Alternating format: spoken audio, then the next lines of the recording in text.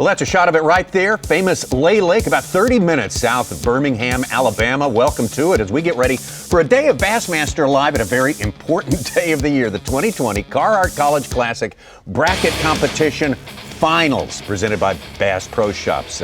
Columbiana, Alabama, of course, the notable city on Lay Lake, one of the oldest lakes east of the Mississippi, as a matter of fact. Tommy Sanders here with Ronnie Moore, a former College Classic championship competitor, and how, as we take a look at our playing field there, Ronnie, on the famous Coosa River, famous for its spotted bass and much, much more, and all that history there.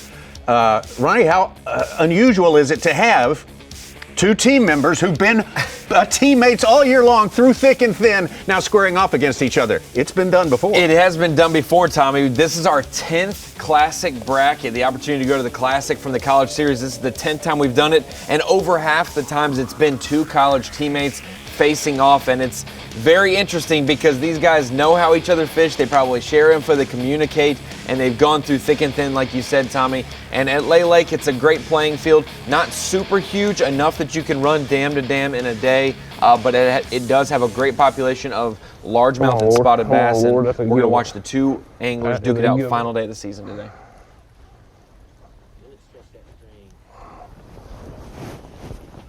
Those two guys are Trevor McKinney and Blake Jackson. This is McKinney right here.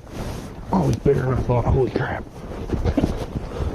This was earlier today. It had a fog delay to start. Come on, Jesus. Come on, Jesus. Help me. Help me, Jesus. Help me, Jesus. I need him. I need him.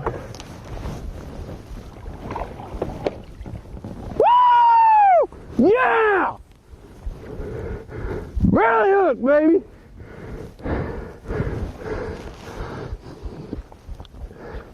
One hook on the outside of the face. Yes! Rick? You know him? Yeah. He drove 2 hours to come watch me today.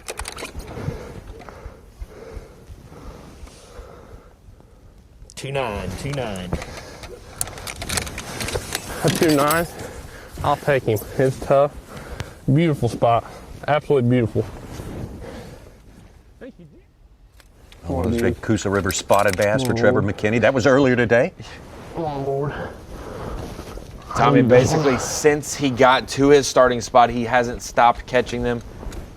It's been cast after cast. Trevor. Bigger. You got a 1-2 still as your smallest now, so that's what you're trying to get rid of. I think that one will do it.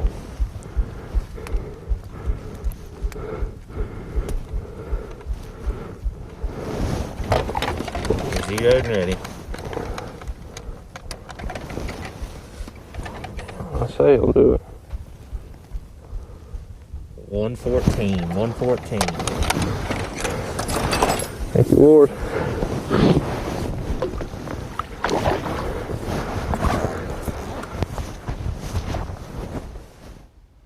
Well, just some highlights from Trevor McKinney's morning. A limit in the boat, you saw that right there, and this is his opponent, formerly his teammate until this week. Now they're both operating as individuals. Now they're both trying to gain entry into the Academy Sports and Outdoors Bassmaster Classic. Shit. Get in the boat. Get in the boat. Whoa, beautiful spot. Whew. That's one we needed. Alabama bass. That is the one we needed right there to get the game started. Ready? Scales are ready. That's the one we needed. 4 bites by 3.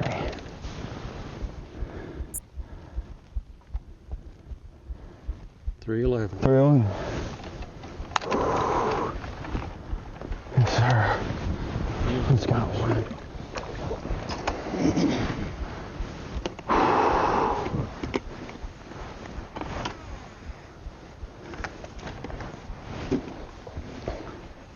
Thank you. Whew. Tommy, that 311 for Blake Jackson is the only fish of the morning so far, but that is a good one, especially because this is a catch-weight release format, but it's still 5 best fish, your 5-fish limit. So a 311 for Blake Jackson is kind of the kicker he needs. Trevor McKinney already with a limit over 10 pounds, and these two teammates are going to duke it out today, final day of the season. possibly the final day of their careers as these guys are entering the final stages. So my of classes. practice, this was actually an area that I found late in the day.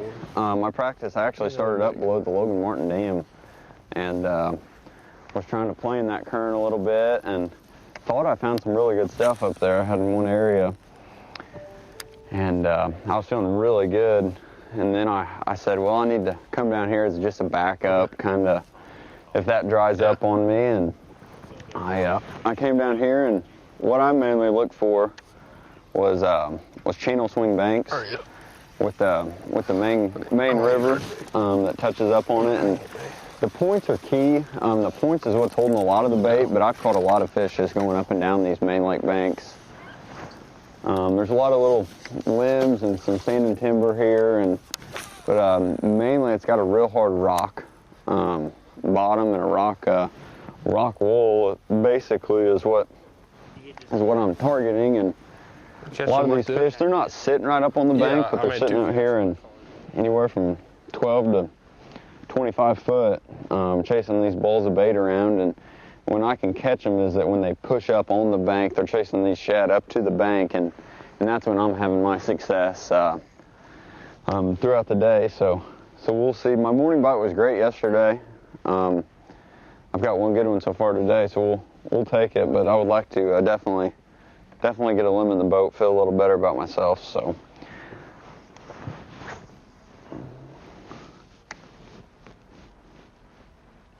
Well, that was second place right now, Blake Jackson, describing very well what he's doing this morning on Lay Lake. Of course, he is chasing a streaking Trevor McKinney right now.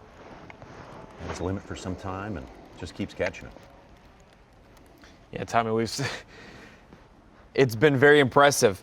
They had a fog delay this morning. They had a fog delay on day one of the bracket, which was Tuesday. Wednesday, no fog delay. Tougher for both of these guys, but they beat UNA, North Alabama, in their matchups, which was crazy. We went from 8 anglers, 4 different teams, cut it down to 4, and it was 2 teammates facing off against 2 other teammates. McKendree beating UNA, both these guys now making it to the finals, both starting off very strong. Blake with his biggest fish of the bracket so far, and Trevor with a limit quicker than he has any other day. He only had 7 pounds and change yesterday to win his matchup, already with 10.5 pounds. And then on day one, he had about 12 pounds to win his matchup, which he had to have to beat Connor tomorrow. So it's going to be very interesting. But McKendree teammates, that's one thing.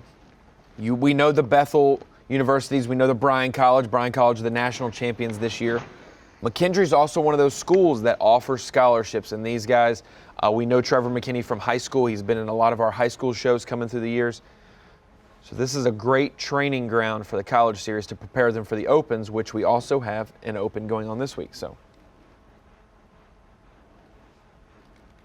2 of them both seniors at McKendree, which is a few minutes east of St. Louis, Missouri.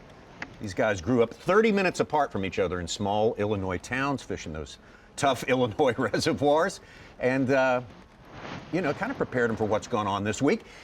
Up until today, apparently, Lay Lake has been extremely stingy. Today, Lay Lake seems to be a little bit more turned on. And this is about the 4th or 5th day in a row of it being sub 45, sub 50 degree temperatures at night, which is very key in the South. You always think we need those warm days in the spring to really get that pre-spawn going and get that action starting. Well, in the fall, you actually really needed to start getting pretty cold at night for it to maybe trigger the southern lakes to say, hey, it is fall, let's do that. And Trevor said that. He said, you'll be able to see on live today how much bait is in my area. And he has found a place where all the bait has migrated already for their fall movement back of a creek, and that is why he has caught so many fish this morning. He said he caught about 15 fish off this spot on day one of the bracket, only caught about 5 or 6 off of it yesterday, and he's already caught another 15 off of it this morning.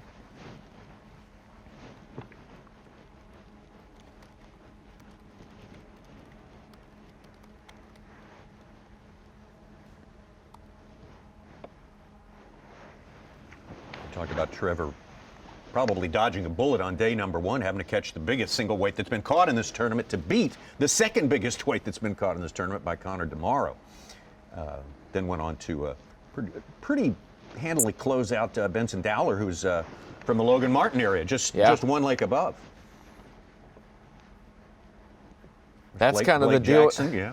That's the deal with the bracket, Tommy. You could have the second best day out of 8 guys, and if you're facing the wrong guy, you're gone and going home. But that's why you don't know, except for the midday break. You don't know what they're catching in the morning. They will take a halftime break, update Only each then do other. they get updated. Yep, they get updated on what their opponent has, and then they do the last 3 hours, and during the last 3 hours, they don't get an update until it's final. Well, Blake Jackson had a similar squeaker over his Bryan College opponent. That would be Cole Sands, 7-1 to 6-11. He too fortunate to be here, and then he was able to close out North Alabama's Cole Thompson, the junior from St. Cloud, 9-8 to 4-9, and he's hooked up again. Spoke too early, I think.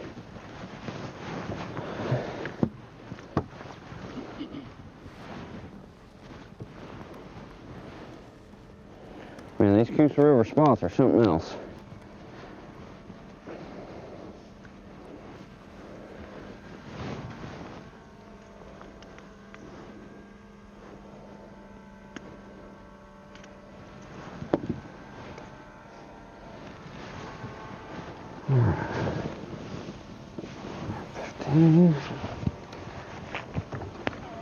Okay. Scales are zeroed. All right.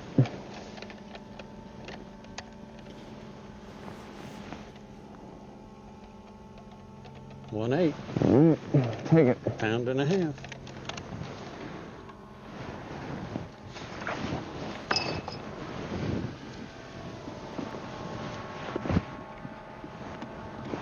Second keeper for Blake Jackson.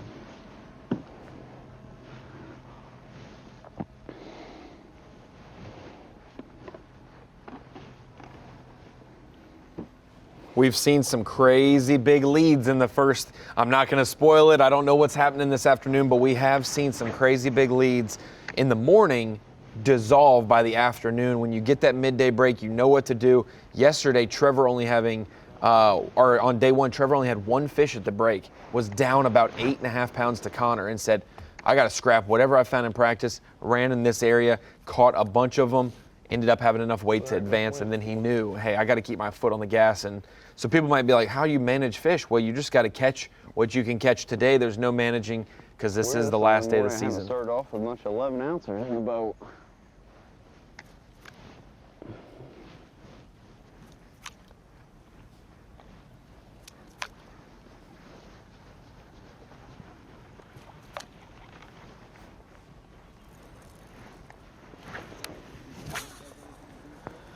I don't know.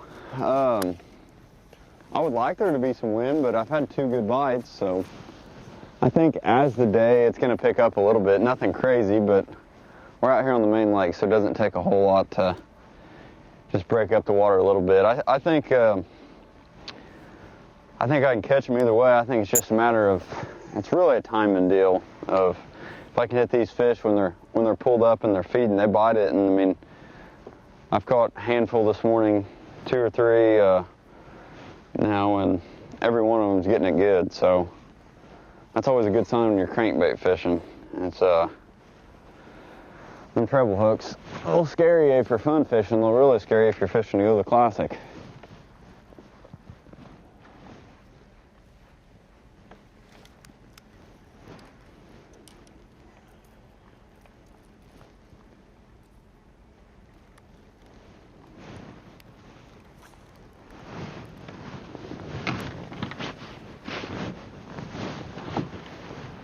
McKendree is the 11th school ever represented in the Classic Bracket Finals. Now we've obviously had over the years 8 different individuals from 4 different schools, and then it winds down to the finals, and sometimes they're the same, sometimes they're different, but this is the 6th time that we've had teammates fishing in the finals, 10th overall Classic Bracket to go to the college.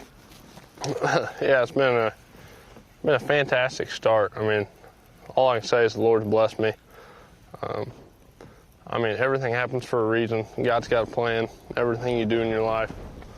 And I mean, sometimes we don't see it. Ain't much, but Yesterday, I was pretty down, pretty disappointed at 7 pounds yesterday. I didn't know how today was going to go after only catching like 7-12 yesterday. And I mean, everything happens for a reason. I didn't hit this point real hard yesterday, and I mean, I had a fantastic morning compared to the last 2 mornings, and it's been pretty good compared to how the lake's been fishing. So, yeah, it's been a great morning. I lost one fish that definitely would have helped, but can't complain when I've caught a 3 and a couple other good ones. So I'm just happy and blessed. Oh, yeah. Little Cole, spotted bass. Spotted bass. I kind of slowed down. I was catching them almost every throw. Trevor McKinney, the elementary and special ed major, senior from Tommy, I asked him, I said, Illinois. are you done? Is this your final day of college fishing, Trevor? Or tomorrow? You know, I was talking to him yesterday. I said, is tomorrow your final day of college fishing? He said, well, I could go back and finish up some grad program stuff and, you know, get my master's in elementary and special education. But yeah, if I win, it might be my last day of college fishing. I might really pursue this as a pro. He's had a great track record already. And it's hard to say that, you know, in past years, only have a couple years of college experience. How do you have a great track record? But he has a great high school track record as well. One of the originals for the first ever college series or the high school series championship. 114. Finished off with a second place in his first one, I believe, and he's made top 5s. He's won high school, done very well in college as well.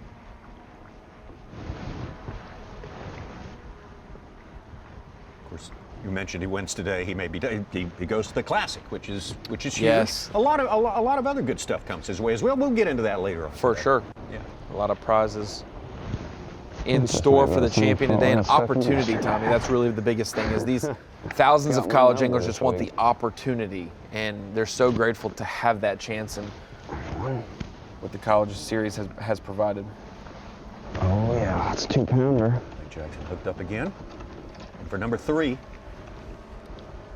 He's got it hooked really weird, I think.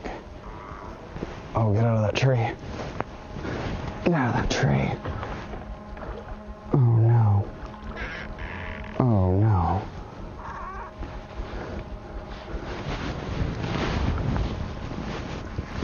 Oh, come here. He ain't 2 pounds, but he's bigger than the 0 I got in the last 3 spots.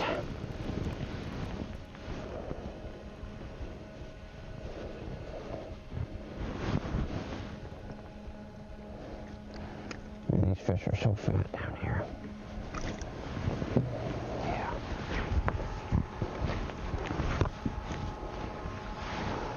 Good.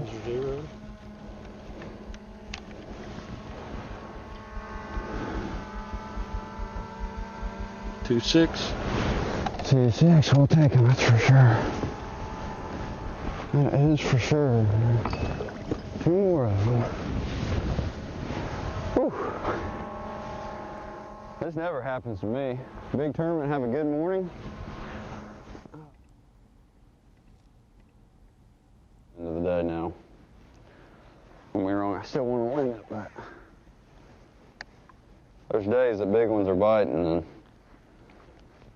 I know Trevor, when they're biting, he's going to catch them, so.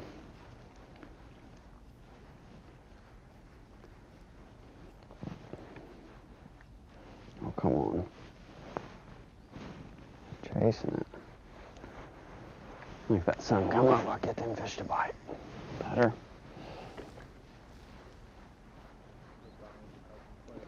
Yeah, you know, I'm not really catching these fish straight off the Garmin, but I'm watching this bait. I mean, Gorman got me here. The first day of the tournament, I had nothing. I had a 11 ouncer still in the bag, and you know, I didn't know it at the time. I had no confidence. About 15 minutes left, I was actually turning around to go back down this bank. It was up there on that point, and I looked out and saw 4 or 5 just suspended over some bait, and I no more flipped my crankbait out there, and they hit it, and it was it wasn't big, but it was a pound 8. So, but what I'm doing with it is more importantly looking for the bait, and you know, like this morning, I'm seeing a lot of fish, but they're hanging more towards the bottom. As the day goes on, they get a little bit more active. coming up in the water column. And what they've been doing is these little stumps, I've had good success around them, is when they do start pulling some current a little bit, that's where that bait fish kind of holds on to them stumps a little bit, and I can get in there and bounce that crankbait around off them stumps and normally catch a couple good ones. But yeah, I can't live without it, and I'm a big hummingbird person, and I think the whole world just saw a new release that came out yesterday. Some hummingbird live imaging coming, and man, that's gonna be some good stuff. It's definitely changing the sport of fishing, and it's for the good, and having this doesn't catch the fish for you, I promise that. I've sat here for hours looking at them before and couldn't get them to bite, so it's not everything, but it's just another learning tool that us anglers are using on the water to get bit, and we'll take it. He's got a good head shake to him, I can't tell. Trevor's hooked up. That was Blake Jackson giving us a good rundown. Yeah, that's pretty good. Thank you, Cole. Maybe not. I can't tell. Well, Wayne, you are trying to beat 1.8. 1.8's your goal. He ain't that big. I'll weigh him. Your call on zeroed. Might as well weigh him, see what he weighs. I feel like he's about a 1.6, but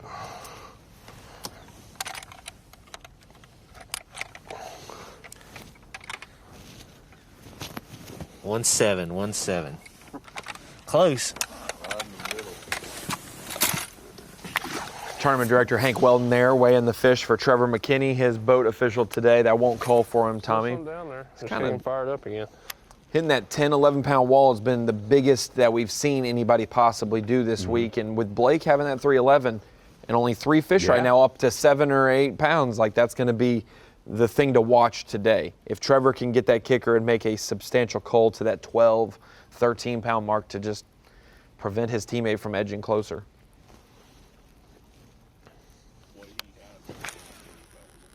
Trevor working with just about a 2-pound average right now. You got 1.8 and 1.10. Those are too small. Well, the Coosa River spots have shown up today as if it was scripted. That's what everyone looks forward to when you have a Lay Lake tournament. Lay Lake having hosted 4 Bassmaster Classics through the year.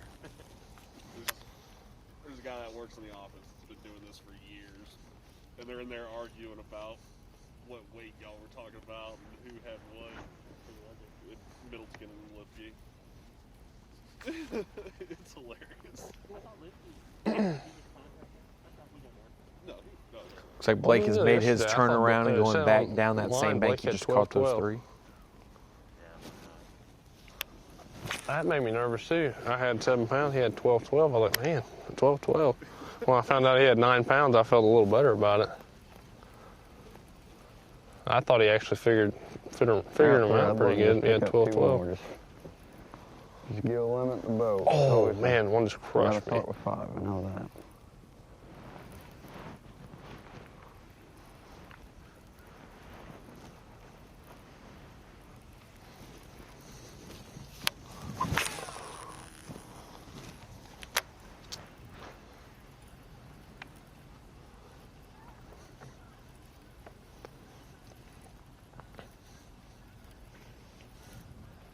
There's so many bass. That's him. That's big. That's definitely gonna help. I guarantee it. He's got a head shake on him. Mean. Big one. Oh, what the heck? He ain't that big. Son of a gun. Boy, that thing had a head shake like you wouldn't believe. You see him shaking? Yeah.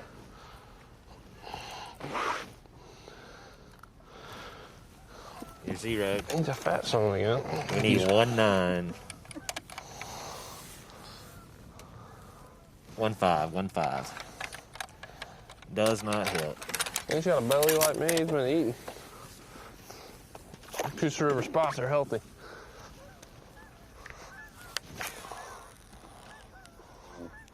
You know, because I will see a lull today when this sun does come up on this bank. I feel like an idiot. I thought that was a big It one. generally will slow down. I would. That sucker hit it. I it's mean, he kind took of a off. thing. I'd say luck of the draw on the spot that I found. I wasn't running around looking for that in practice.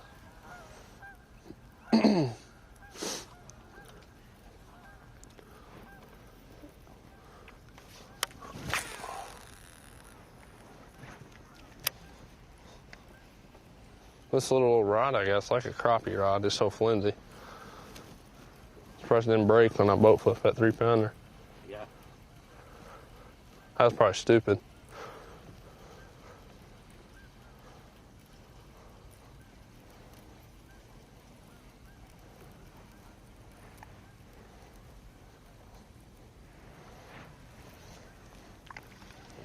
Tommy, they always talk about it, This NFL Bass draft thing got a or weird smell to it. whatnot, Does it the smell like- maturation process of a young quarterback as they get better and they learn and grow and figure it out. Watching some of these college anglers go from high school where they'd barely be able to utter a thank you on stage with Hank when they do the interview to now coming into their own and the opportunity to make the classic. A lot more cameras going to be in your face, and to see them catch them, explain it, break it down, know why they're catching them, and then to be able to convey that to the fans is very impressive. So, hard to get the bite. Yeah, Trevor McKinney already has his Elite Series chops working good in that he catches one and says, this is going to be a giant, and it comes in being. That is very, very common at the highest level of fishing. Left bank, they're already popping over there. There's shad coming up all down that bank. But that's what I was kind of disappointed yesterday, because the afternoons when they really start to bust. The first day it was. I mean, they were busting like sharks in the afternoon. I fished back here the first day in the morning, and I didn't catch nothing. And there was no activity. You couldn't see shad. And the second day is the opposite. Bit in the morning, not in the afternoon. Oh. Come back, got it. He's little. I say he's little.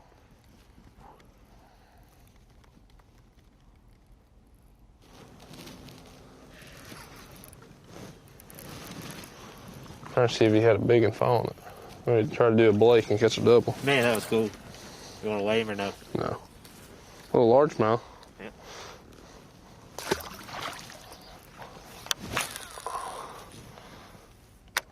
Everything I read online, they're like, spots and largemouth don't mix. Everybody's saying that you don't catch, like, the spots and largemouth don't hardly mix together. I've been catching about half and half on this spot.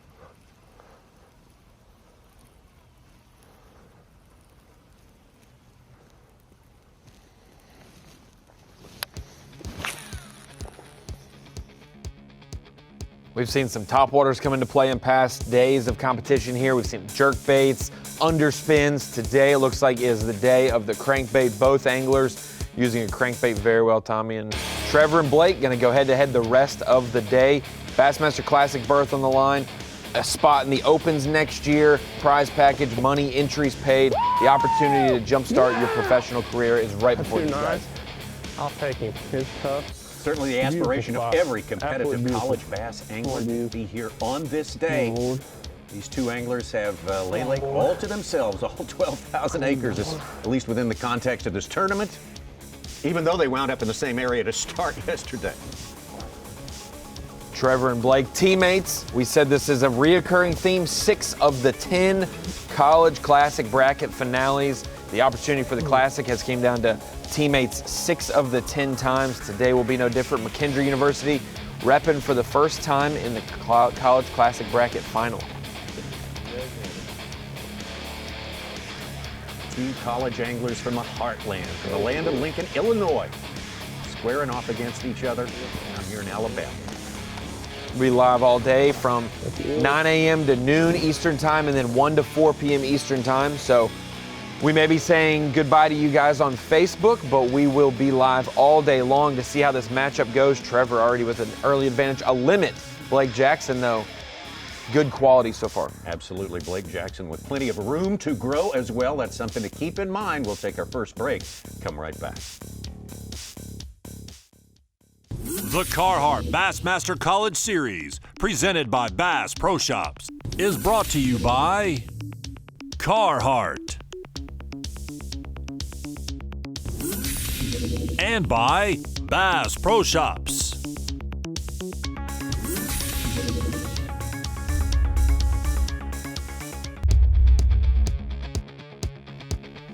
Carhartt Bassmaster College Series Classic Bracket Competition presented by B.A.S.S Pro Shops. Hope you're enjoying this today. They are really catching them good. This morning on historic Lay Lake, the site of 4 Bassmaster Classics. Of course, 4 teams finished at the top of the leaderboard at the Carhartt College Bassmaster National Championship.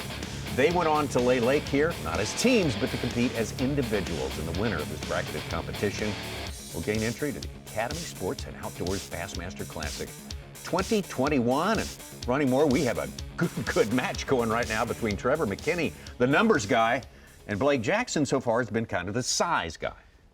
Yeah, Trevor had an early limit, has been catching a bunch of fish, and Blake started his day a little later because he ran down south to a much farther destination for his starting spot than Trevor. Blake caught a 3.11 to start, and hey, you never can count these guys out. It's hard to translate who's going to do well in the bracket, but the top 4 teams punched their ticket from the Harris chain of lakes in Florida at the end of October around Halloween, and now we're just before Thanksgiving in Alabama, 37 degrees this morning for these guys, and the 4th seed, the 4th team, the last team to make it into the bracket, Blake and Trevor, have advanced through their 2 individual rounds of matchups to now face off against each other. Like we mentioned, if you're joining us from Facebook Live or if you've been watching the whole time on Bassmaster.com, this is the 6th time teammates have faced off in the finals. We did it the first 3 years in a row, 2011, 12, and 13. And then we had 2017, 2019, and now 2020. Again, all their qualifying, all their seeding was based on their performance at the Harris chain of lakes, and all of our 8 competitors found a very different body of water when they got to Lay Lake here. Trevor, we are live and we have audio now. Mind telling us a little bit about your teammate Blake and what it's like fishing with him and how you think he holds up on this body of water? Yeah, I mean, Blake is he's as good as they come. I mean, me and Blake spend a ton of time together. Not only do we fish together, we hunt together all hunting season. So Blake's pretty much one of my best friends, if not my best friend, and he's a fantastic fisherman. We were just kind of talking about that. I know he's a super good fisherman. I fished against him for the last 5 years, and I fished with him for the last 5 years. So I expect him to catch them. I don't know why he wouldn't. He's a great fisherman. He's been on some pretty good fish. I think he's catching a lot of fish every day. We're staying in the same hotel, so we've been talking a little bit about what we're doing in practice. We kind of got a gauge of how it was going with each other, and I expect him to catch them. He's a really good fisherman, so he's going to catch them. I just got to do my job and catch them too. And I'm off to a great start. But I got some little ones in there that I need to get rid of, so it's really easy to get in that mindset, especially when the fishing's been this tough. It's really easy to get into that mindset where you got 10 pounds, though. You can kind of lay off a little bit. You got 10 pounds, and it's important not to get in that mindset because you just never know. He could be catching them really good this morning too. So I'm not going to lay off of them. I'm going to try to catch every one that I can. And hopefully I can get rid of a couple of them small ones before the end of the day with a couple 3-pounders or better. But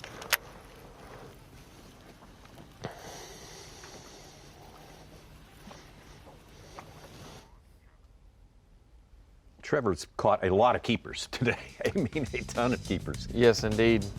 He's really found a spot, Tommy. I talked to him. He had a great practice. Monday's one day of practice, had a great practice, 13 to 14 pounds, day 1 of the bracket. He had 1 fish at the midday break, realized he had a big deficit to make up. 2 casts in a row. Had to switch it up, found a spot in the back of the creek where a lot of bait was gathered. He ended up catching 15 keepers or so off of that. Yesterday morning, had a somewhat of an okay start, but topped out around 7.5 pounds or whatever. That was enough to get him the win. But today he came in there, started quick, and has caught 15 to 20 fish, about 10 or 12 of them keepers. Come on, Lord. And that's got him to that 10 pounds and change mark that he's at right now. That's number 5. I'll take it. Thank you, Lord. I'm gonna try to swing him right here. I ain't messing around. Been really predominantly, he switched it up. Day one was a underspin. Day two was a jerkbait, and today it has been a crankbait for him, and he has got that lineup and cast because his boat has not moved since getting there and has been able to catch plenty of fish. I'll take him. It's tough. Mostly spotted bass, but some largemouth mixed in. Beautiful.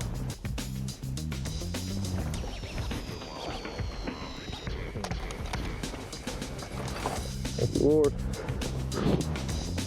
Trevor McKinney, understandably, his long-term fishing goal is to make it right to the Bassmaster Elite Series in the fastest way possible. He certainly has touched all the important milestones on his way. And he's got a ways to go, but boy, this could be a big step today. Yep. There's his day as it lays out. Plenty of room to grow right there, Tommy, with a 1.8, a 110, and a 114 in his bag. That 3.1 and 2.9 really will help him because those are above average spotted bass on the Coosa River this week. And you see how quickly it happened. He caught probably a couple fish in between all of those catches. Those are just his best 5. 10-10 is his weight.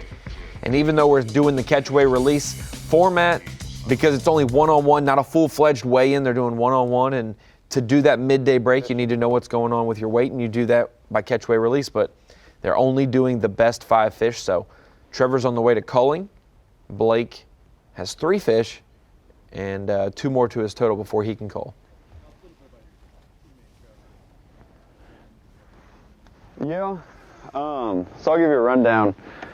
Our Florida trip was interesting to say the least. My boat actually got totaled on the way down in a collision when we were pulling it down to Leesburg, down to the Harris Chain of Lakes, and we were fortunate enough, and I want to thank Justin and his wife from Boatworks Marine in Keysport, Illinois. This is actually one of their boats. They've got a used boat they've got on their lot that they have let me borrow. They were letting me bring it all the way from Illinois down to Florida to compete in the national championship, and we were fortunate enough to sneak in and make it to the bracket. And they've said, don't worry about it, just keep this boat until you're done for the year. And I wouldn't be here without it. I can honestly say that. And if you're interested in a boat, definitely check them out. They're great people. I've bought a couple boats up there now, and man, everything's top notch. And being a tournament angler, Justin knows I've called them all parts of the night. Justin, what's wrong with this? Why isn't this working? And he's there 9, 10 o'clock, first ring. He's going to answer, and he's helped me throughout my college career a bunch. And if you're in the market, I'm always about supporting good people. And when you buy a boat from them, you're going to buy it from Justin himself and his wife, and they're going to do all your maintenance and everything like that, which is big in a boat. But anyway, so we made it here, and we were at our highest of highs in our 15-hour drive home from Leesburg, and me and Trevor both wholeheartedly said, and this is on everything, all we want is one of us to make it. I said I'd be just as happy if you made it, and he said I'd be just as happy if I made it. And and it wasn't just a saying. We really did mean it, because if he makes it today, if he beats me today, I'll be at that classic supporting him. And I know he'll be there right there with me, and he's the best friend of mine. We became good friends in college when I went up to McKendree University, and gosh, I don't know. It's sickening to think that I had the shot to beat him, because I'd never want that to happen to him. He's a darn good fisherman, and I know with what I gotta get to catching him. He's gonna put it to me, and he's going to catch him, but either way, I'm looking at this week as a success. I wouldn't want to be down here with anybody else. He knows what he's doing on the water. He's going to catch them. I just hope everybody has a good day on the water, and me or him, we're going to be upset, and one of our lives is going to change today. But either way, I'm going to walk home, drive home, or from this after this weekend, and I'm going to be thrilled.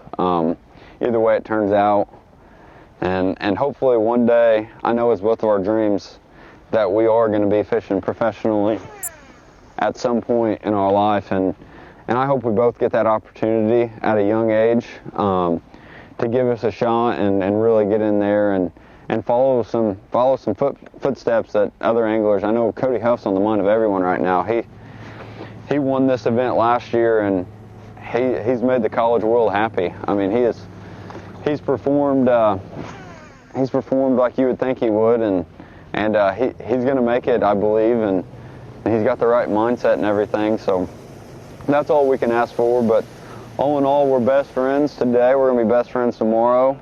And either way it turns out, God's got a plan already. We're just living in it, so we're just going to roll with it. Blake Jackson on Trevor McKinney. Before that, we heard Trevor McKinney on Blake Jackson, both of them expressing the close bond between these two teammates. From McKendree University, the oldest university in Illinois. This is Blake's morning. Boy, he put a good one in early. Yeah, Tommy, he's been cranking at two extremes, all the way up towards the Logan Martin Dam, all the way down towards the Lay Lake Dam. He decided to take a right out of takeoff, I believe, and go down south today.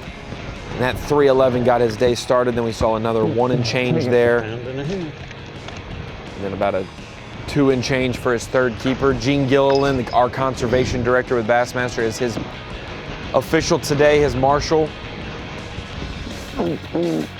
He said, you'll see 2 baits in my hand today, maybe. If one of them works out, I might keep that one in my hand all day, and that is a crankbait. A DT6 has been working for him. That is what he is catching fish on this morning. He's also thrown a evergreen shower blows, topwater walking bait when they've came up schooling. We're out with Blake Jackson now as he's retying that DT6. Looks like Caribbean shad.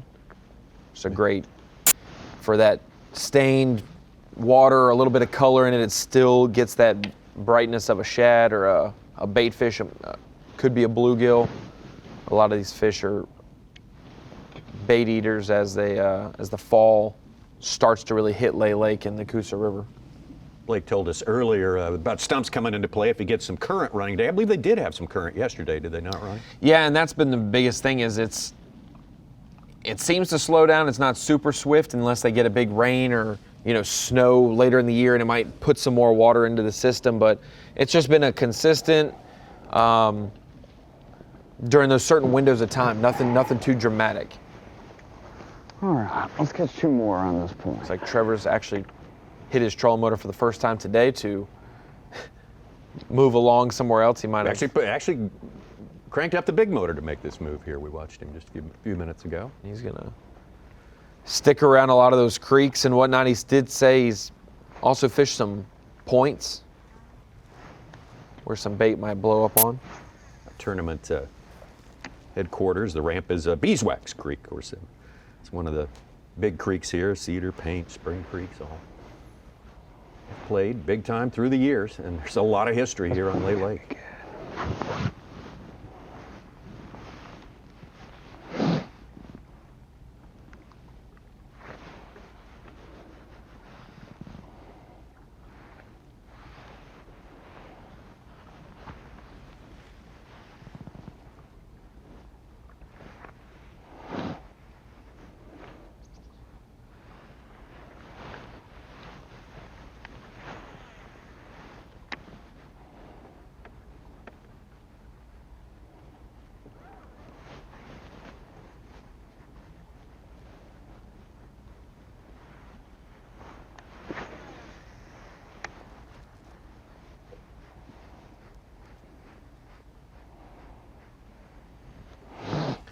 Beeswax Creek is a place mired in bass fishing history. Oh boy, is it ever.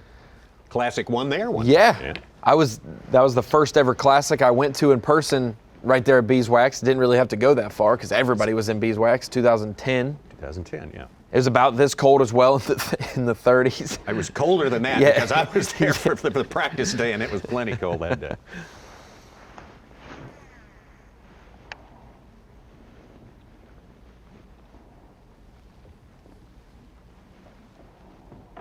Yeah, it was so cold. We had had that dying shad morning experience there every day of the tournament. It was freezing.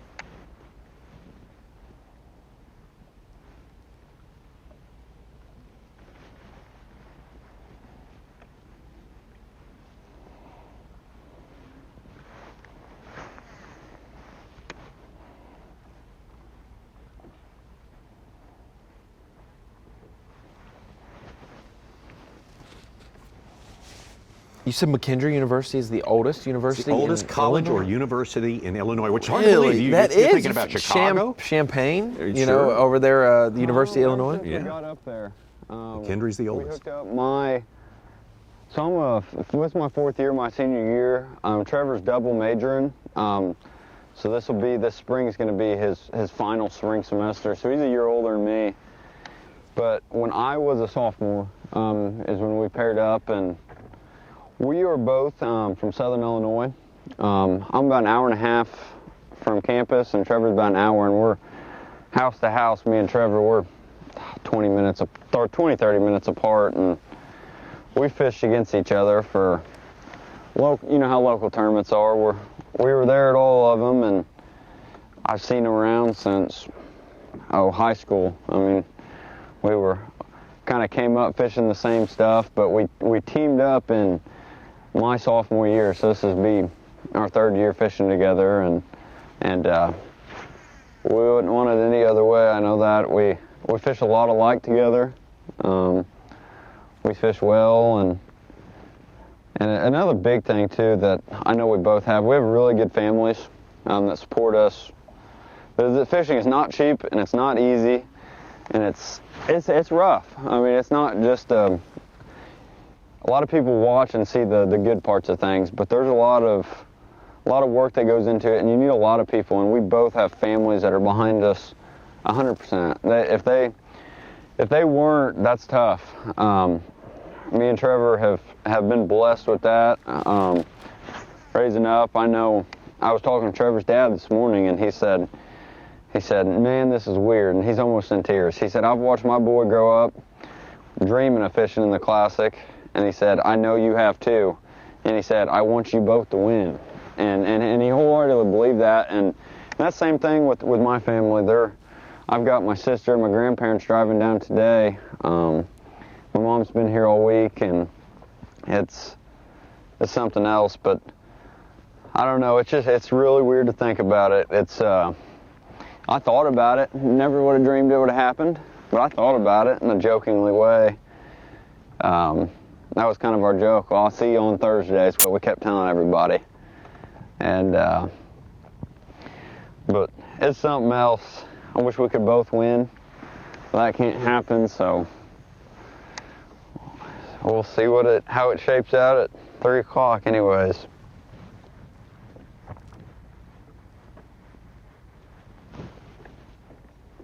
Again, Blake Jackson with 3 keepers, 3 pounds back of Trevor McKinney.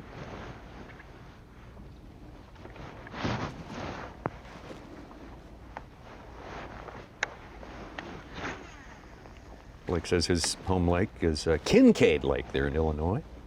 Trevor's is Rend Lake, closer to his home in Benton, Illinois. This point here could be good. It's got wind's kind of shifted a little bit today. It was coming down the main like the last 2 days, and this point, at some point I'll catch one off this today. I've caught one here every day and setting up right. I know Clinton Lake's a big fishing lake in Illinois, and Trevor has a fantastic track record there. You said Rend was his lake, and I've covered some college events. A college event at Clinton, and I believe he was still in high school, and he ended up winning the high school version of that. Last time the elites were up there, I think it was Shelbyville Reservoir, which is just not too far north of where McKendree is, and also Decatur Lake there in town. Good lakes, but not easy lakes. One of the not tougher, easy to figure out. Yeah. One of the tougher venues.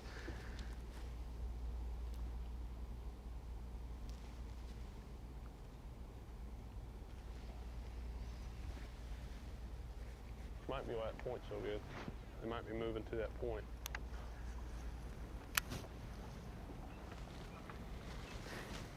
I can't quite remember, but I think that's Paradise Creek or Paradise Marina, right in the background of Trevor McKinney right there. I'll have to look.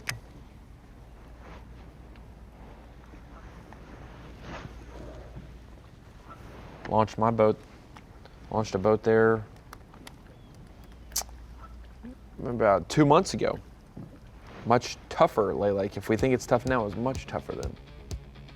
Yeah, actually, we're sort of pulling out of that autumn transition doldrums now, and I think today's catch rate certainly reflects that. Some tough Bassmaster Elite Series events, the last 3 events of the season, rescheduled, of course, because of health concerns. Well, Cole, spotted bass. Big time challenge. Boy, numbers have not been a challenge for our anglers so far this morning. Both of them with seemingly a very good game plan, and both of them executing well. Yeah! This matchup's going to be one that's going to go all day long for sure. The quality that Blake has in 2 of his 3 fish, and Trevor has 2 good ones out of his 5 fish. As long as Blake gets to that limit mark, they'll be very similar weight-wise. 2 more for Blake to get to a limit, and he's about 3 pounds and an ounce off. We saw Trevor's smallest is 1.5 pounds, so that would put them pretty close, but you still have to get that limit. We have to see who gets that 10+ pound mark to take the lead. We're still a good ways off from our midday break, where the anglers will be apprised of the scores. We'll set out for an hour, but that's plenty more fishing on the way before that.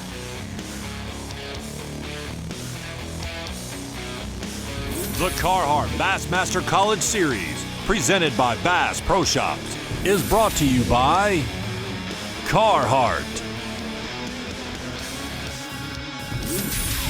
and by Bass Pro Shops.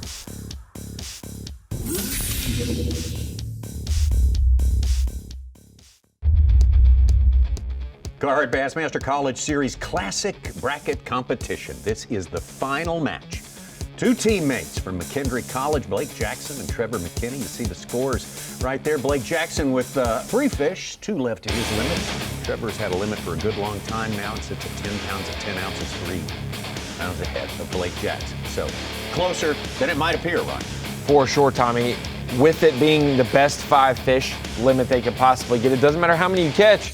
It matters if you catch the quality. Blake has 2 of the right quality, Trevor with 2 as well, but he has his 5 fish limit. So Blake still has some work to be done. Spotted bass. But for the first hour, I'd say that they started pretty well, especially after a 50-minute fog delay. Yeah, you see some of that lingering fog as we look at earlier footage from Trevor McKinney on this day on historic Lay Lake. All 12,000 acres of it. So much classic history here. So much just top-level bass fishing tournament history here. Come on, Lord. Come on, Lord. Come on, An Lord. hour and a half. Trevor McKinney had certainly put his limit in the boat. That's number 5. I'll take it. Thank you, Lord. I'm going to try to swing him right here. I ain't messing around. Oh, yeah. If you're just joining us, Trevor McKinney started on his spot, an area that he's been fishing all week, and a place that's kind of a flat, a little bit of a point there that sticks out. Some bait has been gathered up in it, and absolutely beautiful. Trevor's been able to catch them almost on every single cast with this crankbait. As you pointed out, that boat did not move for the first 2 hours of this day. He was lined up on that one. Blake Jackson. Took him a little bit longer to get started, but boy, he got started with a good one. Boat. Same program for him, just different part of the lake. Throwing a DT6 crankbait as well. 311. It's a tank. It's a great Coosa River spot right there. That's the kicker he needs, and it was his first bite of the day. Tommy has caught 2 more since then, including this one. Blake having by his own confession, his best morning so far in this competition throughout this bracket. Competition week, which has been 2 days previous to this one. Ain't 2 pounds, but 2-6, we'll take him, that's for sure. Blake had 7-1 2 more of them. on day 1 of the bracket, 9-8 yesterday. Trevor, meanwhile, had 12-4 on day 1 of the bracket, 7-12 yesterday. He needed that 12-4 as well because he faced off against Connor DeMaro, who caught 11-12. By far the only 2 anglers over the 8-pound mark on day 1, but they faced each other. I don't know, I caught one just like this yesterday. I just need like a 4-pounder. I think I can do. What a week. I have win for sure. These 2 anglers came in seeds number 7 and 8 of the 8 angler field here, based on the 4th place finish of the Harris chain.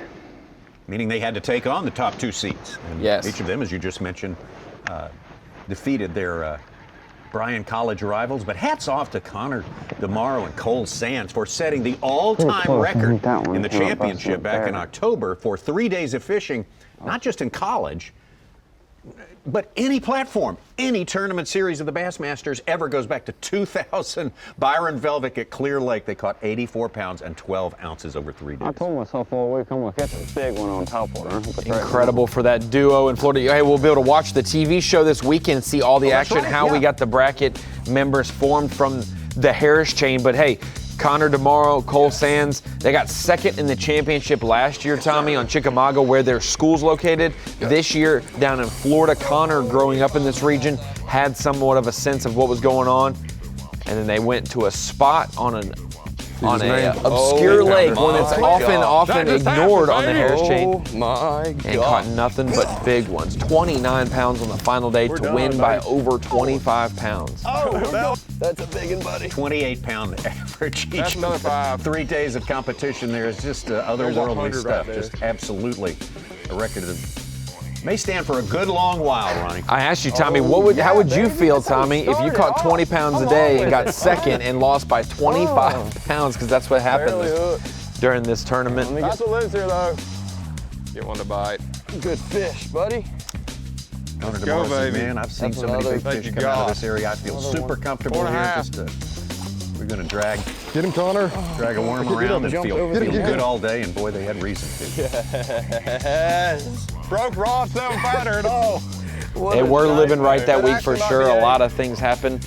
Like you said, he Oh my God. broke a rod and still landed the fish. It didn't break his line or it didn't knock the fish off. Then he had a crazy fish catch at the trolling motor that they had. They had all kinds of things go their way, but hey, they gave themselves plenty of advantage. There's another 5-pounder. The opportunity to slip up, and they didn't though. Digging. Right across. Get him. Good enough. And there's a 4. After a while, it just got silly, but boy, it was fun to watch. No, still on. There's the trolling motor catcher you mentioned, spot lock and everything, and I don't know. my I God. can't see. Yes. He's afraid of crap. He's still there. What a mess. Don't even know if he's cold. Cole was very torn, nightmare. releasing a I don't even know if 4.5 pounder on the final day. It's like, I don't even know if come we should on let with this the one net, go. But it's smaller, but That's over it 6. doesn't feel right letting go That's a a help. big one. He hit my weight Cole. like 10 times. That's a big one. Unbelievable stuff. Just shows how far the college game has come in a decade and a half here of its existence. With 84-12 through their 3 days of fishing on the Harris chain of lakes, anchored by their biggest bag today, 29 even. Again, got to repeat it, the biggest 3 days of fishing in the history of the Bassmasters. And they didn't slouch or slack off day one of the bracket. For round one, Cole and Connor both pushed their opponents, Blake and Trevor, to the limit. Thinking they might be 8 moving up ounces and towards the 6 mouth. ounces was the margin between those two, the closest matchups of the week.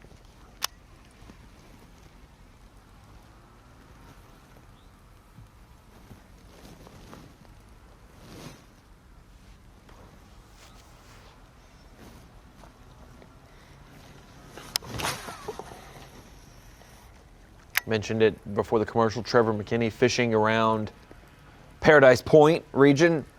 First creek just Connor south Cole of out the first B.S.S, day. where takeoff was. Blake Big farther Connor down Cole towards a the lot dam. on the first day. Bite's just tough out here.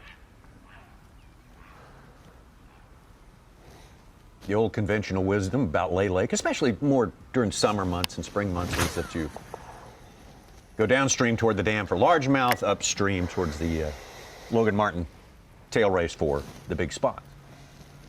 But everything's a little different this time of year. Whoa. Thought we were about to see a wet Blake Jackson right there, Tommy. His foot barely hit that rubber. He might have been in the water there.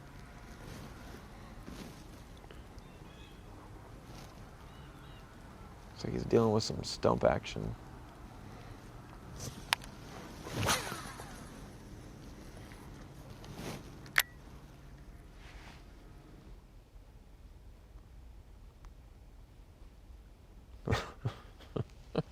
How did I know we'd have a replay of that? Exactly.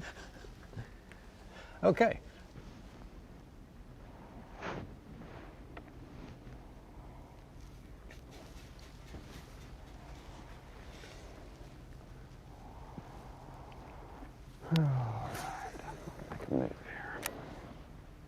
One thing that's been another curveball, not only is Lay Lake changing, water temperatures changing. Say it's super cold in the mornings, 30s and low 40s. Yeah. Then it heats up during the day. Yesterday for the first time. Every single day. But they've also had an hour and 45-minute fog delay on day one must be and like a a trainer 50-minute or fog something. delay Yeah. today. Less time to fish Yeah. for competition. I thought that plane would like go really fast, and we were going back in the first day. I was out running the plane. It don't really go that fast.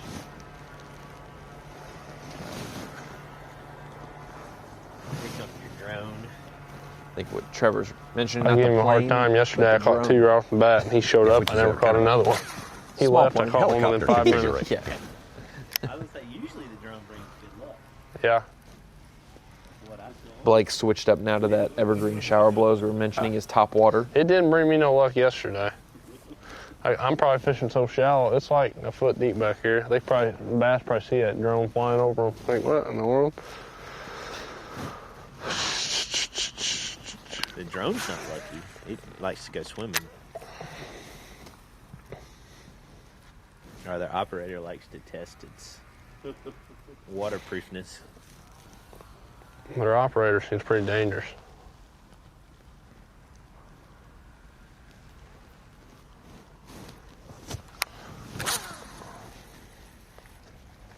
He did swing the door open really hard this morning and whacked the mess out of it. I'm so telling he'll you, be man. fine a little while. You're just picking up with us. We got 2 anglers left in this bracketed competition. One of them will gain entry to the 2021 Academy Sports and Outdoors Bassmaster Classic, the World Championship of Fishing. Scheduled for Lake Ray Roberts. Man, East we've seen Texas. some giants already come out of there from pre-practice. Guys who are at Fork, last Elite Series event of the year, just went over to Fort Worth and got a little bit of intel on Ray Roberts, just some practice time, maybe navigation as well. And Steve Kennedy with a 10-10 during practice there. Yeah, I would imagine some of our open competitors from that Lake Louisville, which Yeah. starts today, exactly. had What a do you chance think to he'll step lay over around there on as the well. post? Definitely the winner of this event might just pop over since it's just a little bit from the Dallas region. What brand you throwing? Fish head spin. The old original. Yeah. So the first day I would come back in there and bust, and I couldn't catch them. I was on chatterbait, they wouldn't bite it. So I got digging down there, and this thing was just laying there with rust all over the hook and the bottom. I'm like, man, I would eat that thing. It's more subtle. I tied it on, caught one third cast. I ended up catching 15 keepers on it. That's the only hook I got like this. I couldn't find any at Bass Pro or anywhere. But they didn't really eat it that good yesterday.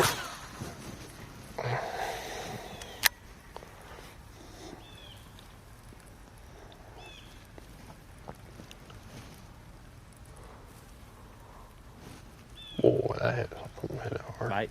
I don't know. It was either a bite or I hit the bottom. The darn shad, you'll bump into them and feel like a bite. They're big shad too. They're like that long.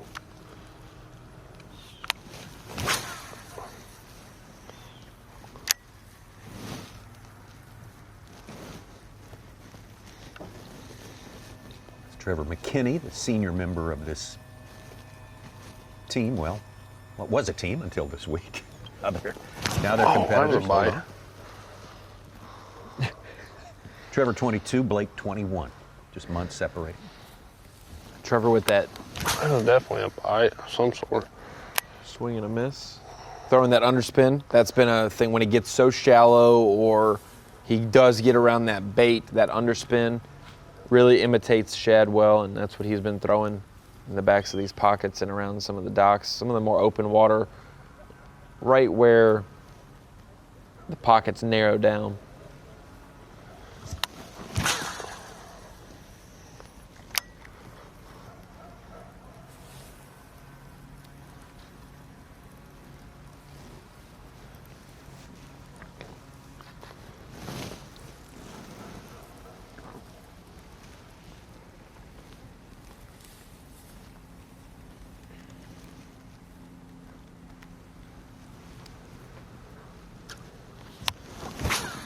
What'd that one do, thump it? Yeah, something hit it real hard. I could have ran into something or a fish or something. I was reeling it and one just went doop. You just dragging it along the bottom, a little above the bottom? Or? Yeah, dragging it through the shad and just feeling nonstop. The first day, I would throw it out there and be bumping into them shad, and the one would just doop, hit it real hard. I'd set the hook, I wouldn't know if I had a shad or a bass or what. Most of the time it was a bass. Most time. It was hard to feel the bite. There's so many shad down there. Like in the afternoons, they'll all be at the top. Now they're down towards the bottom. Now, Tommy, this won't be Trevor McKinney's first time fishing during the Bassmaster Classic. If he was to win today and make the Classic, this wouldn't be his first time, because he competed in the high school Classic in conjunction with the Bassmaster Classic and actually took home that title. He's a 2016 Bassmaster High School All-American. He was also valedictorian of his class in practice, I was able to go on the back High School in Illinois. Water and catch fish, some decent fish. But I think it's changed a lot. It don't seem like there's as many fish back here.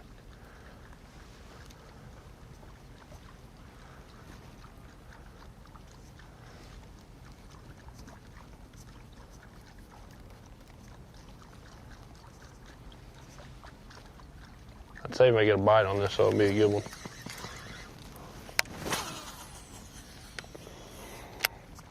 I want to say he also won the college Classic portion of the Classic. You know, we have like a little tournament locally on a lake nearby. Blake Jackson's hooked up.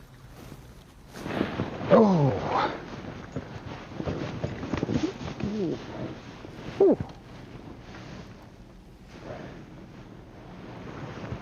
I thought that ate a spinnerbait. All right, all set. Scales are zeroed. Give me a 1.5. Pretty close. 1.4. 1.4. Perfect.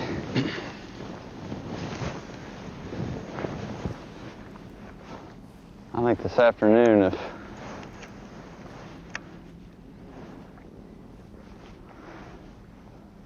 think I may have to flip some of this real hard cover that, I don't know, I've always found that on banks like this, those fish, they don't like to sit on the standing timber as much, but them logs that lay horizontally, they can get on them a lot better. Like I said, I'm not no expert, so. 13. He ain't big, but we'll take him till he gets 5. Puts him up to 813. Closes that margin a little bit, but he's still less about than 2 pounds. Yeah. 113 from tying Trevor. Mm-hmm. We did get clarification just to make sure. You never want to have a tie, but if they were to tie, since they still have officials in the boat, they would do a 1 hour fish off. So they would fish for another hour, and then if they're still tied after an hour, and it wouldn't be first fish in that hour, it would just be if you caught, another 3 or 4 fish or whatever, there's your hour opportunity. But then after that, it would be a sudden death, first fish. And they'd go right into it because these weights are official. As they are right now, they could stay in the boat, start their 1 hour. I do think that they come back for a reveal. They have to have a sort of at Beeswax, and then they would get signed off. Yeah. Yeah, they would probably run to Beeswax, have their reveal, explain that it was tie, and then they would allow them to get to a starting spot, start the clock for an hour or whatever after that. And I'd also have to get clarification if it would be a culling situation to where they would have to upgrade their 10-10 or whatever they tied at. Well, yeah. If that's the case, or they would start over and it would be best 5 fish limit again. But it's a good thing that Hank Weldon, tournament director, is in the boat. Yeah, he'll be on top of it.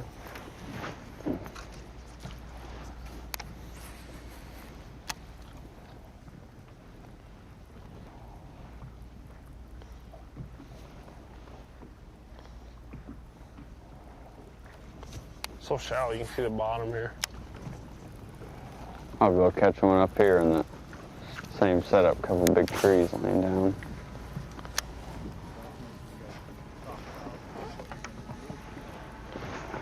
Between me and Trevor? No, we just joked around like we normally do. All I told him was this morning I just couldn't wait to... So I'm the 8th seed, he's the 7th seed. So I've had the unfortunate luck of taking off last every day. And I joked with him about how I was going to pass him this morning and try to keep it laid back as calm. We both respected each other. You know, we've been plugging our boats in right next to each other all week, tying our baits on. So we kind of, as that was going on, you know, I pretty much know what he's doing. He knows what I'm doing. He knows where I'm at, and I know where he's at. So but when we were getting our stuff ready, we kind of separated. I kind of went in and hung out with my coach and family, and then it was kind of vice versa. When he got done, he hung out with his family, and you know, it's a situation you can think about it all you want, but you're not gonna till you're in it. It's definitely awkward and weird, but all good. So that's positive about it.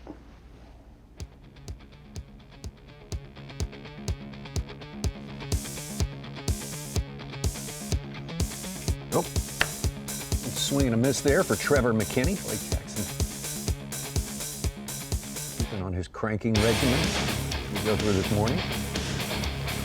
Inching closer to that lead that Trevor has. He's been chipping away at it. Trevor had that limit right when we started live. He already had a limit. Blake with 3 in the boat. Just caught number 4. Only 113 behind now. Yeah, 1 2-pounder puts Blake Jackson in the lead, because he still has 1 to a limit. Hasn't started culling yet. Trevor McKinney's been culling for a good long while. These 2 teammates from McKendree University, just east of St. Louis, Southern Illinois. Good stuff out there on this final day of the Carhartt Bassmaster College Series bracket competition.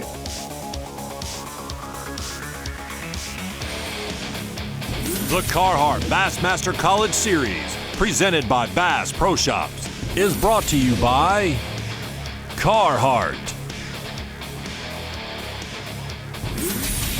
and by B.A.S.S Pro Shops.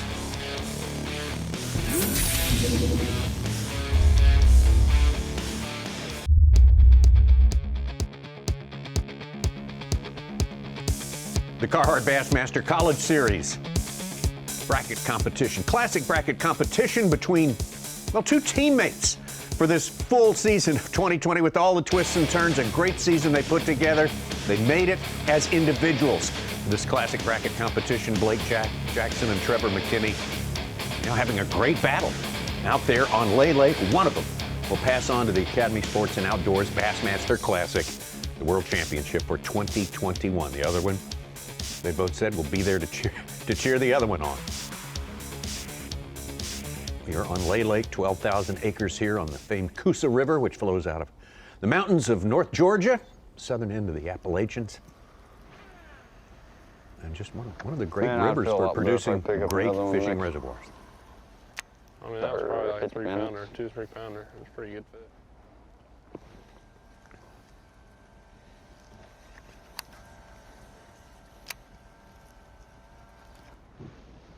There's not a cloud in the sky, and Somebody's on them there on the left side. Absolutely. A professional fisherman, as we would call it. A full-timer. Fish successfully, or you don't get to stay around. Yeah, you're no longer a being. Yeah. An ex-heron. That in the background for Trevor McKinney, as you see, our leader as it stands right now. He's had his limit for a good long time. Right up here.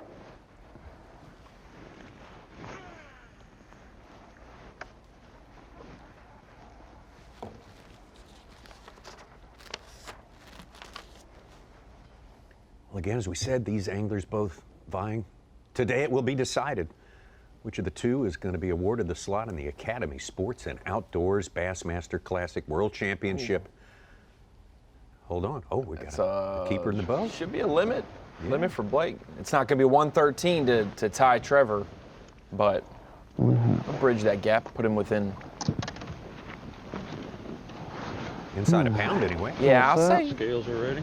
I'll say it's a 1.6, 1.7. 4. Hold on. Slow down.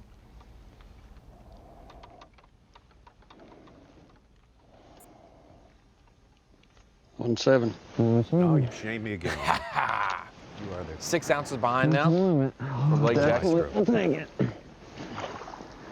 I know my fair share of small fish, Tommy. Yeah, definitely. Every good angler does. Inching closer for Blake, though, to that lead. And like you mentioned, the winner going to the Classic this year, Fort Worth, Tommy. Fort Worth, what a great sports town. Great town all around. And Lake Ray Roberts, a notorious big fish venue here, not too far from Fort Worth. In the metropolitan area there, brand new facility there. Dickey's Arena. It's going to be a fantastic, fantastic event.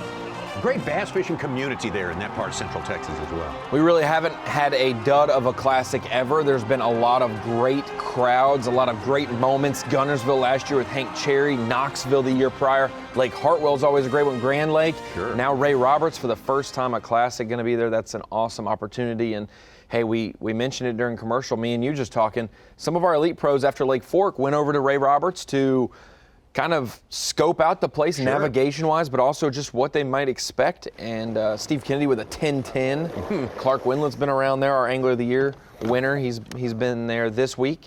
So plenty of guys definitely scoping out the place. And I guarantee you somebody from the Open this week, whoever wins or whoever has won, might stop on by Fort Worth after they leave Dallas. Except this past week, it's kind of its first winter pattern down here.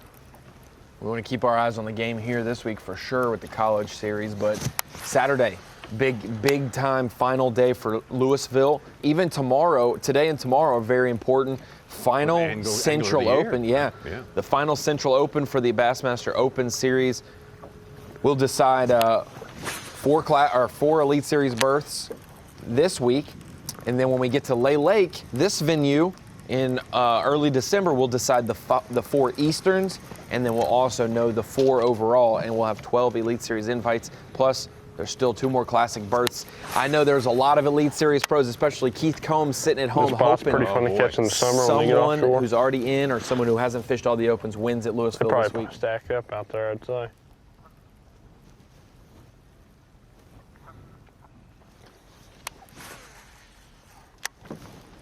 The winner of this tournament will get his way paid. Full ticket to all the Bass Pro Bassmaster Opens for 2021, and that is huge. It is indeed. We've seen some guys really have successful campaigns in the college series, go into the Opens and qualify immediately for the Elites. Some guys have taken a year or 2 to do it, but they've gotten it done as well.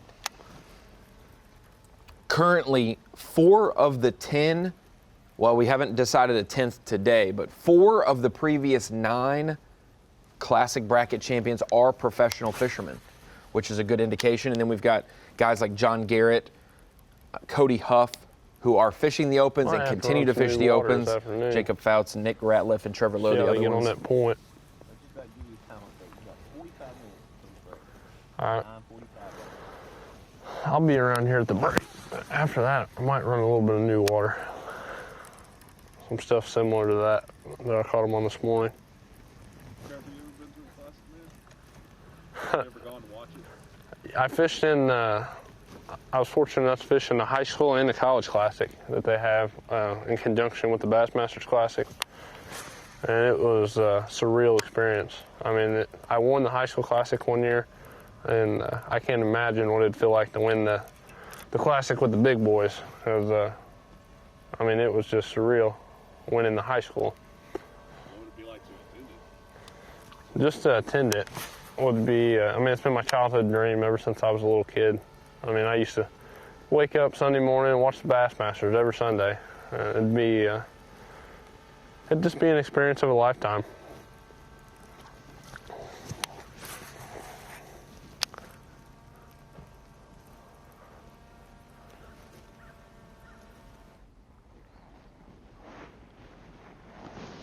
So Trevor won the high school classic 2016, Ronnie. That would have been what, Grand Lake, so they would have fished down at Hudson probably on that Grand Lake, Grand River system there. So. No, break. Coach got to come off. I think they, to be honest, I think they disrespected the rest of the field. I think they know. blew. They fished him on Grand? No. I think they blew out the rest of the high school guys in that event at okay. Hudson. I got you. Dream that could potentially come true, and I don't know. It's you think about it, and what with the classic, people don't realize what all entitles to that classic. That's just something else. It's not just a fishing tournament, and that'll never get.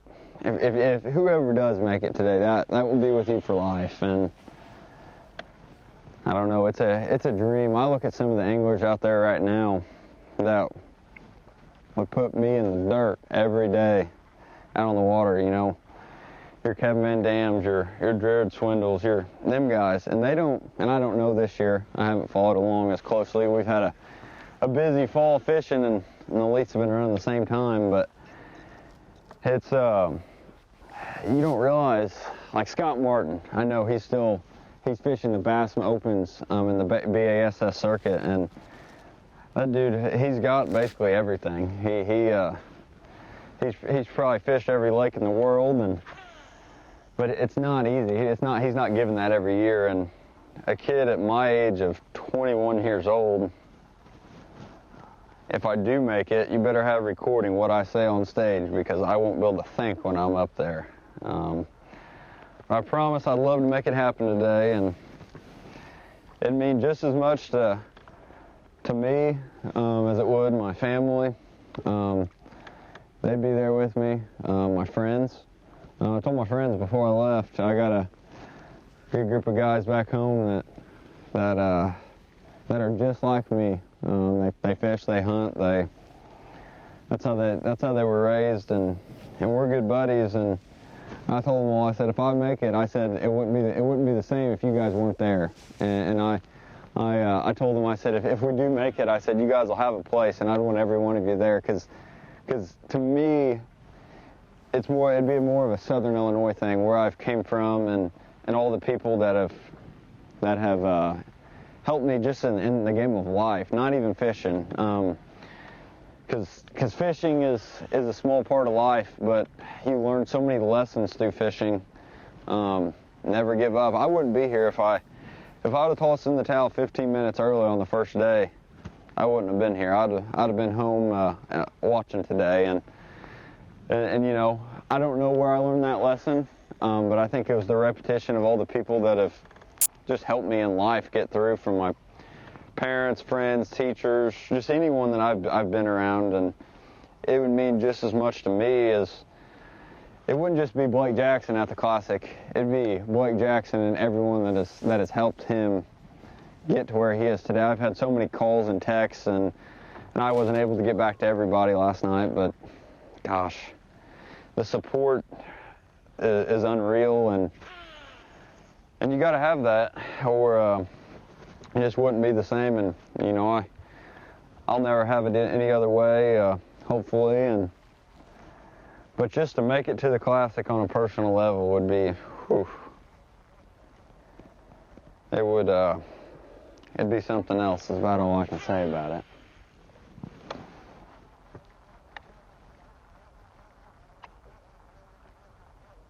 Obviously, both anglers put a lot of thought into the the prospects for what could happen based on the final outcome today. I love calling them the night before. And I'll talk, hey, how you catching them, man? You know, what do you think you're going to catch tomorrow? You know, what have the fish been doing since you got there, changing-wise? And at the end, right when we're about to hang up, I always throw in there, oh, hey, what would it mean to you if you won the Classic tomorrow? And half of them cry on the phone. And it's so cool because it's literally life-changing. I mean, I'm never going to be able to fish in the Bassmaster Classic just because of the occupation. But these college kids think that. I might never be able to do this. So when you're this close, inches from that possibility, they recognize there are thousands of great anglers that will never or have never fished the Classic, and they're honored to be a part of that. One, I doubled up on some babies yesterday, but it's got a lot of potential there. I've seen a lot of good fish, and I know there's a ton of bait there, and it looks like a good spot. And I got another spot that I've had 2 good bites off of all week, and I'm gonna hammer on those, I think, here this afternoon and after the break, and I'll probably be back here at some point to close out my day. I know it's gonna come down to ounces. Trevor's gonna, even if he doesn't have them right now, I can promise you he's gonna have them by 3 o'clock, so it's gonna be close.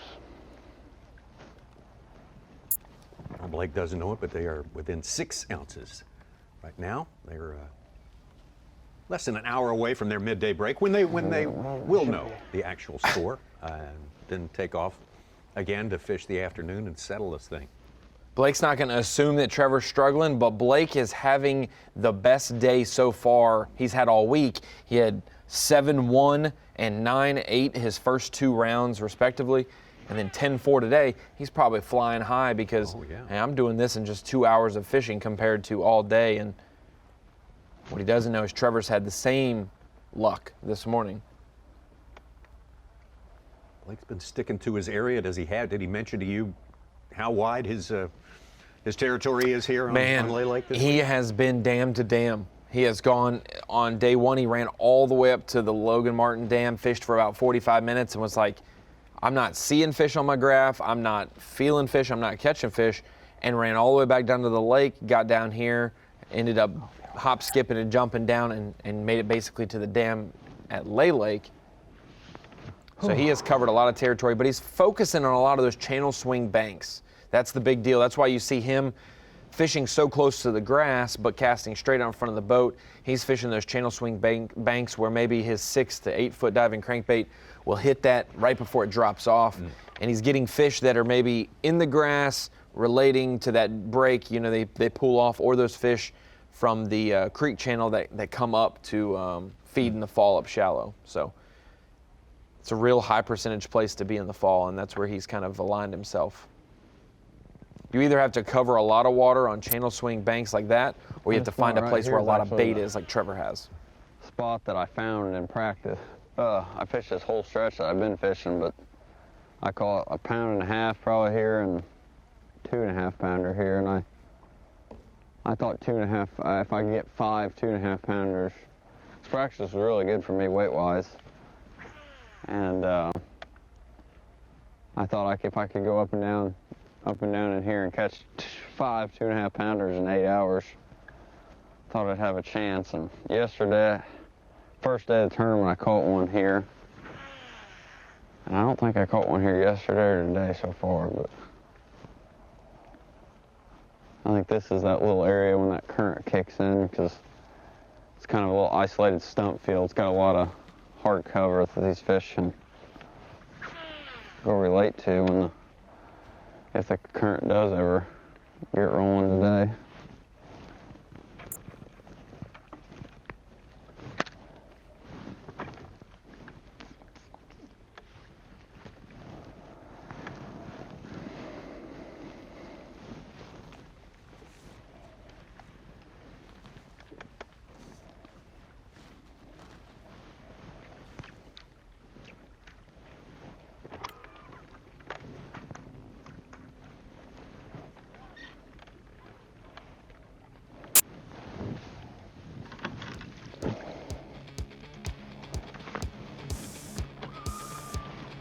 You'd expect when you come to Lay Lake, maybe around the fall, swim jig, top water, swim jig in the grass, top water in the grass. hasn't been the deal. That's why some of those North Alabama, the Bryan colleges, Georgia Southerns have all lost out to this McKendree duo who's facing or throwing some different types of baits, like the crankbaits for the drop-offs and also targeting the bait fish areas. Blake Jackson has made it very, very close in our last about 30, 40 minutes of fishing here. Shy of a limit for a good long while, but man, he has stuck to his area, stuck to his game plan, and very little variation from that, and it's paid off. One good big one to start his day. Took him a while, but he's now filled out his limit. Again, he's within 6 ounces of Trevor McKinney. That 311's might have been his first shot across the bow this morning, but it's gonna be one that really continues to help him throughout the day as he has to upgrade the smaller ones, knowing that he's got that kicker in his boat. Meanwhile, Trevor's got like a 3-1, so he's got a 3+ pounder, but that 311's helping. We saw Blake go through that 3 catches on a crankbait this morning. Then he picked up top water, didn't catch anything, threw a walking bait and like a whopper plopper bait style bait. And then picked up a spinnerbait and caught his keepers and went back to the crankbait. So he's keeping a lot of baits honest on this final day, rightfully so. Last day of the college fishing season. Well, they're going to fish all the way till 4 o'clock Eastern time, 3 local time there on Lay Lake. We'll be with them here on Bassmaster Live. We'll take ourselves a quick break and come back. The Carhartt Bassmaster College Series, presented by Bass Pro Shops, is brought to you by Carhartt and by Bass Pro Shops.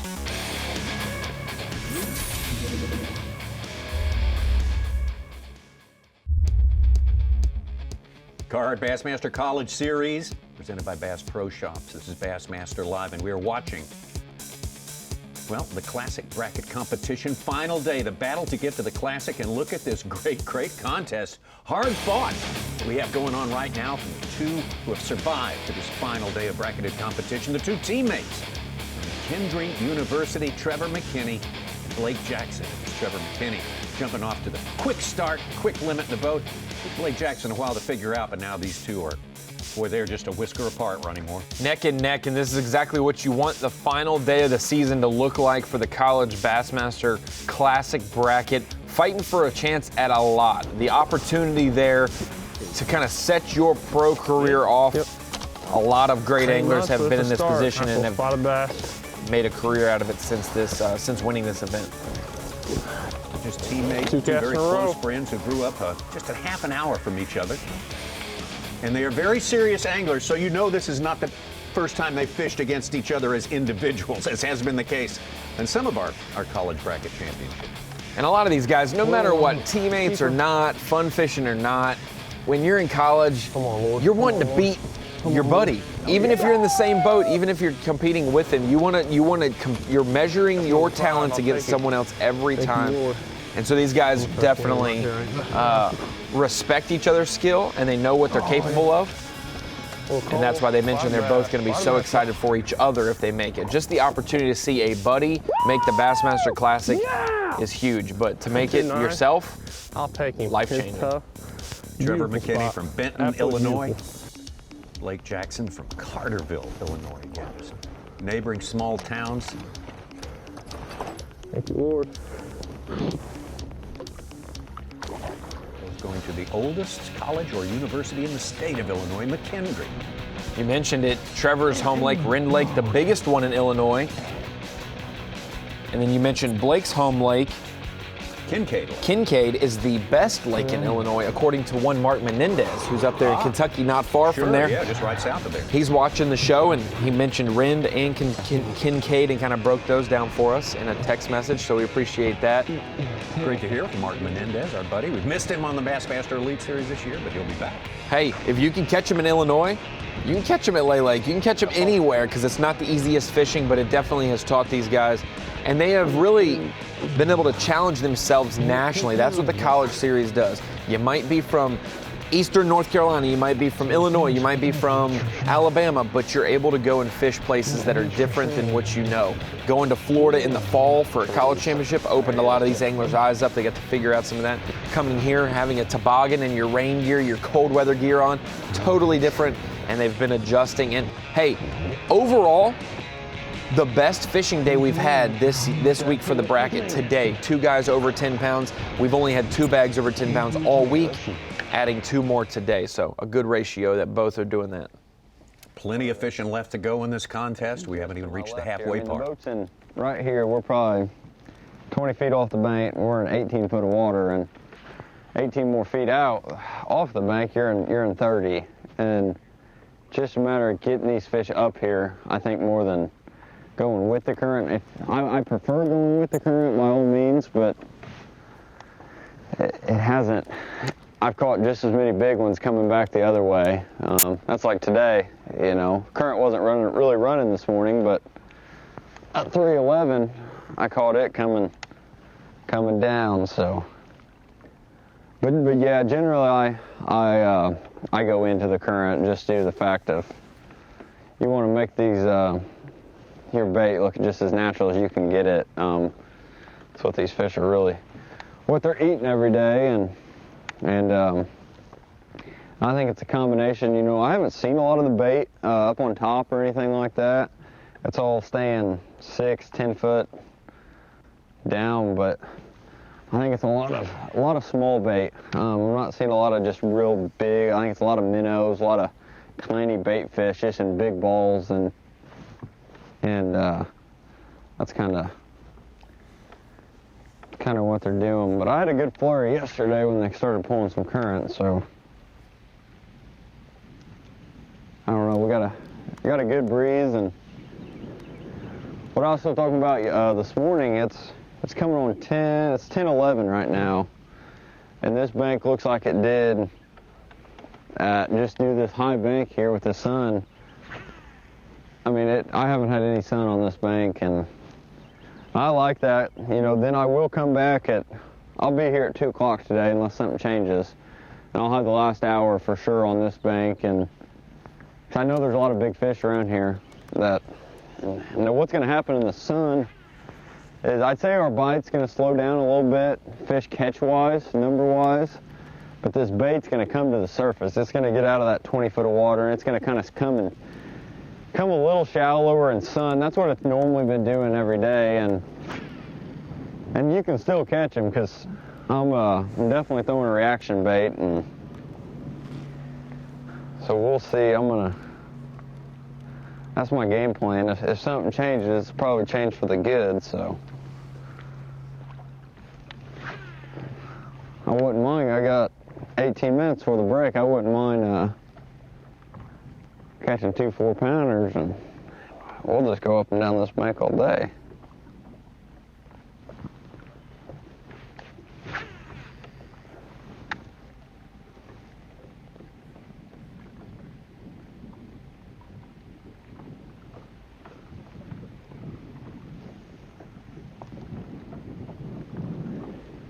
Ronnie, you fished a college national championship before in North Georgia, Chautauqua for one, and kind of give us an idea of what these teams have to go through in the course of a year just to make it to that national championship, much less finish in the top 4 and get to the bracketed competition here. There was 119 teams that made the championship this year at the Harris Chain, and that isn't like we welcome all, you know, we'll take 50% of the people who try. No, this is like the 10%, the top 10%. So over 1,200 people, I know I'm going to get one. 1,200 teams tried to qualify for the championship. Might as well make and so it you've got to not only beat out some of the best people on your own team at your own university, but you have to do it regionally. You have to go to places like we had Cumberland, we had Smith Lake, Toledo Bend, a lot of lakes like that, Hartwell. And then you go down to Florida and you have to win that out to make the bracket. I've came within 1 fish of making the bracket. We weighed in 4 on the final day instead of 5, and we came up short of the bracket there. But it's very nerve-wracking. But you really have to dig deep in yourself and find out, I can't hold anything back. I've got to pursue every option. They leave no stone unturned on any of these lakes because any fish could matter. The fish you catch in the regional to qualify matters just as much as the one that you use that you catch to qualify for the bracket, just as much as the one that you catch today to make the Classic. They all are connected somehow, and so it's very, very, very competitive. And we see it. Over 25% of the Elite Series is from the College Series. There are so many touring pros across all levels from the College Series. They come out very, very prepared. I would think those teams that rise to the top in the college national are the teams whose members have the best learning curve as far as adapting to new water. I mean, that's a big part of the college assignment, isn't it? Yes, and hey, there's boat trouble. There's all kinds of other things that people have to deal with on every level of competition. But in college, honestly, at times we are keeping our boats together with duct tape and zip ties Oh, I've seen just to make it to a tournament and have the opportunity to compete. And then, like you said, yeah, you've got to push it to the limits just to stretch your skill. I mean, I had never thrown a drop shot in my life until I went to Chateau for the championships that we went there. And then by year one, I had no idea what I was doing, but I tried. And then year two, you dialed in so much more, and you almost make the bracket. But a lot of these different brackets and championships really do test these anglers. Hank Weldon, hey, he'll admit it. He loves a tough championship venue. The best in the country qualify for it, and he doesn't want to make it easy on them. This year at the Harris Train was obviously a great one. It was scheduled for the St. Lawrence River, actually, earlier in the year, but the bracket had always been scheduled for Lay Lake. So it is very interesting. We mentioned it on Bass Live at Lake Fork. I think every single Elite Series rookie of the year since 2017 have came from the College Series. We had 2017 through 2020. All those rookie of the years have been from college. We had an Elite Series champion from the College Series last event, Patrick Walters. Three of our top five in Angler of the Year this year were for college. Walters went to South Carolina, Brock Mosley, Ole Miss, and Jake Whitaker, UNC Charlotte. So it is really more than a fifth of the total overall elite anglers now are graduates of a college, or at least participants in a college program at some point in their career. It's definitely about as close to the Opens as you can get without the Opens, without the label. It is an Opens 2.0. And what you have to go through is very similar to what a Bass Nation champion has to go through, in that you have to first start by beating the members of your Bass Club. Yep, that's some of these colleges and universities, they can only send 2 or 3 teams to events budgets-wise. So you not only have to do well in your qualifier to the qualifiers for your own school just to get that opportunity. And also the deal is, it's a team tournament with these two guys being partners, but oftentimes you change up a lot. I had 7 different partners or fishing solo. Wow, you couldn't keep a partner. I know. I talked their ear off. No, so just depending on who's available and what the schedules look like, you might not fish with the same person. So you have to adjust to styles and all kinds of stuff. Oh, yeah. But I think in year 14 or year 15 of the College Series, it's pretty dialed in that if you have a slight inclination that you want to become a professional one day, you got to fish in college. You have to. I wouldn't eat the underspin, so I caught him on a jerk bait. And that's what I started off throwing today. Caught several keepers on it. And then I just started throwing this DT6. And a DT6 is just a great bait for spotted bass, especially when they're on like hard rock, stuff like that. So yeah, I've caught pretty much all my weight today on a DT6. And it's just like a shad killer. The fish are all feeding on shad, so I'm just trying to match the hatch, give them a little shad killer. And they've been eating it pretty good. Now yesterday I lost a couple. I lost one today, but it was my fault. I pulled on him way too hard.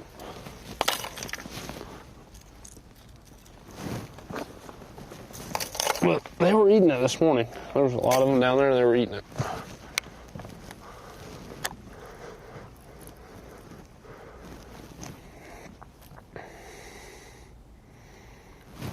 I've had a couple bites on chatterbait this morning. They were largemouth and both were pretty good bites. I just don't know why I didn't get them in the boat. They were good bites.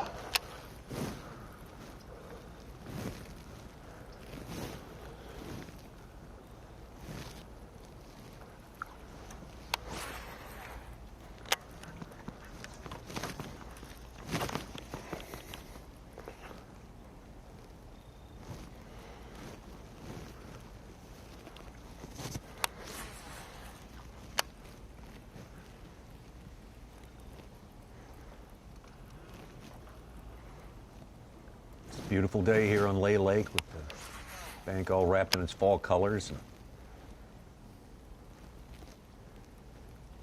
Warmer than average days generally, past week or so, but the nighttime low is about normal for this time of year.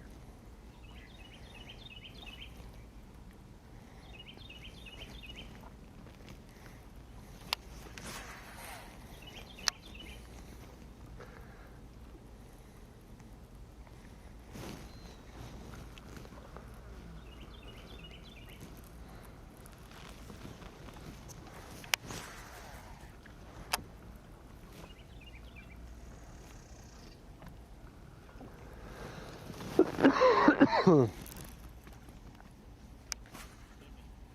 right. I'm ready to hear what Blake's got. I'm anxious.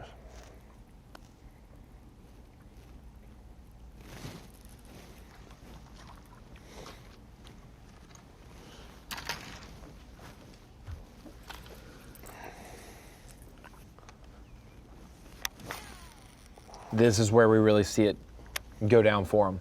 Might be the lull in their day right before the midday break, but this is where the thoughts in their head will come through, and it'll be a good decision or a bad decision because their starting spots have stopped producing. Now they need to make an adjustment, and they're about to find out where they sit in the leaderboard.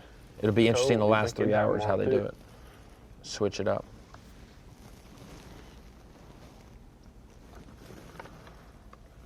It'll be interesting to follow if you find out you're almost in a tie with your opponent. Do you stay the course? Do you try to bust out of that tie? Do you make something a little bit more of a long shot come into play? You're almost less worried. Like Trevor on day one was down like 9 pounds to 1 pound. And he just ditched it all and went fishing and caught some big ones and ended up winning that matchup. But when you know you're only 6 ounces behind and what you've done has been great and has paid off, but then you probably expect to have a little bit more of a lead, and now you're like uneasy because, well, shoot, he's catching them just as good as I do. Do I really make a big adjustment or do I make a small adjustment? That's why we're going to see spots this week. I don't know why I can't hardly find them. When I find them, I catch them. It's like I think a lot of the fish are suspended. Like them fish that I caught this morning, I think this morning they were on the bottom because the sun wasn't up yet, and I think when the sun gets up, they just suspend. I almost know that's what's happening. And once they suspend, they're hard catch.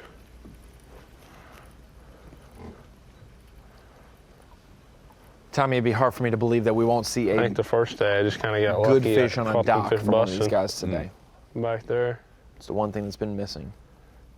A lot of the imagery of Trevor McKinney has get a little been dock lucky. stuff all week long.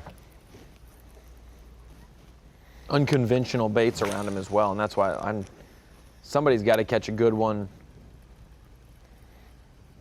Flipping a jig under a dock or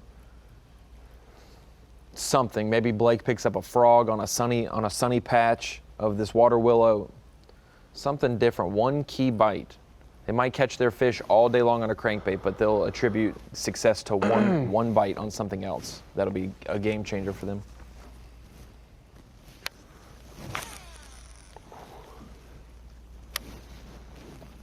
We talked about what's on the line. Of course, the ticket to the Academy Sports and Outdoors Bassmaster Classic, the World Championship 2021, but also a lot of other good stuff. Fully rigged, use of a fully rigged Toyota Tundra for the year. Ditto a fully rigged Nitro Z20. You get $7,500 from Carhartt, and you get the full ride and entry into all BassPro.com opens for 2021. That is not small. That is huge.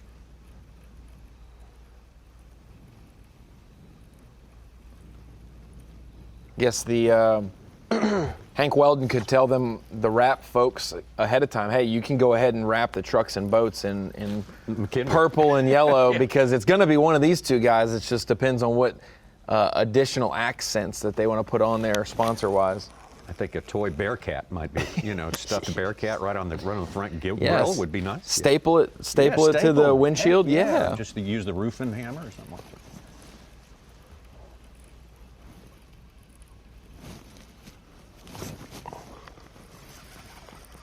And we talked about it, scholarship schools, Bethel, Campbellsville, Bryan College, all guys, the last four representatives from the bracket have came from scholarship schools. They have fished and earned scholarships from high school to college. And to be honest, I never once felt disadvantaged as a club sport going up against schools that had scholarships. That's not the case at all. The scholarships do not make the man. The scholarships do not make the angler. But it is a measure of the preparation it takes. You need to be good in high school. You need to have your grades right, like we mentioned, Trevor being valedictorian, doing well on the water as well for him and Blake. Then going to college, earning a scholarship at these schools. It gives you a freeness financially that you can go and you're not worried about running half the lake for practice because you don't want to run out of gas, you don't want to spend too much money. You have that freeness, but there's a reason they're on scholarship. These anglers have deserved, if they weren't on scholarship, they would be just as successful. That's what I'm trying to say, basically. They're serious fishermen either way. But it is a great attribution. There's that Nitro Z20 yeah, there it is. Talked about with our buddy Kyle Jesse. Yeah. Also on board there. So he's worked on so much of the Elite Series the past few years. And Wes Miller hiding down there with the drone in the seat. On everything bass fishing for the past 25 years.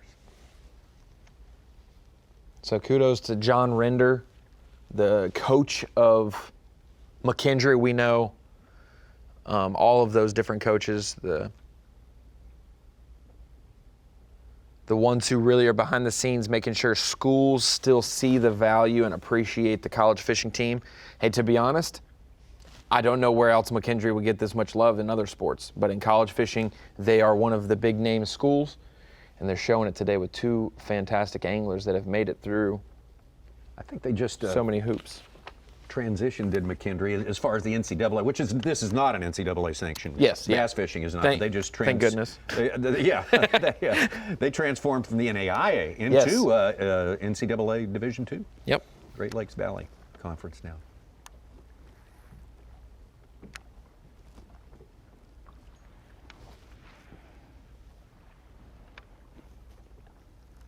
Man, that's all I ever asked for or wanted. A purple and gold boat for college fishing, because that would have been my school's color. That's what we wanted that every year. But I didn't specify that, I guess, in my prayers at night, because we've had purple and gold boats. It's just been for Bethel. It's just been for McKendree. Wrong schools.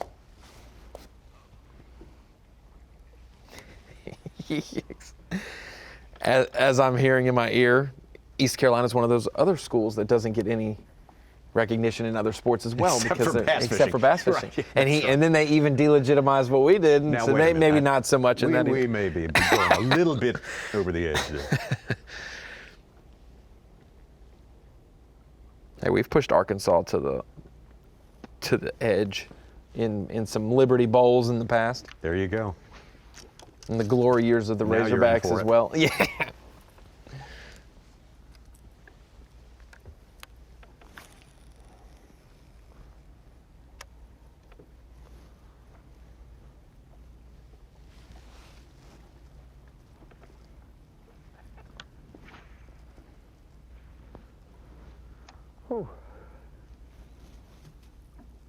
McKendree, about 3,000 in Lebanon, Missouri there. Popping over there.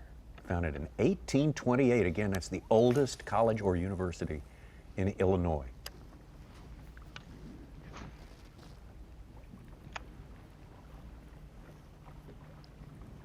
Once a show, Tommy, you blow my mind with some kind of factor figure, and that to me is so hard to dig that up. That is so shocking. I had no idea. That would never be my first guess.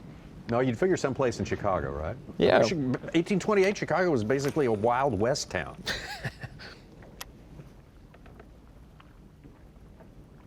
I think that was when Rick Clun started his Bassmaster tournament series. Was when Chicago, right after they kind of settled down. The Chicago Fire, and then.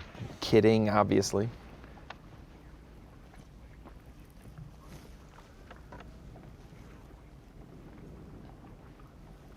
Now again, neither of our competitors here know what the other has in terms of total weight, but that's about to change within maybe even less than a minute, because there is a scheduled midday break halfway through the fishing day when we'll put the rods down and find out what the other angler. Well, they might even put the rods down. They may fish through that, right, Ronnie? Nope. They do have an. They do? I think Okay. they have a 10-minute break time, and then they start back up. But that's because we both have officials and marshals in the boat. Gene Gilliland with Blake Jackson, Hank Weldon with Trevor McKinney.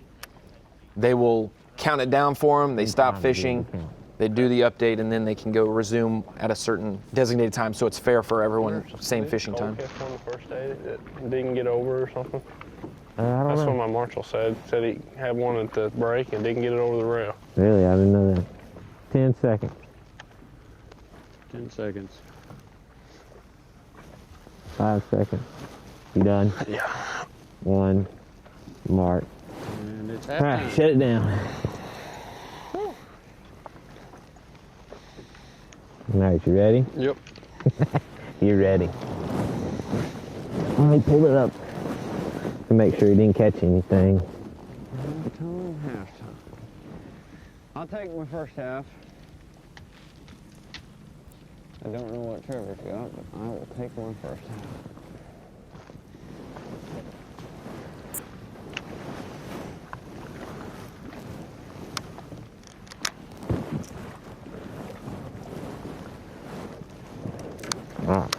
So what I'm showing is what he has. A little quick video. So you recap again, you here. caught. We weighed 14 fish. Let You know have what your 10-10. He has a limit. slash opponent has done. He's 6 ounces behind you with 10-4. Works. So it's tight. Real tight. Are you expecting that? No, not really. Yeah. Yeah, real tight. All right. Might have to catch some more. Well, gather yourself to do the update real quick, or are you ready? Yeah, I'll do the update. I'm ready. All right. You want me to sit down here? That's fine. All right. You want the mask on? Or? Yeah, go ahead and pull I'll it up. say a since couple I'm gonna things. be right up here beside you. And then I'll just cut it up. Okay, let me get this ready. Trevor was surprised. He right was there. a little. Woo-hoo. That was 6 that ounces. Took his breath away just for a second there. I'm sure he will deal with it appropriate. Now they're going to. This has been customary through the first 2 days of competition. They do an update for the fans out there at their midday point. Blogging for the Bassmaster.com, checking out with the blog there, and It'll be up there. Hank and Gene asking questions to those guys. They're getting they now know Trevor caught 14 keeper bass this morning, his best 5 fish limit, 10-10. Then Hank Weldon says, well, Blake has caught 5 fish today for 10-4. And Trevor was very shocked, but hey, that's the battle. That's the difference. Catch a bunch, not necessarily the biggest ones, 10-10. Blake has the biggest one of the day and has some good ones with it, just behind him, 10-4. No foot off the gas right here. It's the final day of the college season. They're going to have to pedal to the metal for the last 3 hours of action. Well, that's the way it lays out there, the final day of this bracketed competition. And just a slim margin between the two of these anglers. One of them will go on to qualify for the World Championship of Bass Fishing. Academy Sports and Outdoors Bassmaster Classic for 2021. We're going to take our customary break, and we will be back in 1 hour. We'll keep it rolling. The Carhartt Bassmaster College Series, presented by Bass Pro Shops, is brought to you by Carhartt and by Bass Pro Shops.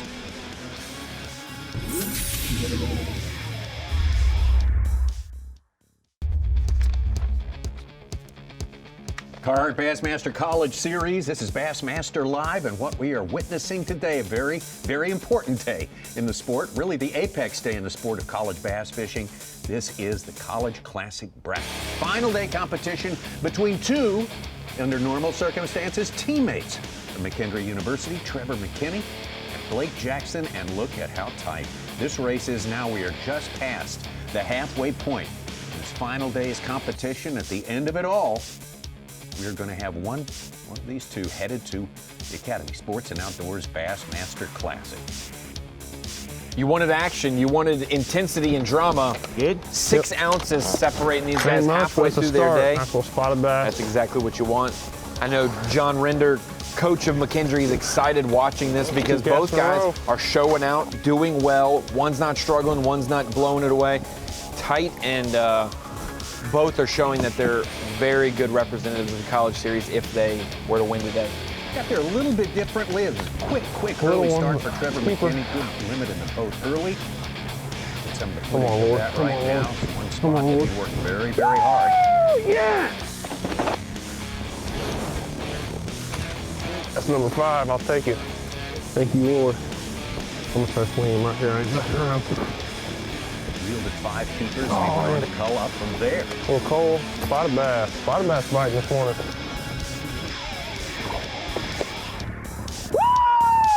Woo! Yeah! A 2.9. I'll take him. It's tough. Beautiful spot. Absolutely beautiful.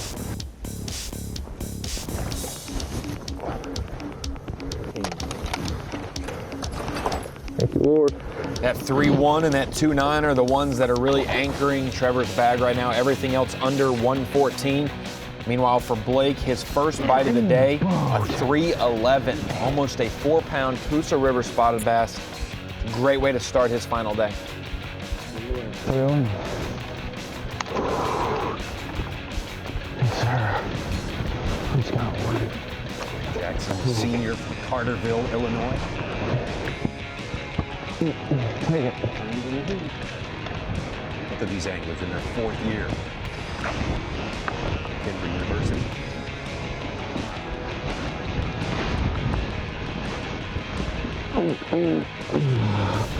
Yeah, I asked Trevor and Blake, I said, is tomorrow your last day of college fishing? And Blake said, no, I have another semester left, but Trevor may or may not do the grad program depending on if he wins or not. And Trevor agreed to that. He said, if I win tomorrow, I might just continue and go all in on trying to become a professional angler. He's definitely got the resume and the accolades to go with it. And Blake, since these guys have teamed up, they've won a couple different tournaments, and they didn't win the college championship, but got 4th, and that's what matters. Made the bracket, and they have outlasted everyone to get to the final day.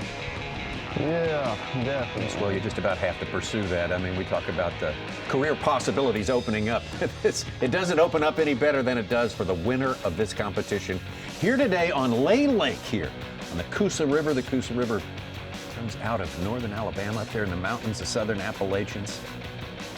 Just past Logan Martin Dam begins Lay Lake, all 12,000 acres of it, site of 4 previous Bassmaster Classics, some of the main creeks there. The Paint Creek, Waxahachie as we go up. And then right when you get above this Lay Lake marker right there, Beeswax Creek and Paradise Point just south of Beeswax, those have been the places. That's the region of takeoff, but also where Trevor McKinney's done some of his work. Meanwhile, down towards Paint, that Waxahachie region is where Blake has done the majority of his work cranking. Took a 10-minute break, got that reveal update, know where they stand. Trevor was a little shocked that he only had a 6-ounce lead with how good his morning was. Both of them way ahead of their previous marks for the first 2 days of this bracketed competition on Lay Lake. It just shows the more days you get on a body of water, the more you kind of learn and dial in what you should do. They had 1 day of practice on Monday. Round 1 was Tuesday, the round of 8. The semifinals was yesterday, and then today the finals.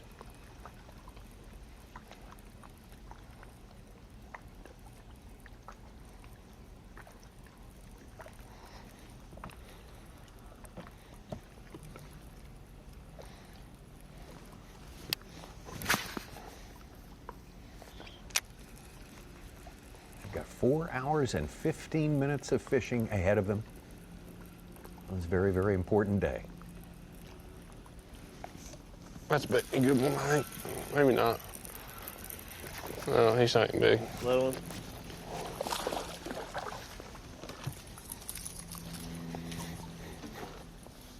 Trevor smallest is 1.5 pounds. Oh, come on, Bacon. Come on.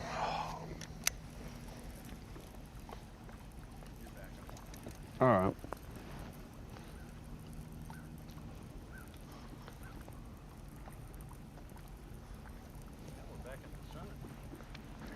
I kind of like it after that round.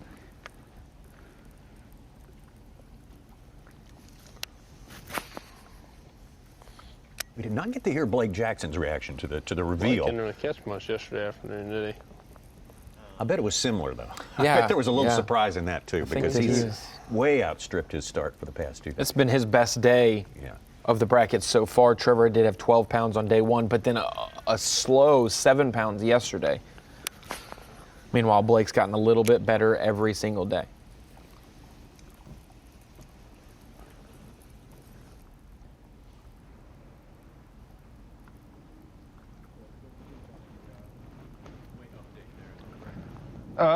It's not what I wanted to hear, but I knew he was gonna catch him.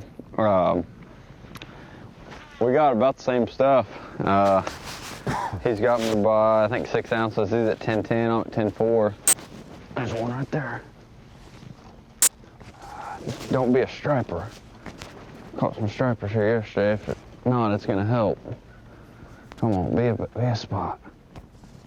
I doubt it, but maybe a big spot.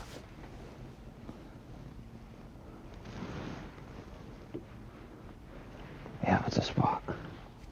Mentioned Trevor's smallest was 1.8, well, Blake's smallest is 1.4. Oh, just get in the boat. That should call. Oh, it ain't gonna be a... Ain't gonna be an upgrade, I don't think. Could inch him closer. Pound and a half, maybe. Needs to be 110 to tie Trevor. I think he's gonna beat a 1.4, but he ain't gonna be a 110 to beat Trevor. 1.6. 1.6. Puts him at 10.6, 4 ounces behind now.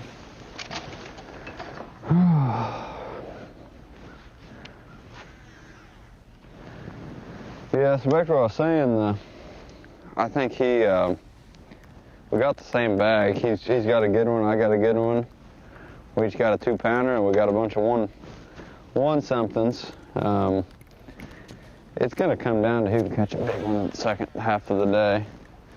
I think if I get 12, 13 pounds, I'd be happy. And if I got beat, I got beat. But that's what I'm gonna be gunning for. So we'll see. I think that one upgraded me 2 ounces, so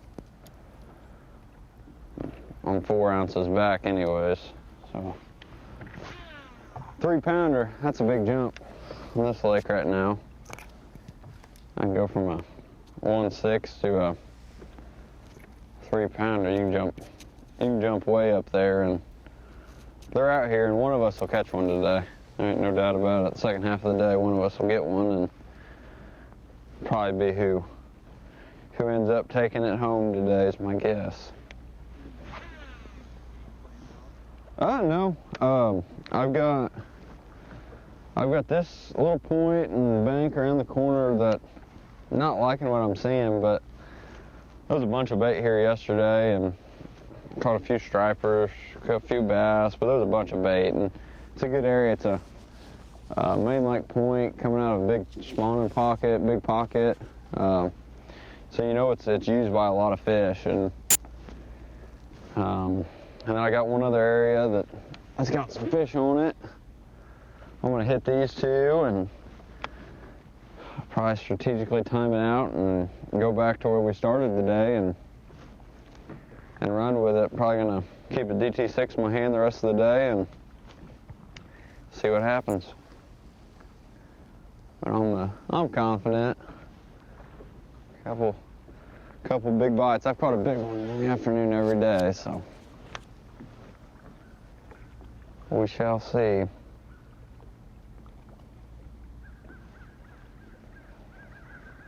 I need my smallest one I want.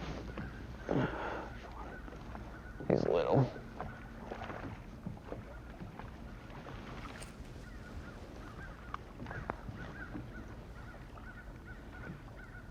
What? He ain't with that. I got two. Do I have two 1.6s? 1.6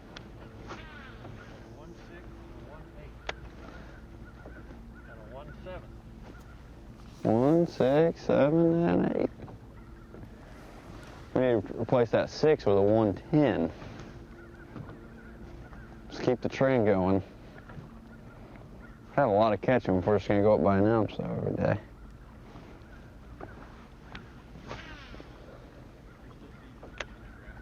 Yeah, there's not as much here. There's no bait here that I'm finding.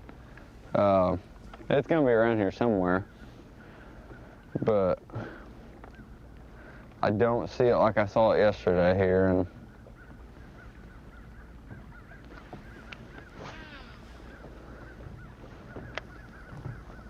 well, there's a little bit out there still, but yesterday was pretty crazy how much bait was here. I should have.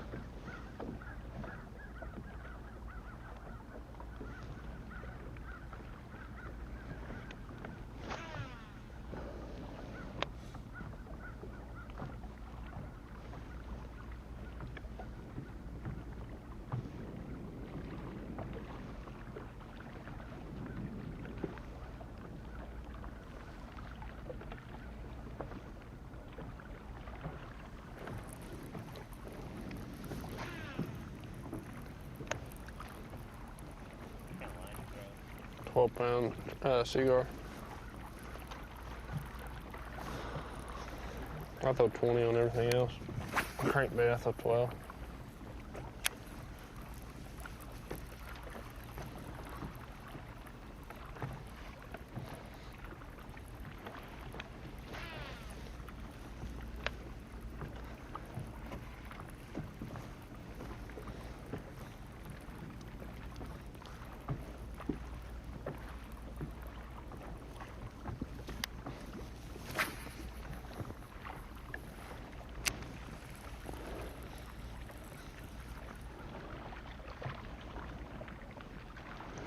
You need to get a little bigger than this.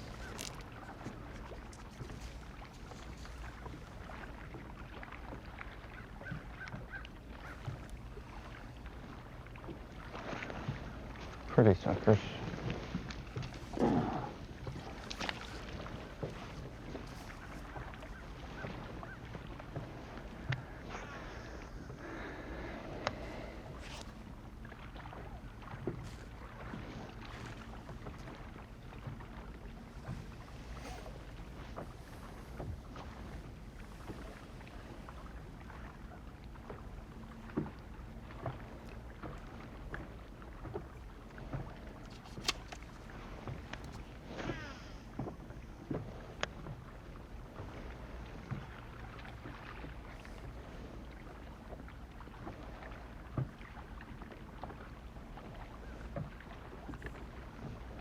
Give me another 4-pounder.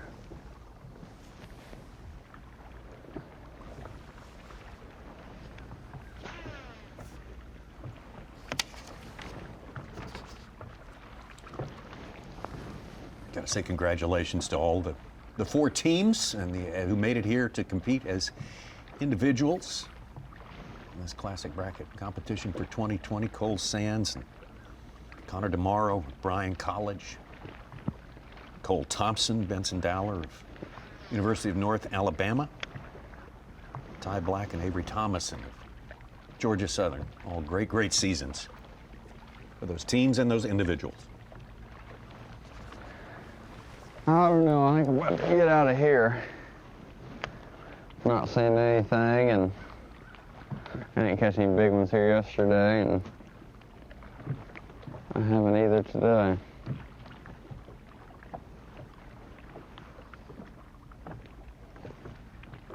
You're right, Tommy. Congratulations to all those guys across the map. You often have schools from all over, different skill sets, different home bodies of water that either don't translate or they do, but the adjustments that they make to make the bracket.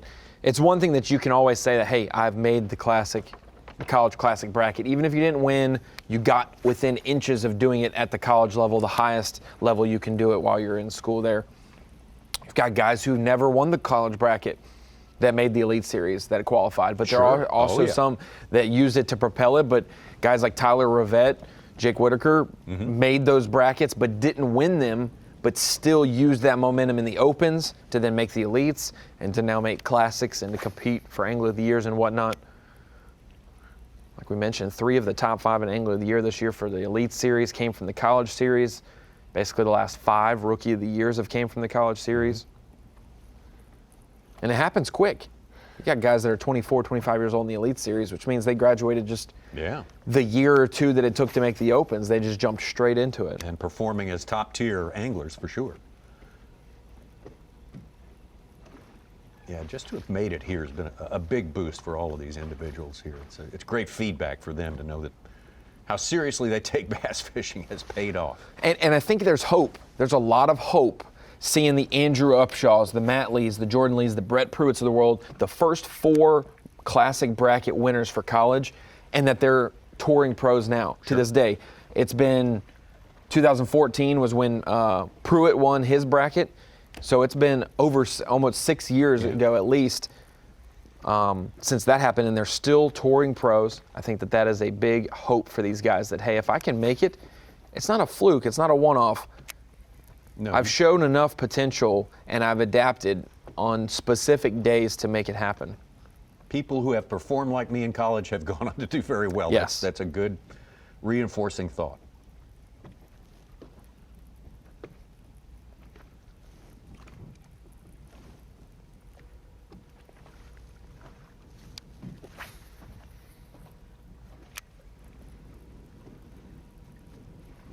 Did not check on lake levels. Looked pretty normal, wouldn't you say, Ronnie? Yeah, it didn't look anything. Traditionally, Lay Lake, among all the Coosa lakes, they don't do a winter drawdown here for some reason, as much as they do with the other lakes. I don't know if that's still true, but a few years ago that was the case.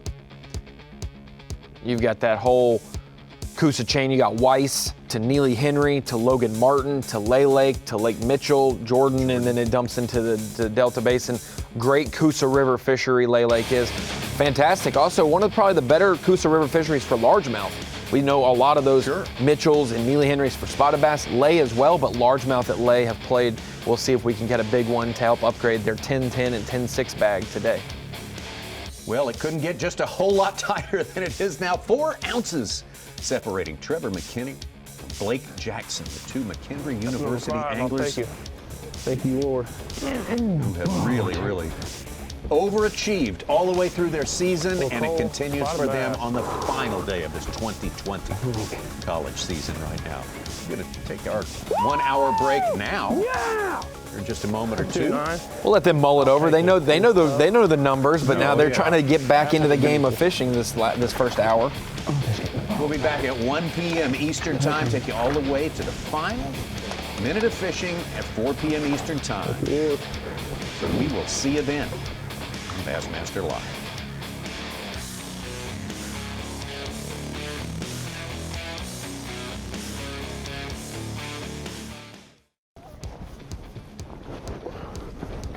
Here we go, Trevor McKinney and Blake Jackson. Yep. 2 anglers. It's a start. Nice little spotted Now bass. charged with defeating one or the other in the 2020 Carhartt College Classic Bracket presented by B.A.S.S Pro Shops. Final day of the season, the Carhartt College Bassmaster Series. And one of these guys is going to the Academy Sports and Outdoors Bassmaster Classic. It was Trevor McKinney who got the fast start this morning. Trevor did caught 14 or 15 keepers. His best 5 went 10 pounds, 10 ounces. He had a 3-1 and a 2.5. And Trevor, since then, has tried to upgrade his bag. Small culls, mostly spotted bass for him today. But at a certain point, he caught enough fish off this one spot that the fishing got slower and he needed to make a move and adjust. Since then, he's been told that, hey, I only had like a 6-ounce lead over my teammate, Blake Jackson. I'll take him. It's tough. And he has not upgraded since then, so holding on to that slight lead.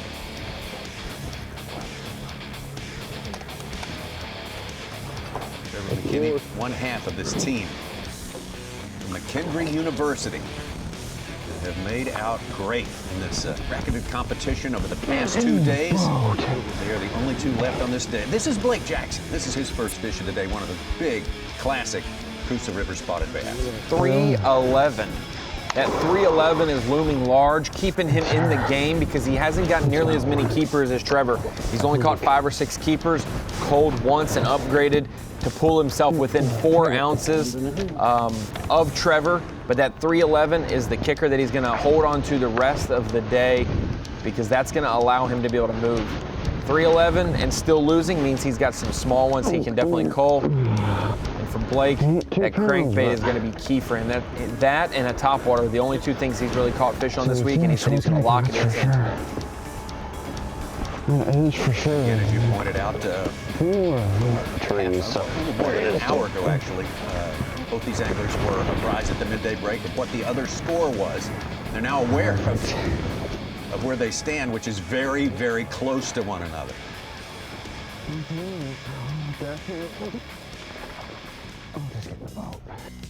Their reactions were great. Trevor McKinney, the best morning he's had so far, 10 pounds, 10 ounces.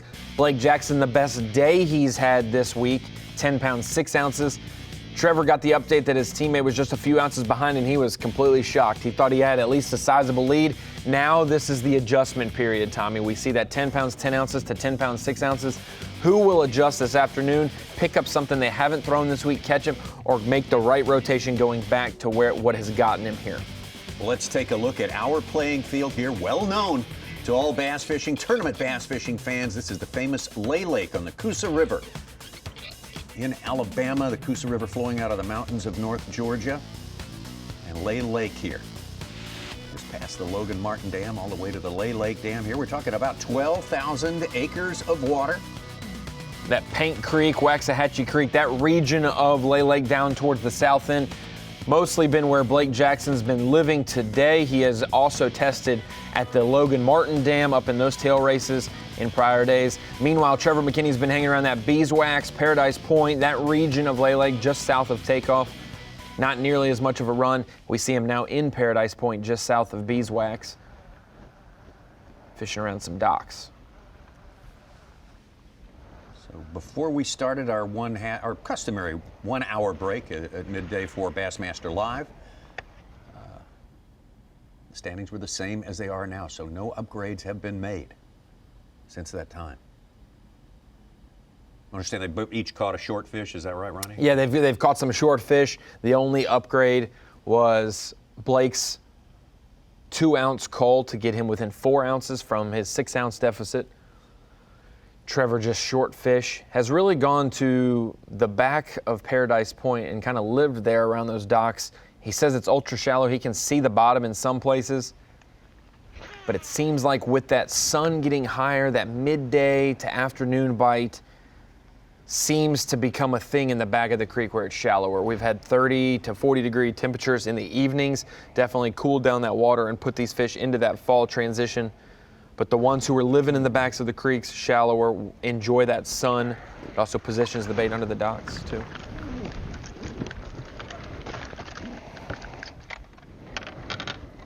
It's got to be a 1.6. 1.6 is his smallest, so 1.7 will call for Blake. Yeah, I think he hit it a couple times. So I finally got him hooked up. He's gonna help, I'm afraid.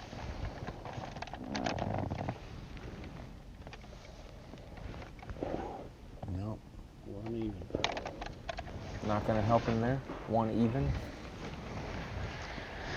Need a big one. He had that 311 and a 2.6, but his other 3 are 1.8, 1.7, and 1.6. So if he can make an upgrade 2.5 to 3 pounds, it'll get him a significant jump. I just want to bleed something. This would be huge. I think if I caught a 3.5 pounder, I have an outside chance. Just one bite. We saw Trevor McKinney do most of his damage this morning, making that one cast. A very key spot for him. He thought at that point the fish, before the light got up good, were laying on the bottom. Thought that once the sun got up good, they were maybe suspending, so he wasted no time. Sort of changed his focus a little bit.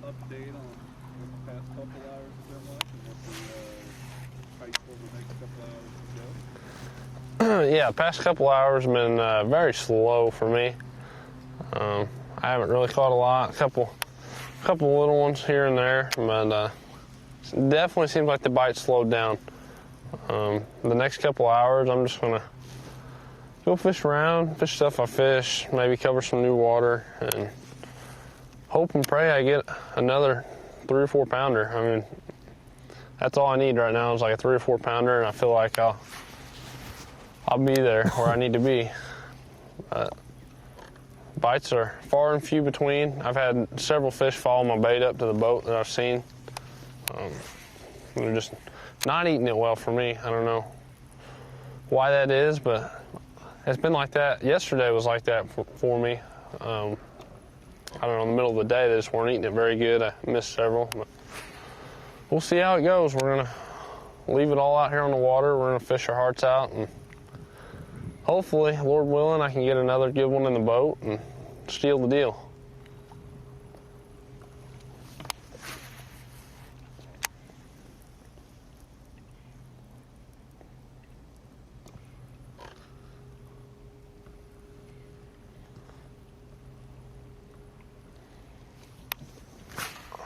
It's been tough for me to get, yesterday was super tough for me to get a bite in the afternoon. I don't know what the deal was.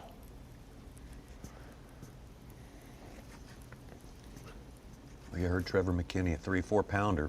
Just what the doctor ordered.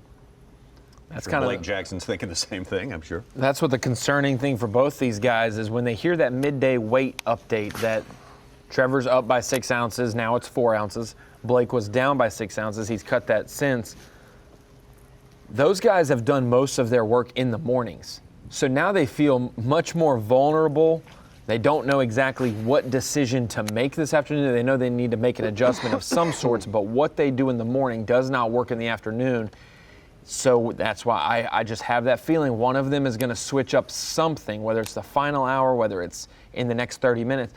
They're going to pick up a different bait or they're going to go to a different type of cover and probably catch a key fish this afternoon because they're gonna need to make that adjustment. They know it.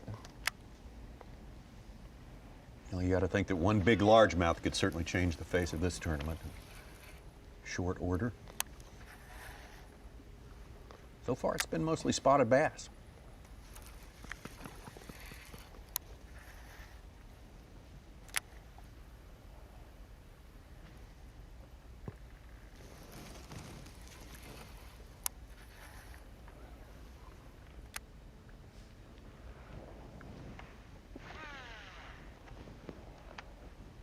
Blake Jackson from Carterville, Illinois, 21 years old, business administration major.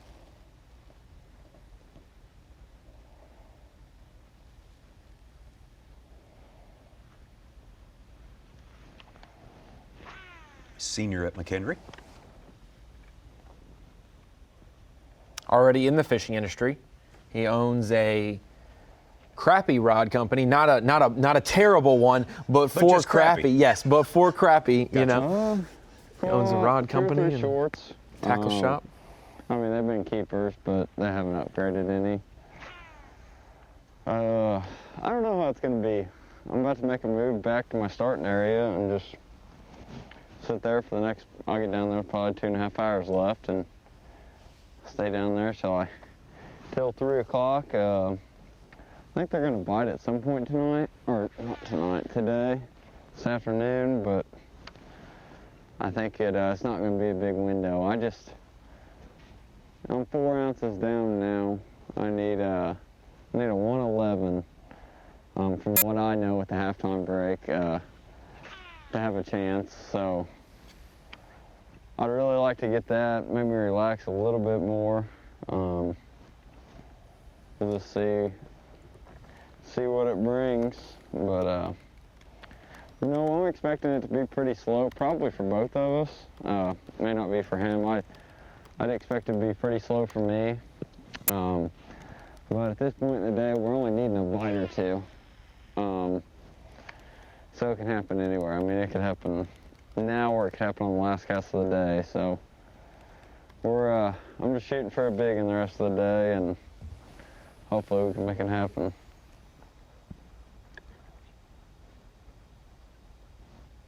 Again, these anglers won't be apprised of the weights until the regulation end of the fishing day happens at 3 p.m. Local time, 4 p.m. Eastern. All right, I'm gonna run back to where we started.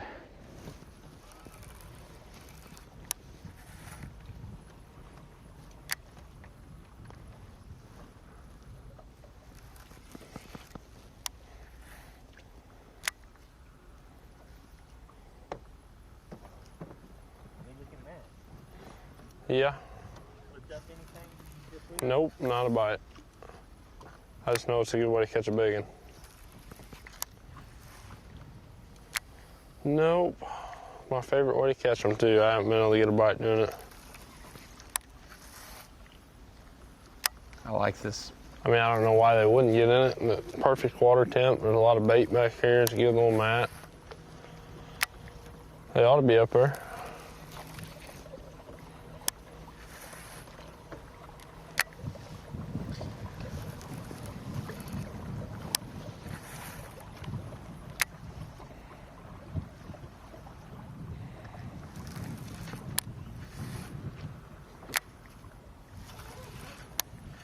Your instincts tell you to keep catching as many fish as possible because that's what It's not got you very to deep 10-10. under there.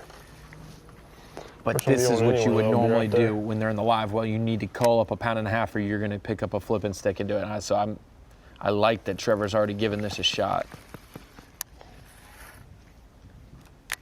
Well, he said it's his favorite way to catch him.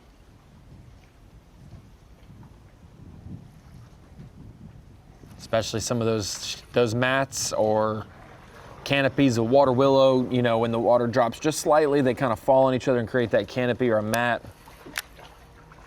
It might not be deep under there, but if that sun beats down on enough, it's going to be much warmer, and those fish, the largemouth specifically, might hang around a little longer than they normally would.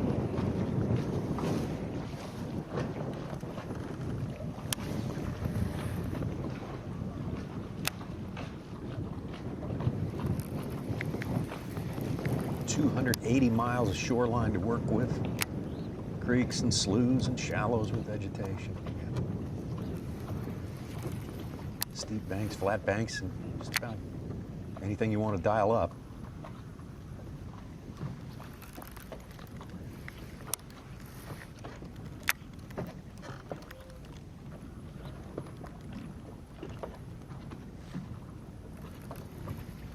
Lake impounded back in 1914. It's one of the oldest concrete dam lakes, man-made lakes in America.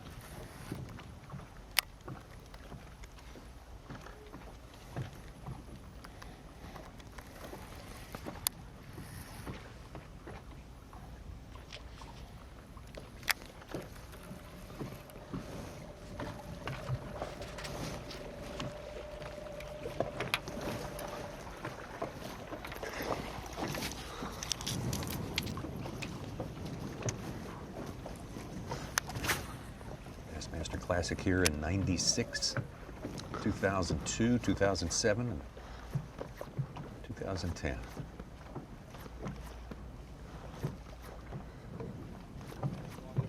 No, you're fine. They're out there.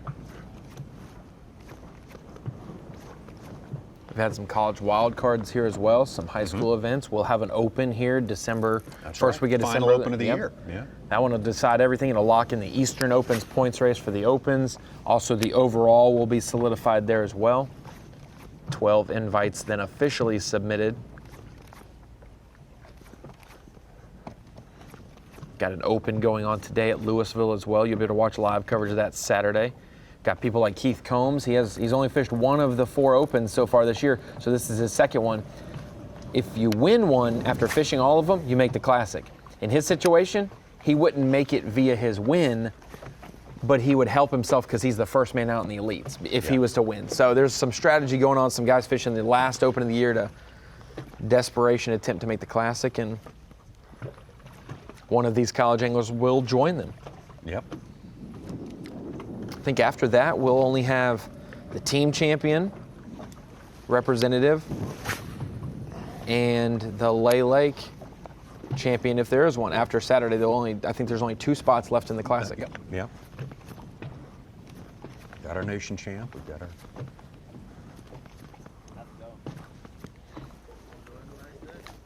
Elites have done all they can do on the Elite Series. That one closed out 2 weeks ago.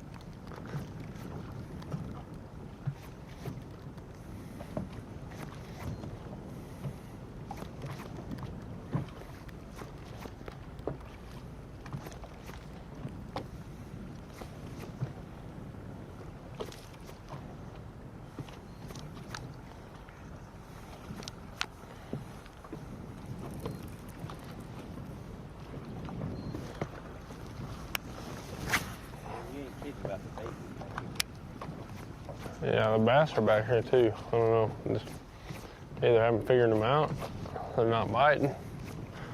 The first day, I mean, they were busting back here by the hundreds. You can see them there jumping out of the water. So I know they were back here 2 days ago. They're up there today.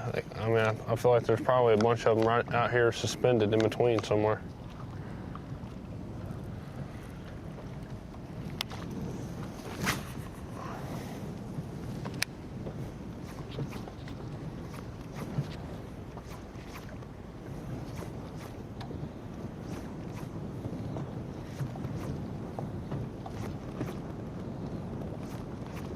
Carhartt College Classic Bracket champion last year, Cody Huff from Missouri, acquitted himself very well at the Bassmaster Classic. Made the cut, made the top 25. That is not a real easy thing to do. Got that done here in the state of Alabama.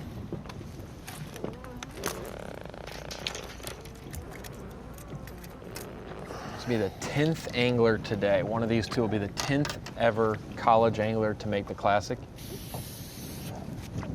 I believe Cody Huff made the cut for the final day. Yeah, 24.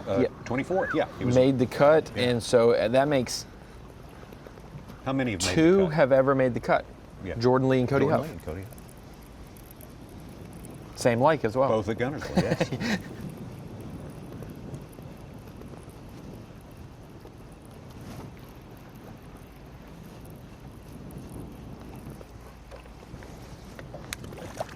My bad.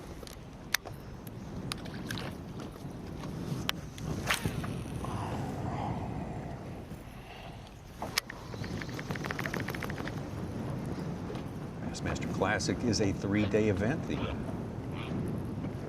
Carhartt Bassmaster College National Championship was a 3-day event. Kind of rewrote the record books at our 2020 edition of that.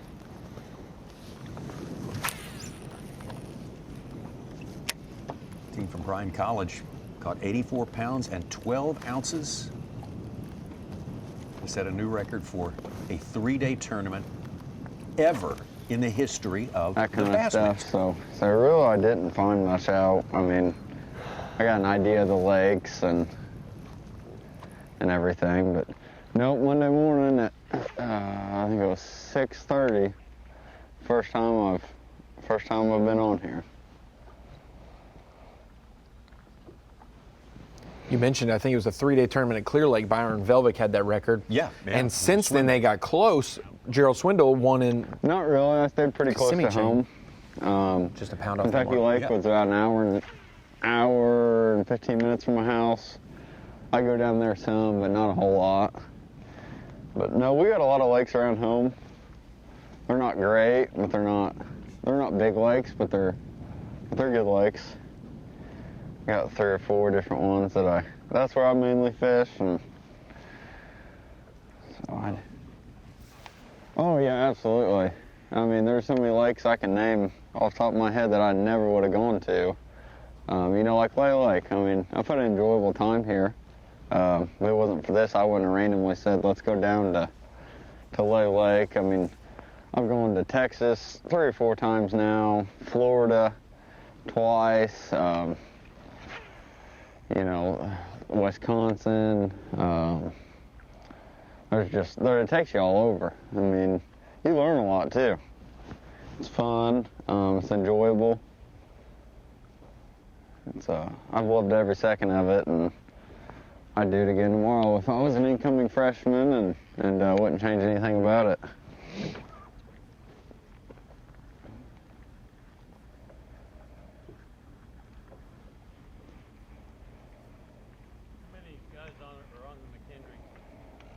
We've got roughly about 20 anglers on our team.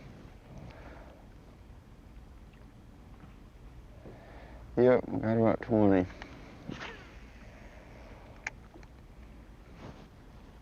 I hate throwing jerkbait. Probably my least favorite way to catch fish. I can't thank them enough. So many of them have wished I know me and Trevor the best of luck, and you know, I know they're probably watching right now, and I definitely appreciate it. And we're better fishermen. I know me and Trevor are, because we have qualifying tournaments against them guys, and every one of them are good fishermen and know how to catch fish. So.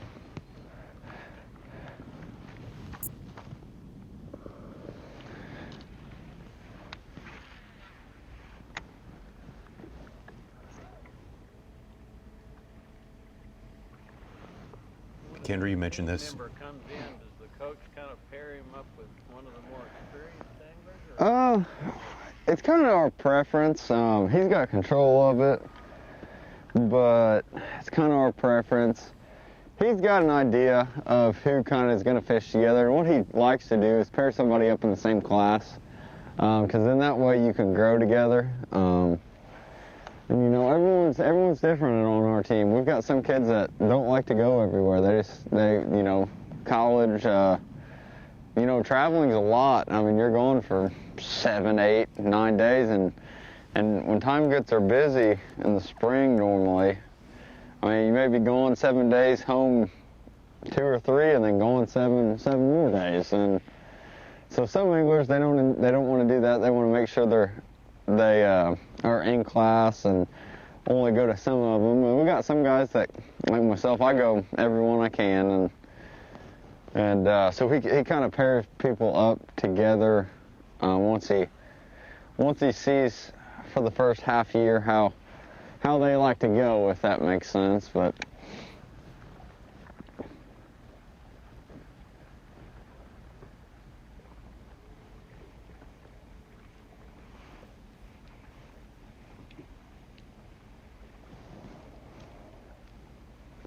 I say you mentioned first half of our coverage today, Ronnie, that McKendree, one of these colleges who offer scholarships to bass anglers. How do these coaches, along the same conversation between Gene and Blake here, how do these coaches recruit? Where do they mine all these great players from? Oh yeah, absolutely, some lifelong friends.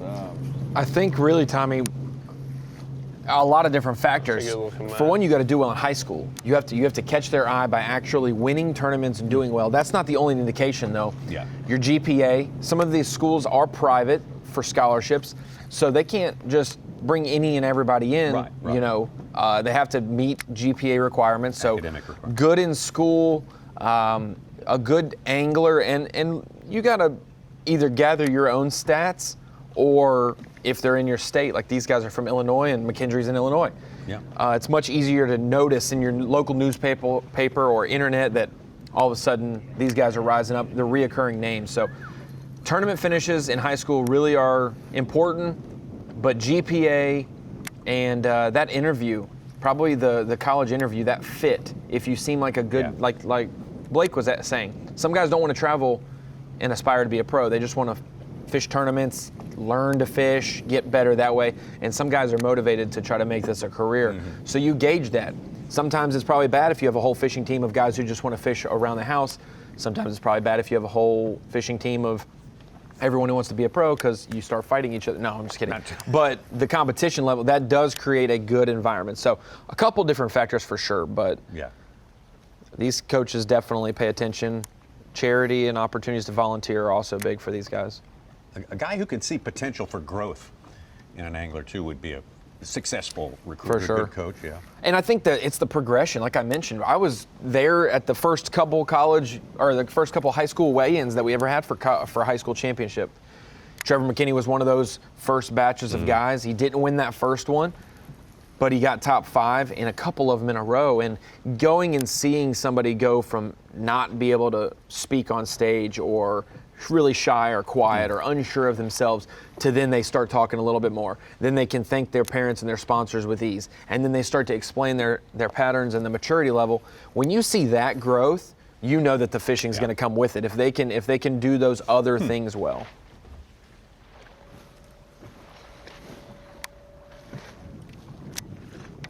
And I think that also helps me predict some of the college guys that'll eventually make the elites and do well. You know, we mentioned the Walters and the Cooks and the Whitakers and the, you know, all those different guys that came from the college series, the Austin Felixes of the world. Yeah. You either see it in their sheer talent, you see it in their work ethic. See it in the results. Yeah, you hear it in what they say that they want it that bad. Mm-hmm.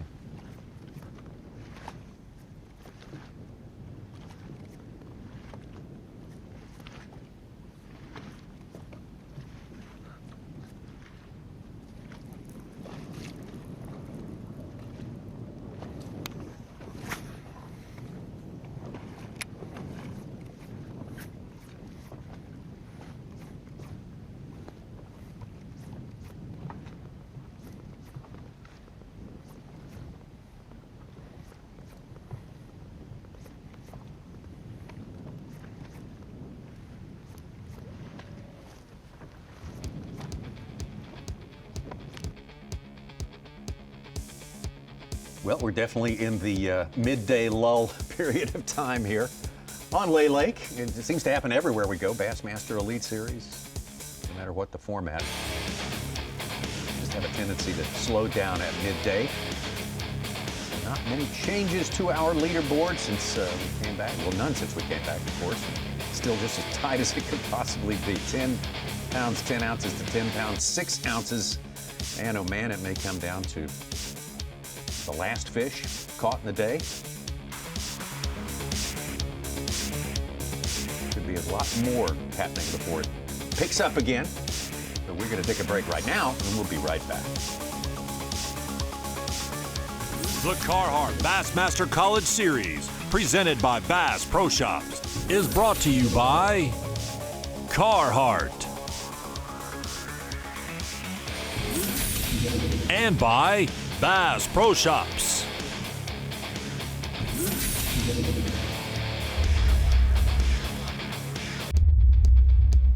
A full decade of one college angler qualifying for the World Championship. The Academy Sports and Outdoors Bassmaster Classic. This is our College Classic Bracket final day competition. It's going to be one of these two, Trevor McKinney or Blake Jackson.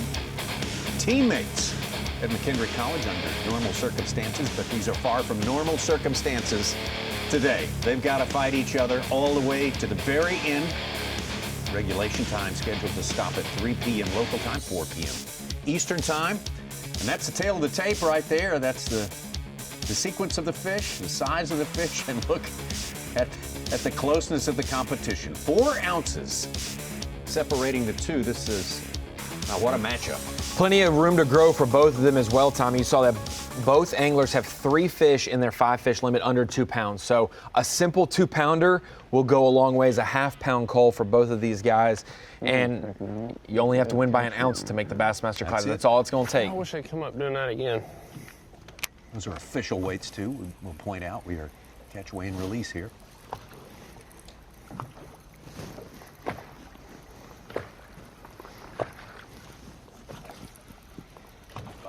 No, I hit a rock.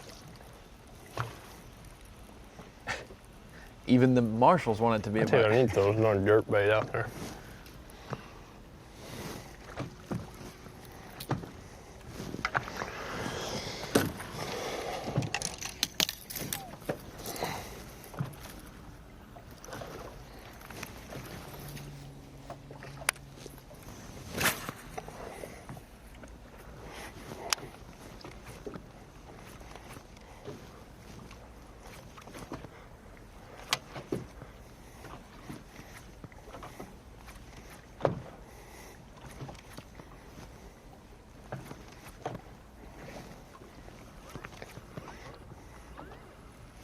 McKendree here is the team that finished 4th.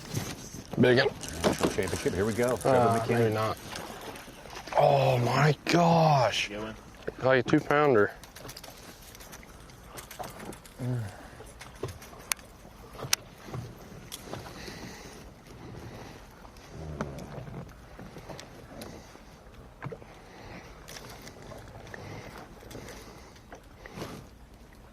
I'm about to get them. There's too many fish right here for me not to catch them. Here, retie, get focus. I'm about to catch them.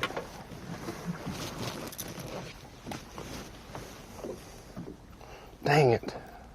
You see that one come on? You didn't? It's like a 2-pounder probably. He drilled it right when I paused it. He just hit the heck out of it. I'm about to catch him. I feel really confident. Get 2 or 3 good coals in here.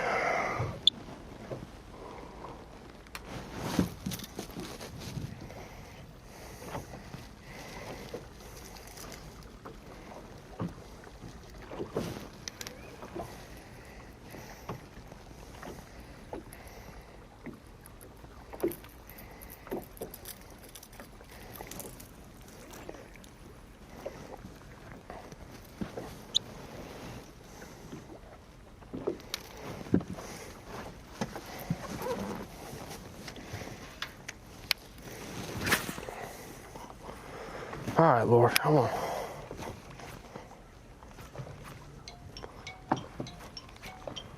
Specifically asked Trevor and Blake that. I said, what's it like to have a Bassmaster Classic berth on the line with treble hooks being the responsible figure on the other end of that bait? And they said, it does not make me feel great.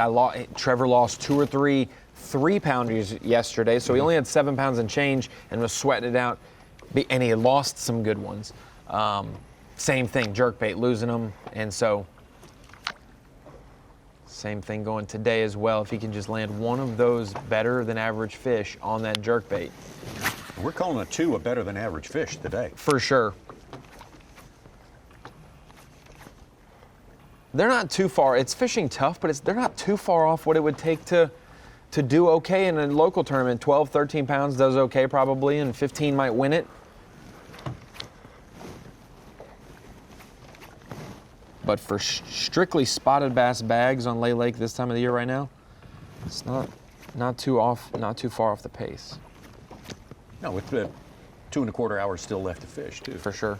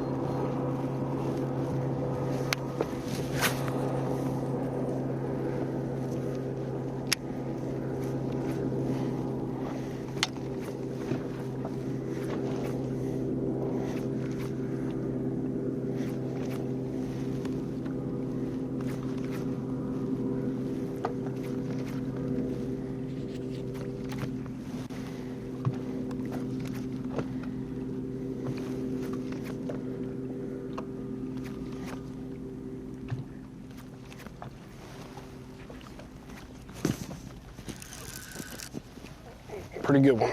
Yeah, it's a good one. No, gosh, dang it. What is the freaking deal?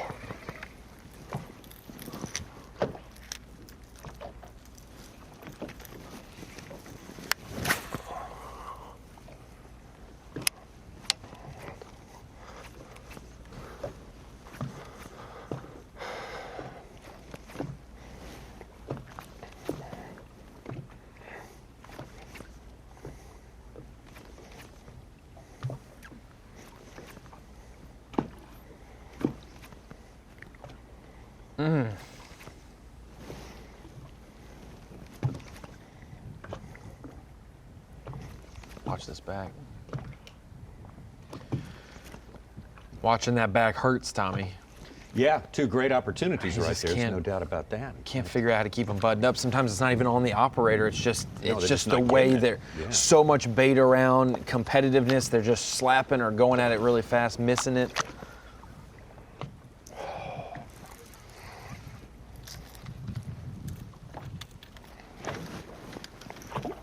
I know Trevor's style of having 20-pound test or the drag locked down a little bit. Maybe it's something like that if he needs to back his drag off a little bit and just sting them and then let them pull how they want to pull. But be interesting to see if he can bounce back from that. There's so many fish down there, it's ridiculous. They're good ones too. Both the fish I had have been good ones.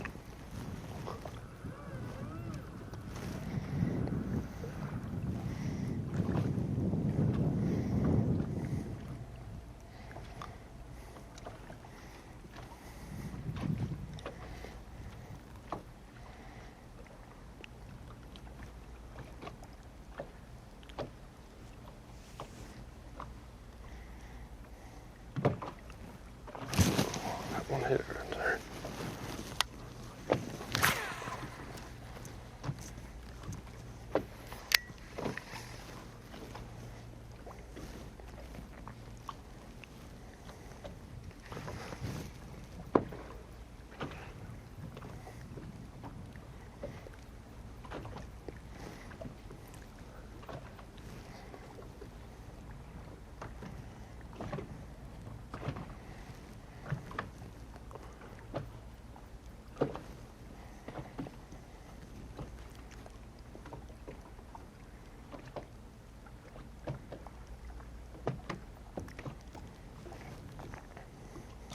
Neither of these two anglers, Trevor McKinney or Blake Jackson, makes it a secret that their ambition is pretty clear. They want to make it to the Bassmaster Elite Series.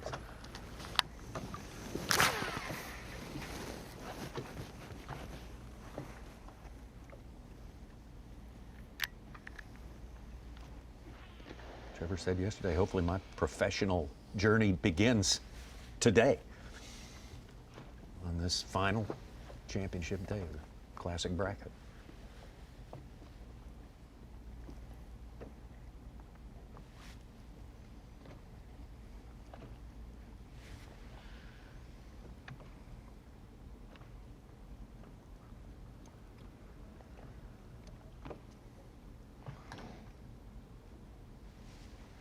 Just got sent a photo from Trevor's longtime partner, Dallas Richardson. They fished in high school together, fished in college together for a little bit. Jeremy, Dallas's dad, just texted me a photo and says, here's a photo from back in 2015, the first time they ever met and talked to you at a gas station in Tennessee for the high school deal. Oh my goodness. I'm like, man. Wow. Now he's couple casts and a couple bites from a classic berth, and he's That was when he was a junior in high school then. something like that. Yeah. If it would have been if he won as a senior. Won that classic high school tournament.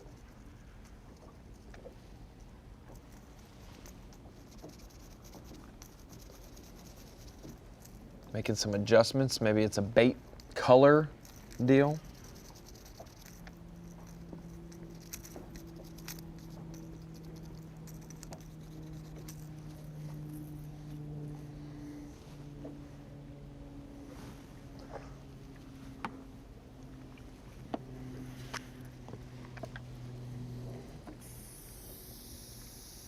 Really soak that thing in garlic. can taste it. Makes me want some bread. Don't know what to do.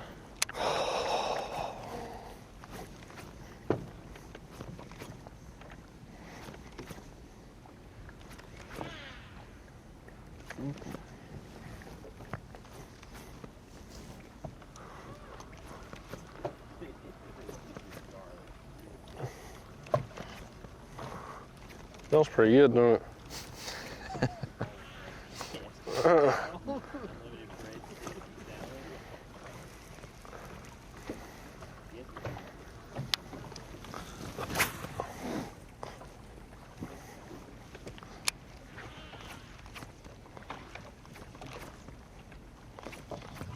You're just picking up with us. We got a little more than 2 hours left to fish for these two finalists. The Carhartt College Classic Bracket Competition for 2020. On Lay Lake in Alabama, Trevor McKinney with a 4-pound advantage. Trevor's just had a couple of, I said we're right in the 2-pound range when it's to come off of his bait. Blake, it's been pretty slow for Blake. No bites that we've been able to tell since we joined them for the afternoon session. And you get scared. He's only 4 ounces behind. Every time he sets the hook, it could be an inconsequential 1 pound, 12 ouncer, which gives him the lead in the classic burst. Sure. So it doesn't have to be a big one. So when they set the hook and, oh, this is just a keeper, that just being a keeper is important right now for an upgrade.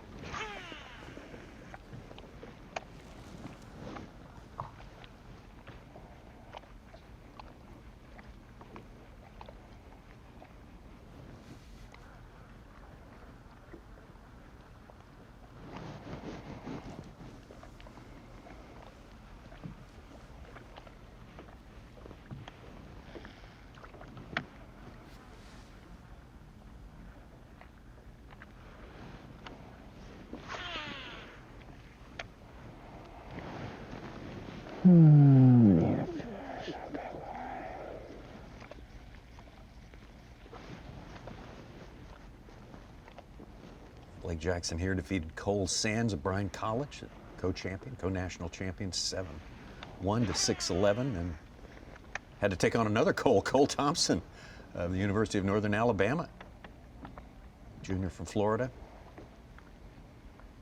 and was able to get the better of that match as well.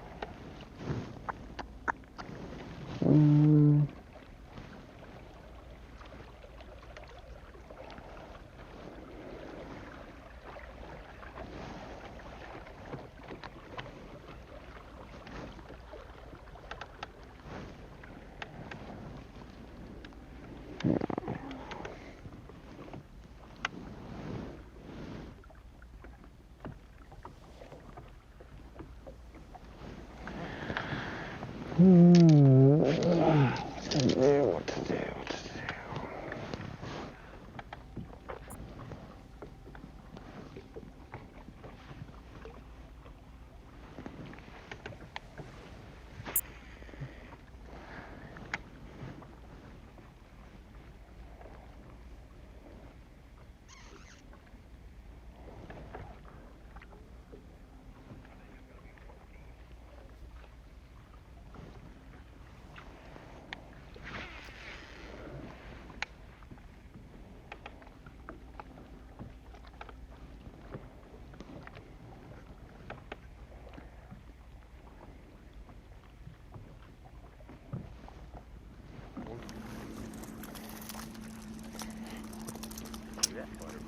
Not Yeah, been a it's call, fat. but that is a I'm future gonna catch a giant few right in here the before it's making. over. There's a lot of fish here. But no, I've just become such. I have so much more experience now than I had 8 years ago by fishing all these tournaments. I mean, I've traveled the country and fished everywhere. I've been to Texas, Louisiana, all the way up to New York last year. We went to the St. Lawrence River. And if this is what you're wanting to do, fish the Classic, fish pro, have this opportunity, it all starts at the high school level. I mean, from the time you're a freshman to the time you're a senior, fish every single event that you possibly can in high school. Of course, it takes a boat captain to take you, so keep that in mind. But yeah, just fish everything you possibly can, and that's what I did all the way from high school to now. I've fished pretty much everything, and you just get better. I mean, when you fish as much as I do or Blake does, you get a lot better. You get more in tune with the fish. You experience a lot of different bodies of water. Like last year, we went to the St. Lawrence River and caught 4 and 5 pound smallmouth, and we also went to Toledo Bend and caught largemouth on a total different body of water. So, I mean, I just fish every event you possibly can, and you'll definitely grow as an angler. Talk a little bit how cool it was. And, were you kind of one of the first group of anglers in McKendree? I mean, you kind of. How long is it? I think John had the team like 3 or 4 years before I came, but it seems like. Scholarship, you get scholarships. Yeah. Varsity level. Yeah. School really acknowledges the importance of fishing. Yeah, no, the fishing team's very important at our school. I mean, I feel like the athletic department treats the fishing team just like they do the football team or the baseball team or basketball. I mean, they don't take fishing lightly at McKendree, and our performance here shows, and our performance along the year shows, and college fishing has grown exponentially over the last 5 years. I mean, we'll go to a tournament, there'll be 250 boats, and they'll be from everywhere, all around the country. So, yeah, our team at McKendree has grown a lot over the last 4 or 5 years, and the caliber anglers that come through into college from high school are just incredible anymore. Through the events that Bassmaster puts on, the high school events, these high school anglers are getting experience like they never got before, fishing all over the country, and they come into college with that experience. And when they come to college, they're ready to go. I mean, of course, when I came to college, it took me a year or two to really get adjusted. It's a lot different without a boat captain, I'll be the first to tell you that.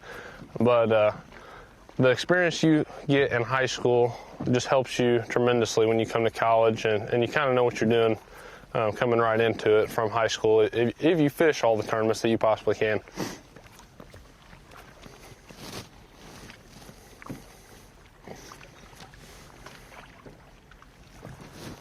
I mentioned it earlier, Tommy. Never in the world could you get Trevor McKinney to say that many words that well his first year of high school fishing. So to see him grow from 2 or 3 years of high school fishing, 4 years of college fishing, to now if it ended right now, would be delivering a speech on the classic stage for the, as a college. That would be. No doubts that he could pull it off great. Very eloquent young man. The growth of all levels. I mean, I doubt he throws an underspin and a jerkbait much. He likes to flip. He likes to throw a big line. but yet the stuff that's got him to the position to do this is stuff out of his comfort zone, stuff he wouldn't have done if he hadn't came here this week and qualified. Again, that's the way it breaks down. The keepers that are making up their respective limits in the sketch weigh and release format. Trevor McKinney off to a quick start. All those 5 came fairly early. Cullen early on took Blake Jackson longer to get there, but he's matched him. All but 4 ounces of it for weight. We will look for things to pick up after we take a break and come right back. Bassmaster Live. The Carhartt Bassmaster College Series, presented by B.A.S.S Pro Shops, is brought to you by Carhartt and by B.A.S.S Pro Shops.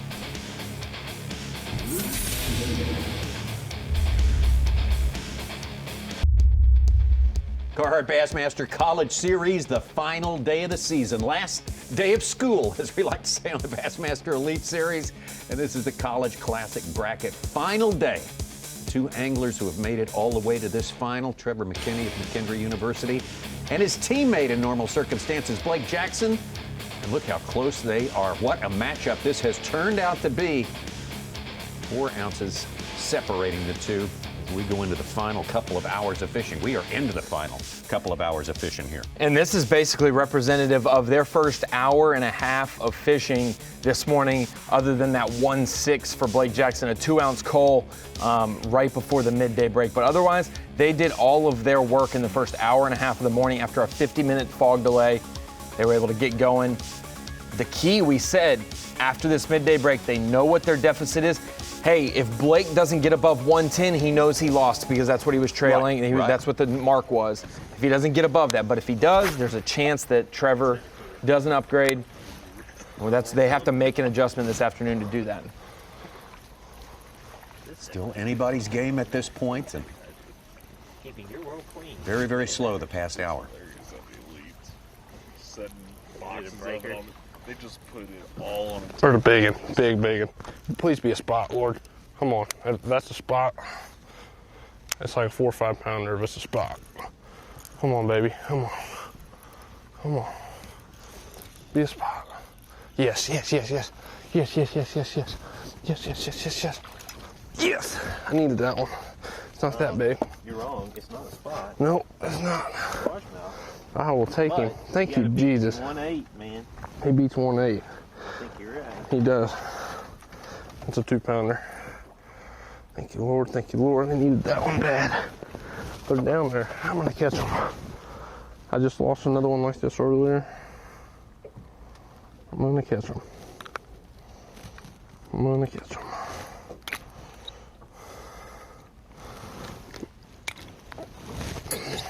You ready? It's like a 2-2.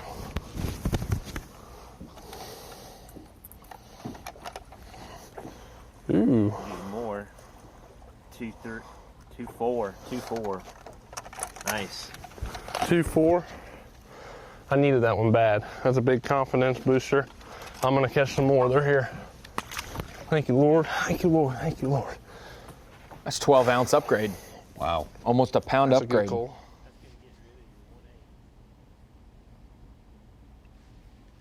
2-4, I believe it was. 2-4. Got rid of a 1.8, and his smalls now are What's my 110 total and weight? 114. 11. 11.6 it should be. I needed that one. There's no, oh. Hooked up again.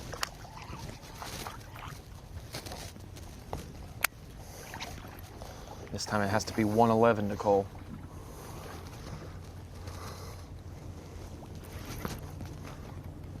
I think it's a striper. Yeah, a striper.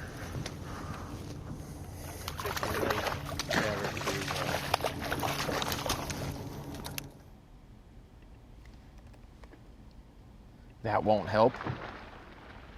So a largemouth shows up for Trevor McKinney.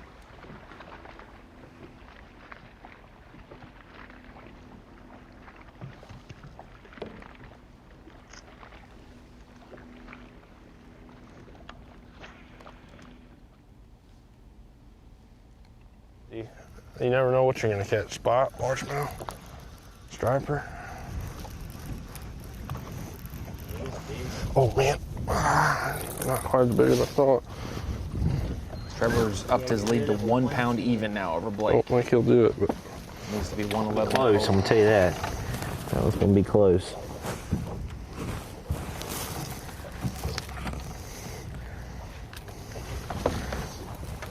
Better weighing at least. Move your rod a little bit. 1.8, 1.8. Would have called a minute ago, but now it won't call because he got rid of that 1.8. I guess all we have to do is go to a commercial break. We went an hour without seeing a fish, and then we come back and there we go. And it makes sense, those flurries, when whether it's bait or that type of structure, the way the current flows by it. Trevor's found a couple places like that today where it's the same cast or it's very, they're together.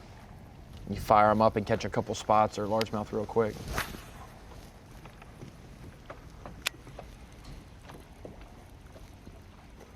Freaking 2 pounds.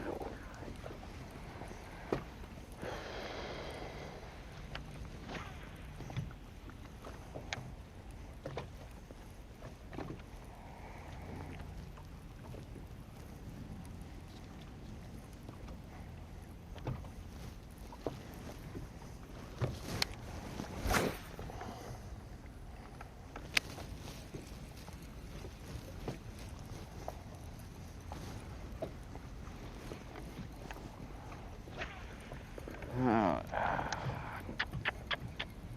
115. We're gonna have to do something. I'll say that.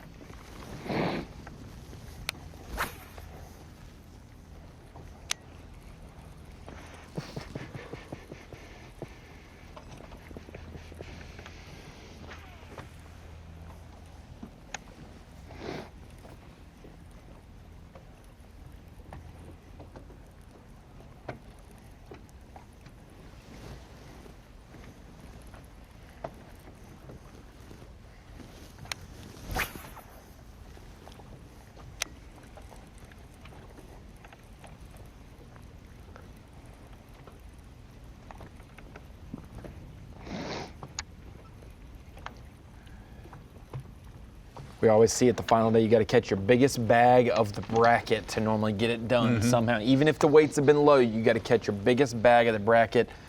So far today, Blake Jackson has done that, but it's still not enough. He knows that 10:10 was the minimum mark he has to surpass this afternoon. My mom packed like 2 peanut butter and jelly sandwiches in there. You guys ought to get you a couple sandwiches, but I ain't gonna eat them.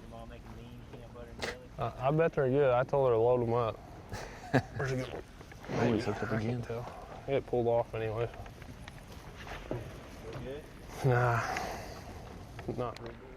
And this isn't Trevor's biggest bag, 11.6, but it is up to that territory where it's close to his 12.4 from day one. That 7.12 is now looking more uncharacteristic rather than the norm. It's definitely the outlier of his bags.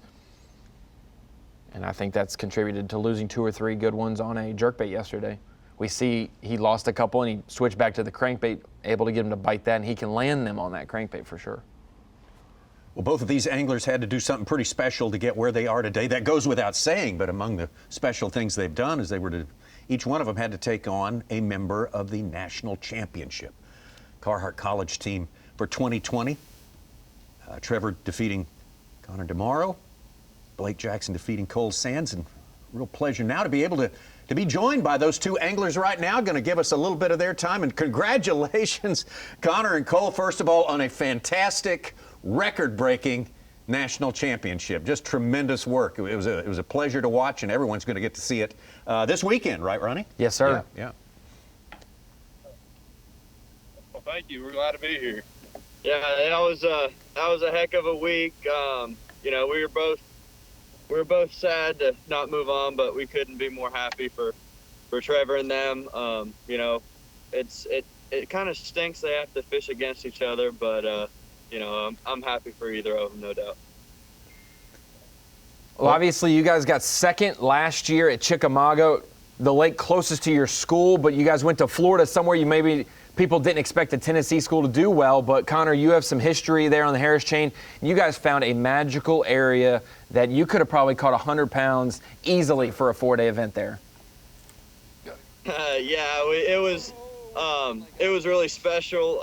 That's a lake that I've had a lot of time on growing up. So it was kind of a homecoming for me. But yeah, it was really an incredible week. I really don't have any other words to say except incredible about it. It was special. That's another 5. Well, Connor, you knew something about Lake Beauclair. Cole, were you expecting what happened on those 3 days? Oh, yeah, baby. Oh, we really didn't know. We went in there and practiced, and we grabbed that whole entire lake. So, I mean, we broke it down pretty good. And, that spot where we ended up catching most of our fish, I set the hook one time there in practice, and it was a 6.5. And, I mean, we thought there was a bunch of fish there. You could see them on the graph. You never really know until you get there. You never really start fishing for them, how it's going to pan out. Cole, Connor, what made you guys go to Lake Beauclair? Obviously, Harris, Griffin, Eustis, a lot of great places on the Harris Chain, but Beauclair is off the beaten path and doesn't get a lot of attention. Is that why with 119 college teams out there? Yes, sir. Yeah, it's honestly a lake. It's been one of my favorites growing up. It's a smaller lake, and it was easier. I like being able to break down a whole lake and practice, and that's what we were able to do. You know, on the Harris Chain, there's winning fish in every single one of those lakes. So we kind of just picked a lake with confidence in and really broke it down and spent a ton of time idling, and we were able to really pinpoint a group of fish offshore, and it worked out. We found the right fish. We're watching highlights of that record-setting performance right now, guys, as we speak to you. And is it true? I read somewhere that you didn't cast 15 times between the two of you the final day of practice. All you did was run around and graph this place. That's a helper. Yeah, we did. We just sat down, and it rained on the boat the night before. We opened up all the boxes, idled around, and dropped a ton of waypoints. And we knew we knew the size of the fish down there, and they were kind of broken up, scattered. It wasn't really one large group. So we just really got to know the area, and we were able to go back the next day, and we had all of the groups of fish marked, and so we just ran around and picked them off. And that was more beneficial to us than trying to practice and find more fish. We knew the winning fish were there. We knew we were just gonna have to get them to bite. So. Redemption. Before we talk about the bracket, how you guys did it, Cole, redemption, finishing second and then coming back and finishing first to basically end your college career had to be something important to you. That was probably special. Yeah, absolutely. I wanted it so bad last year in Chickamauga, and to come up just a pound short that last day, it really stung. But definitely to go down there to Harris and to win like we did in that fashion, it was pretty incredible, and definitely got some sweet redemption with that win. Well, it was on you to shift gears in a big way when you go from the Harris Chain all the way up to Lay Lake. Talk about the differences, the adjustments you had to make, and how successfully you felt about your effort there in the classic bracket. I mean, did you give it the best you had? I mean, I fished my heart out there, and I had a decent practice the day before. I had about 12 pounds, but everything was just so random. And I felt like I made good adjustments during the first day of the tournament, but every time I set the hook, it was 12 inches long. I think I caught 15 or 20 fish, but they were just all little bitty ones. And I tried everything, man. I was fishing deep, shallow. I went up shallow in the grass and caught the 5 little ones I weighed in. They were still just a pound and a halfers. So it just wasn't my time. I would have loved to have made it. Everybody knows that, but God's got different plans for me, and I'll make it there one day. It's just not this year. You guys obviously weren't quite sure about if you guys had to fish against each other as teammates. We've seen that's a reoccurring thing. The 10th time we've had a bracket, and the 6th time that teammates have made it to the finals.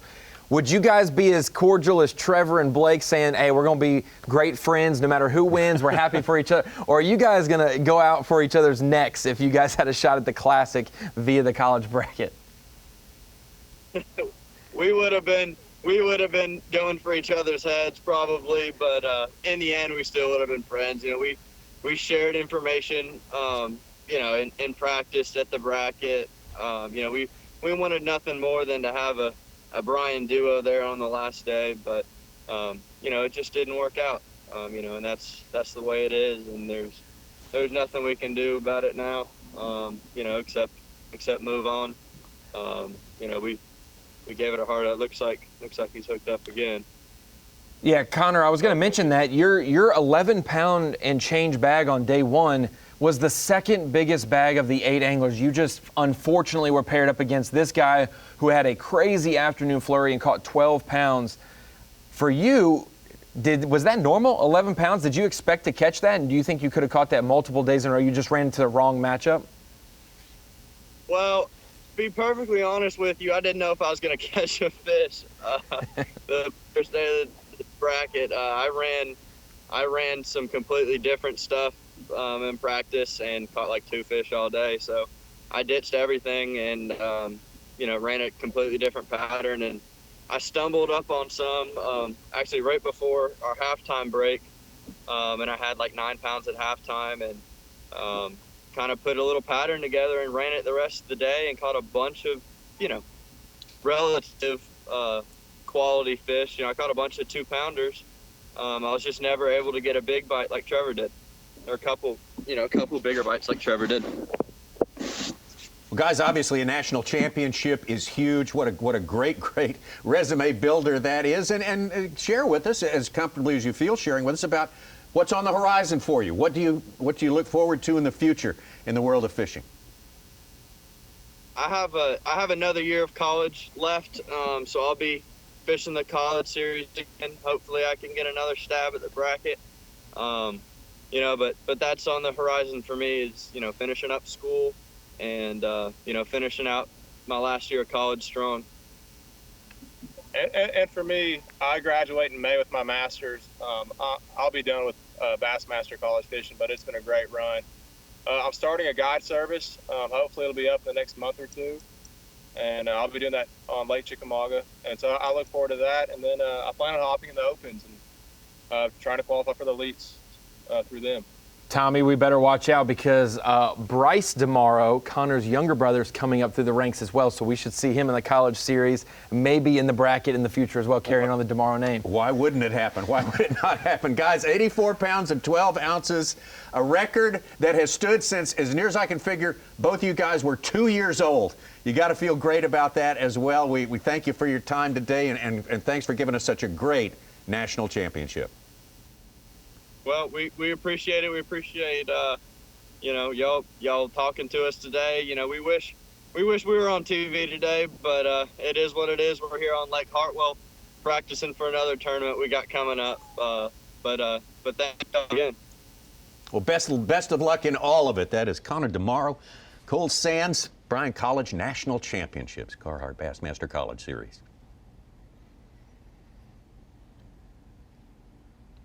I mentioned Connor's little brother.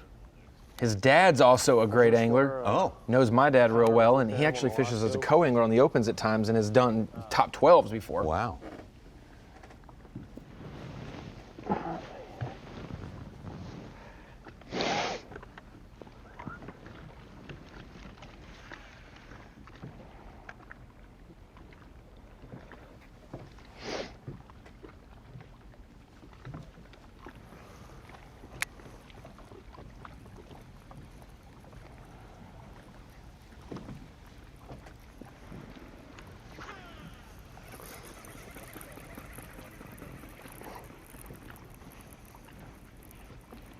This Saturday morning at 8 a.m. Eastern Time.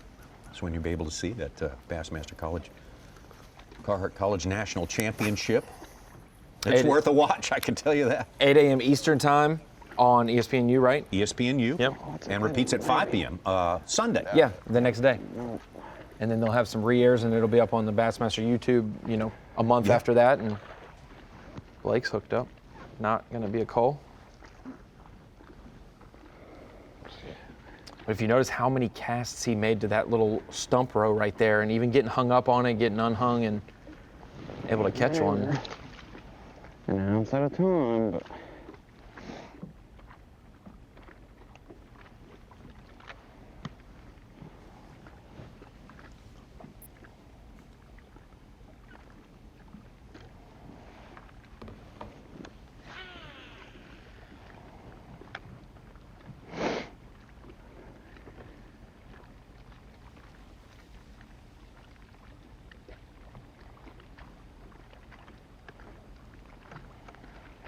just need 111 just to give me a 1% chance of winning.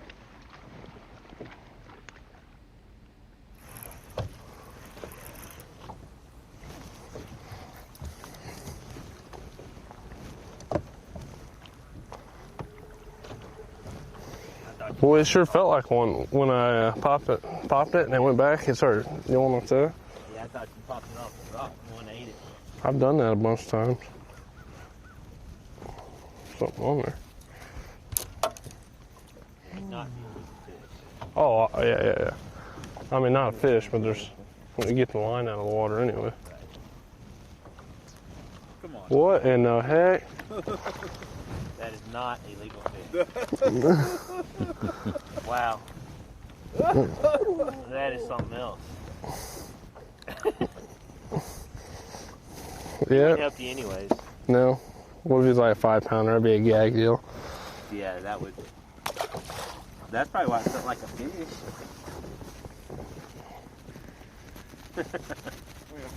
Gosh dang it. Looking very similar to his underspin type setup. I think that was a scrounger head, fluke style bait. Oh, I kept my own line. Son of a buck. Hey, I called that, by the way. Good. Kudos for me. I thought there's no way there's a fish on there. I thought. When you looked at me, I can't see it.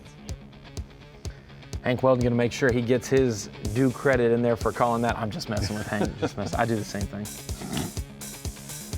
Well, we're looking at another hour and a half fishing time on this very special day for these two anglers.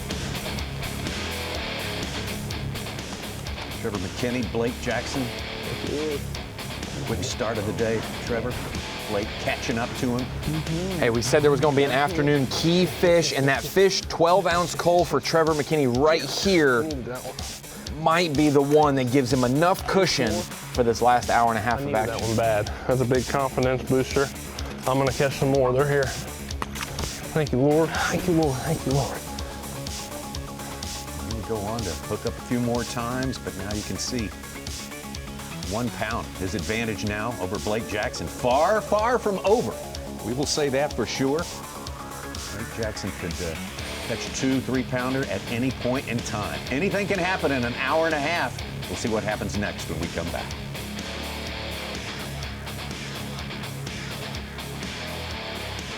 The Carhartt Bassmaster College Series, presented by B.A.S.S Pro Shops, is brought to you by Carhartt and by B.A.S.S Pro Shops.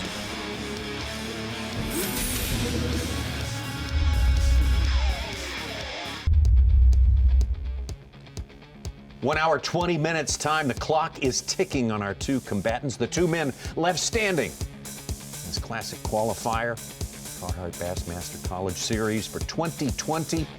Trevor McKinney, you see his lead, 1 pound ahead of Blake Jackson. Again, the time is becoming an effort. It's always playing in the background. It's becoming a bigger issue as we move on towards our final. Our schedule, 3 p.m. end time for the fishing. They will fish up until that point. It's lines out at 3 p.m. It's kind of the race to who's going to catch 3 or 4 2-pounders at least. McKinney just got his third a couple minutes ago. Pretty good. He's hooked up now again.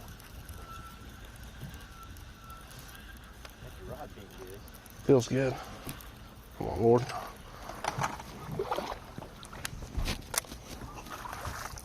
I think he'll help. That one cold. Spot. Go 2 pounds, do something, bud. Choked too. 111. Might go 2 pounds. Let's be close. Thank you, Lord.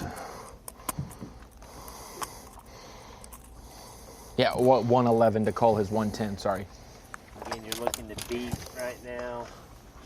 What did I say? A 110. We got to beat 110. He's bigger than that. I bit my finger.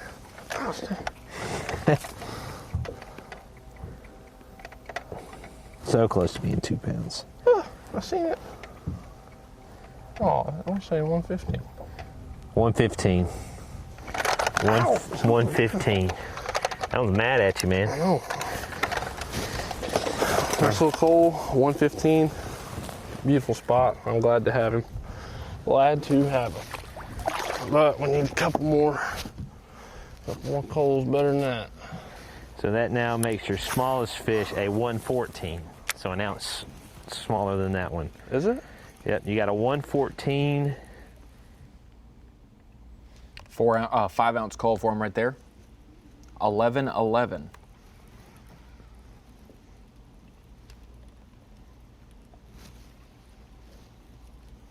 So a 1 pound, 5 ounce leap. Yep. Trevor McKinney. Mm-hmm. You just hit a button, you don't have to worry about it. You just fish. Mm-hmm. Nearing the biggest bag of the bracket. 12-4 by himself on day 1.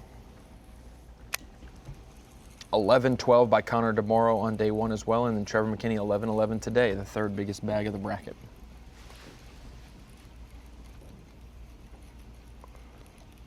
These two were the only anglers to catch 5 fish limit on day number 2. Must be a pretty popular spot over there.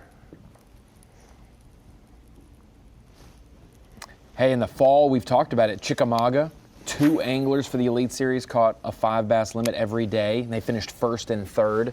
Here, the only guys to catch a limit day 1 and 2, those guys. They obviously both have a limit today.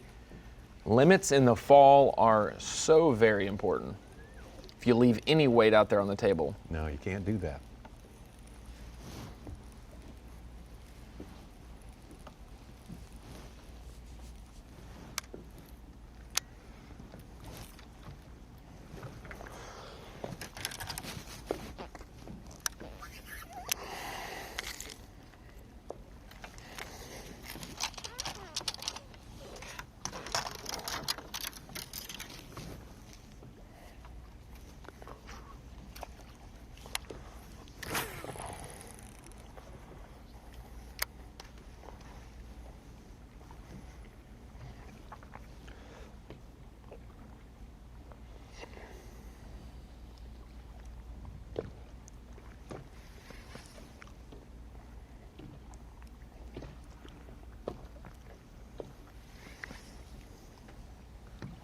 Jackson really in need of a keeper here. It's been a while.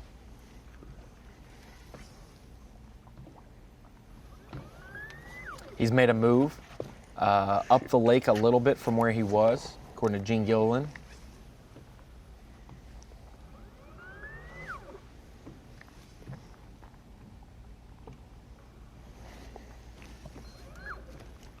He just doesn't look. He looks dejected. What should I do? Can I catch a big in here?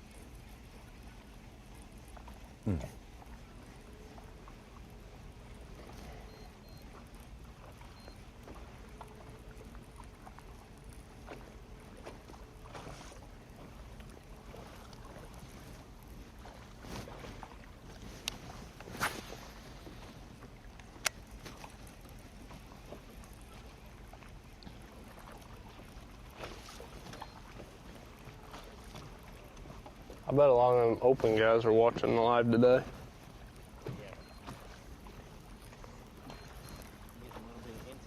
Yep. I'd say this bank will be good in 2 weeks. That point where I was fishing, that'd probably be good too. Probably, and fish probably move on out.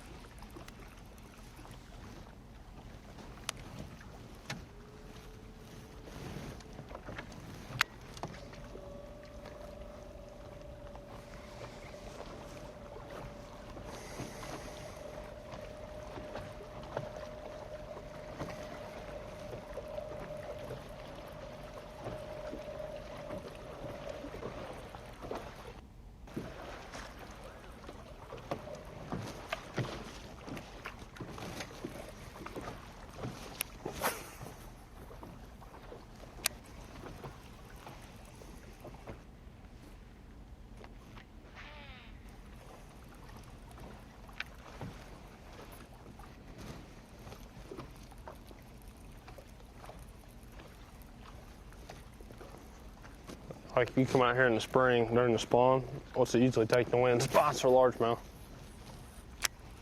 What does it usually take to win? Yeah, like, or does it usually take like spots, spotted bass or largemouth?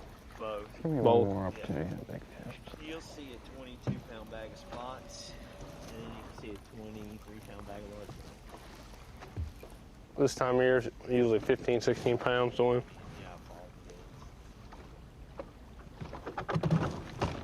Jeez. Maybe a little bit. Normally. I think Blake was the one who mentioned the boat issues that he's had.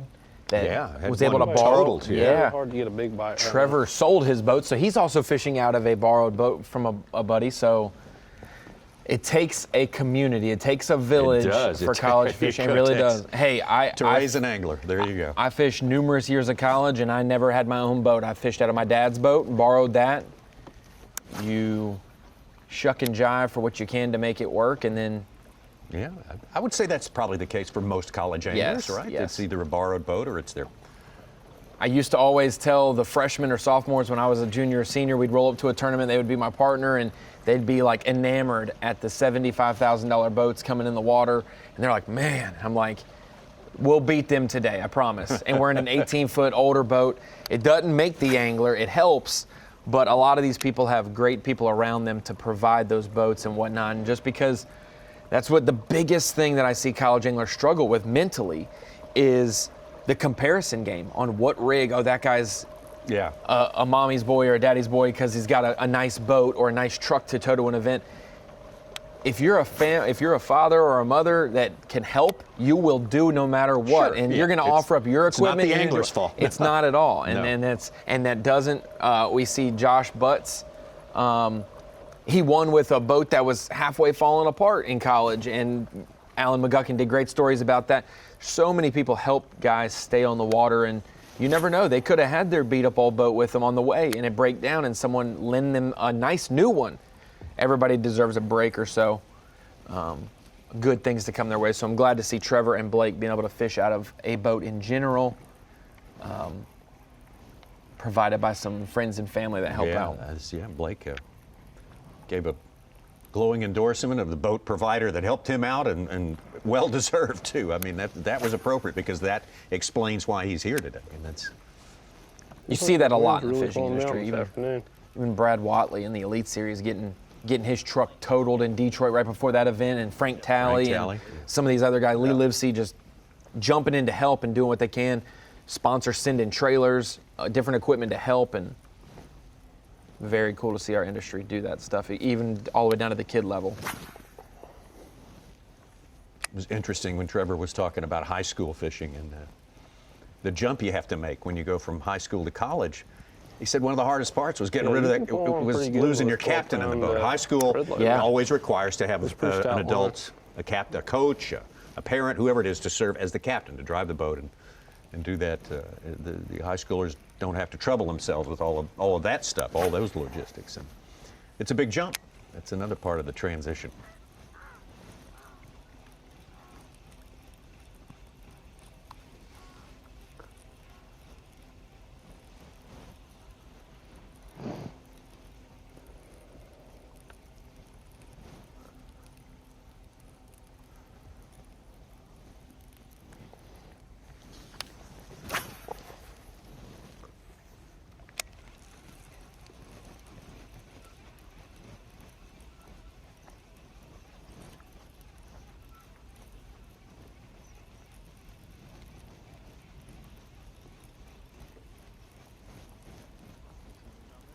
There's a few, not really.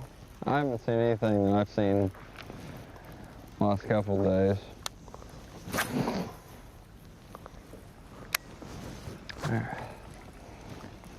This has got there's a lot of brush and rocks out off here. But I'm not seeing a lot of bait at all. Big. Not seeing many fish, but. Probably a striper, but you just never know. They come off anyway. Yep.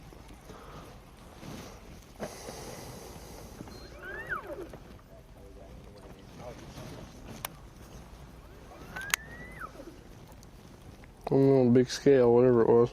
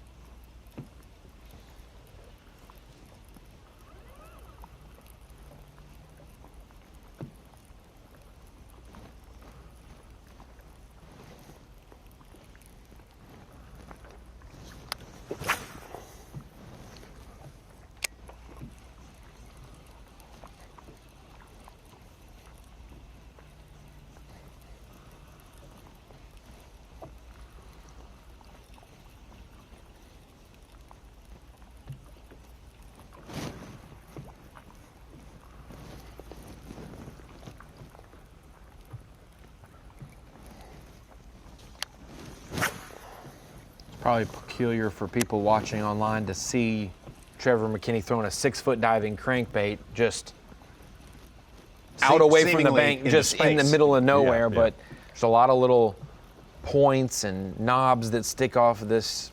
The water might be slightly lower than normal, but not much, not real noticeable up shallow. But a lot of these flats have stumps on them.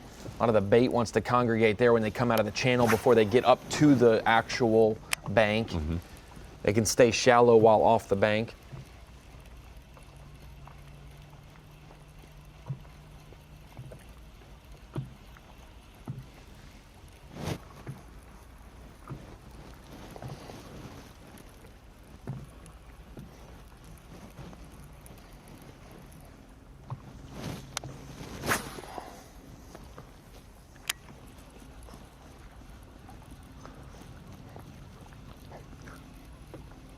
A simple 211 by Jackson can tie it. Just a 211, nothing huge, but for one specific hole. But obviously he can catch two pounders, 2 1/4. One that's a pound less than his biggest fish. Yeah. Yeah. Yeah.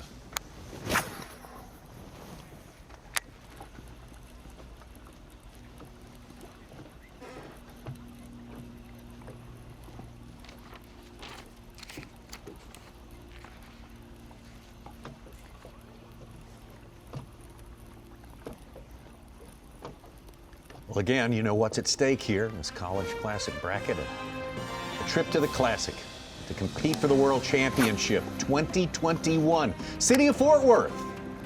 to be your host city for the first time ever. What a great sports town, great people. Big bass fishing community in this part of the world as well. And Lake Ray Roberts, notorious haunt for big bass, big largemouth there, Texas style. It's going to be a great one. Brand new arena, the Dickies Arena, everything sort of coming together to promise us a fantastic Academy Sports and Outdoors Bassmaster Classic 2021. Cannot wait for that. Getting close to having our field set. We got a couple more events to go, Ronnie, before we can say what our field is going to be. And here's something you put together for us right here. Explain this. The college representatives, this is the decade-long list. This is the 10th year of doing the classic bracket for the college series. Pros like Andrew Upshaw, Matt Lee, Jordan Lee, Brett Pruitt have gotten their start from it. John Garrett, Trevor Lowe, Jacob Fouts, Nick Ratliff, Cody Huff. And then this year, either Trevor McKinney or Blake Jackson. One of those guys will make that decade-long list kind of succinct, and they will cap it off. A couple guys in this list, not in the pros, but aspiring pros and still fishing. They're actually fishing today in the Bassmaster Opens in Louisville. So a great opportunity. McKinney or Jackson's going to be one, and we'll come when we get back. We'll have 1 hour left of fishing to see who does take this title. The Carhartt Bassmaster College Series, presented by Bass Pro Shops, is brought to you by Carhartt and by Bass Pro Shops.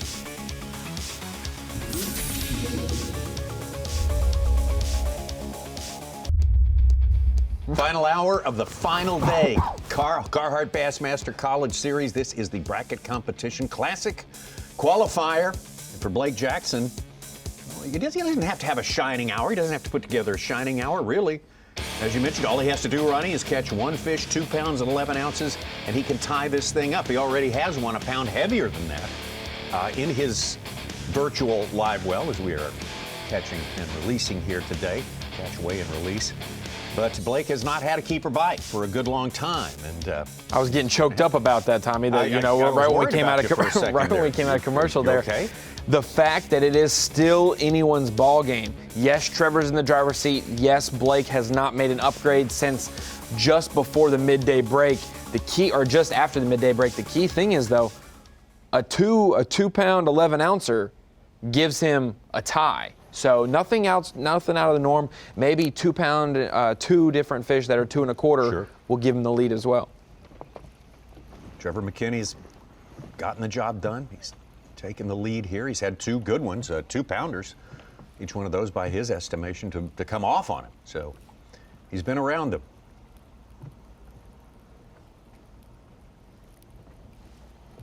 He's got 48 minutes or so to hang on. See, I told you, Tommy, when he decided to pick up that big rod and flip some, I told you something good was going to happen as soon as he put it down and picked up the other, picked up the crankbait back up. That's right.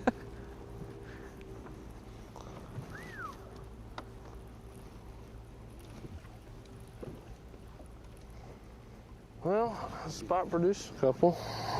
Upgraded. Yeah, I got a couple decent ones. Produced a bunch of fish. Yeah, I'm happy with the couple that I got. I know I need another one.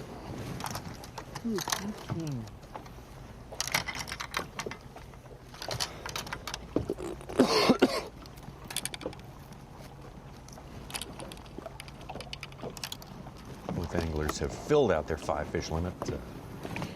I bet they're laughing at my Trademark. yeah, that's probably. I bet all your buddies are like, yeah. Early on That's today. just like Trevor to have that ride right now, Blake's enduring a lot going through his mind right now. Yeah, you can feel the clock ticking, that's for Figuring sure. out what in the world he needs to do to get it done. Big shout out to some of the spectator boats. There's a couple guys posting on social media that they're out there, just locals, just hanging out watching them and enjoying it. A couple following Trevor, a couple following Blake. We mentioned Kyle Jesse and Wes Miller out there getting drone and photos. This will be a TV show. Absolutely, yeah. Look for that on ESPNU in coming weeks.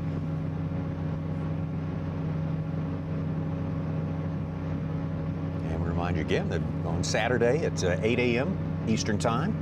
Saturday morning, 1 hour presentation of that record-setting Carhartt Bassmaster College National Championship. And if you miss it, you can watch it before Sunday Night Football pops on at 5 p.m. Sunday on ESPNU. You'll be able to watch the rerun of that college championship. And then what's cool, when high school championship just aired, college championship's about to air, this bracket will air, and then all on the same day, right before Christmas, you can watch 3 straight hours, the high school, college, and then the bracket, and catch up on all of your amateur fishing tournaments there for the season and how they've gone. A couple of historical things, that high school, 3-time champions in a row, back to back to back, the same school had a member of those teams do it, and then record-setting college, and then here, 2 teammates, one of them going to make the Classic for the first time. When is this back to back to back? I think it's December 20th. 20th. So you get to see the future of bass fishing. Exactly. In 3 hours as your Christmas present. Exactly. There Merry you go. Christmas. I think that's on the Advent calendar. I'm pretty No sure you're comment. right Yeah, there. no comment. I'm pretty sure Tyler, you're right. A lot going through these anglers' minds, though. 50 minutes left of fishing time for them. Blake needing that crucial call and literally racking his brain right now on what to do. He started out with a bang, though, 3:11 this morning. Tom. Really? Catch one like that now, he would have a 1-pound lead over Trevor McKinney. Let's go. I think. It's unknown whether that will happen. He went on to fill out his limit earlier today. He's really had to adjust and change it up just to survive and make it to today. He had a plan, a game plan that he found in practice, going up the river towards the Logan Martin Dam, those tail races where the current flows out. He rolled up there day 1 of the bracket, first 45 minutes, no bait on his graph, no bass biting his bait. I gotta make a change, so he runs all the way down to the bottom of the lake and does this. And it's been paying off the last few days, but now he's adjusting, running up to the more mid-leg, just above beeswax, it seems right now, trying to figure out what he should do to get just another solid keeper or 2. We keep mentioning a 2:11 that he needs. That is just one fail swoop, tie it up right there with 1 fish catch, but there's still time to be able to catch 2 or 3, 4 fish that are smaller than that cull. Trevor McKinney, see, but they had a bit of a fog delay this morning, but it wasn't long after they got out there that he went to work and loaded the boat in pretty short order.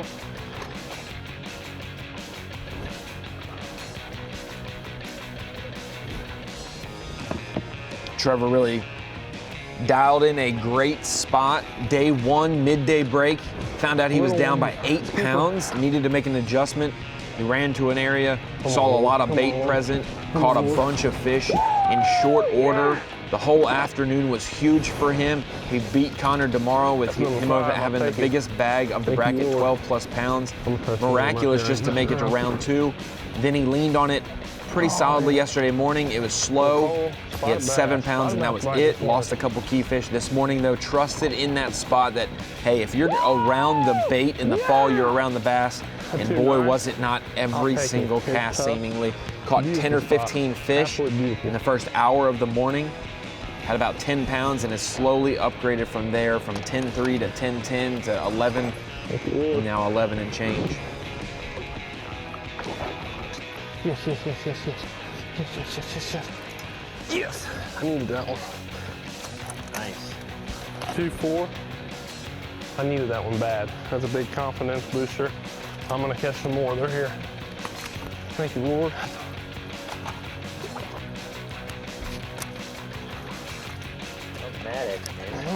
Couple of these afternoon fish right there. 115. We saw him lose 2 in a row there with a jerkbait. Picked that crankbait back up and said, hey, that jerkbait told me there was bait, told me there was bass there. And now I can catch him on the crankbait because I'm not losing them like I am with a jerkbait. And he's put a couple key ones in the boat to cull, give him a 1.5 lead over Blake Jackson. It looks like Jackson's making a substantial move. Yeah, he's been running for about 10 minutes now. So now I don't think they have to be back at takeoff at 3 o'clock like Texas Fest is. I think it's just last cast is the fish has to be over the rub rail by that 3 o'clock time period to be counted. So he might be running up to the back of the Logan Martin Dam or that direction in the river. may be wrong about that, but that's been his two main areas, has been one end of the lake to the other.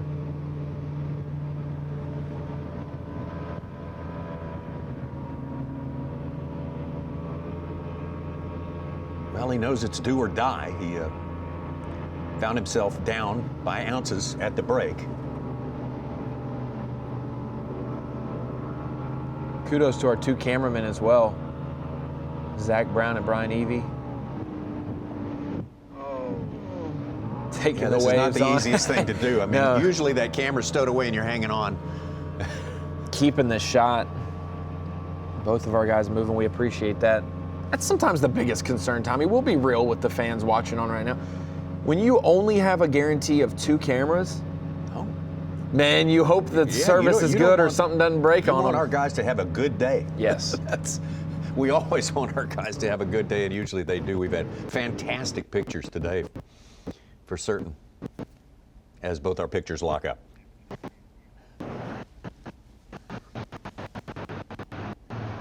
But it's a blessing overall that we haven't lost the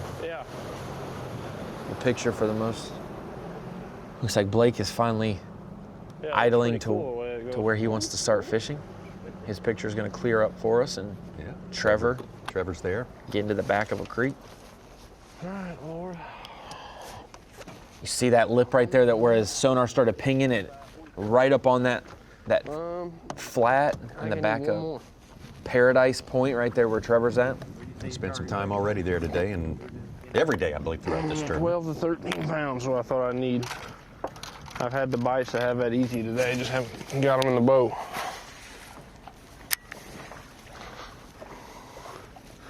I'm close, I'm right there. I'm just one bite away.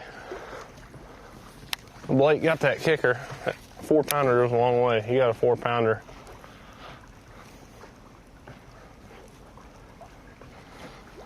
But he told me yesterday he ran back in way too quick and he's already running back, so maybe he's struggling this afternoon a little bit.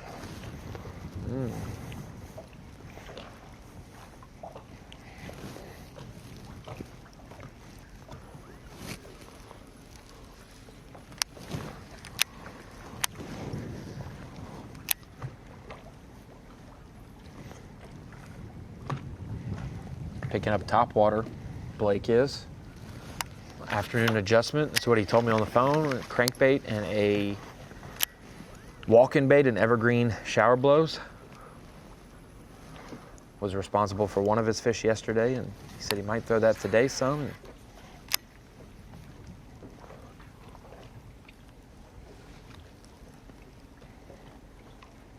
Gene Gilliland gave an update that they had ran back, and he must have been that far down, close to the Lay Lake Dam, because they only ran up to Beeswax. Blake is in Beeswax Creek right now, which makes sense. Paradise Point's just south of there. They saw him run by.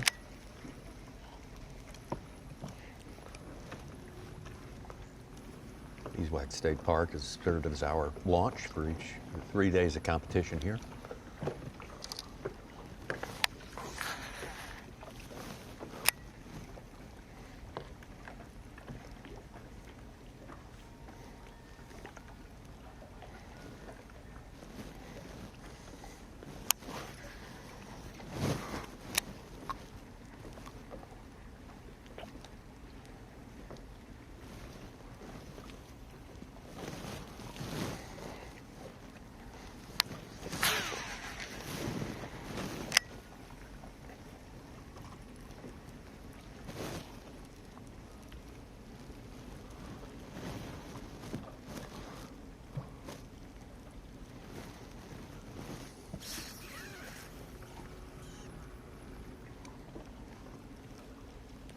Now that would be the only thing to cap it off, as if there was a fish to blow up on Blake's topwater with our guys getting the shot. That'd be the only thing. Hey, we've gotten it on almost every Bassmaster Live.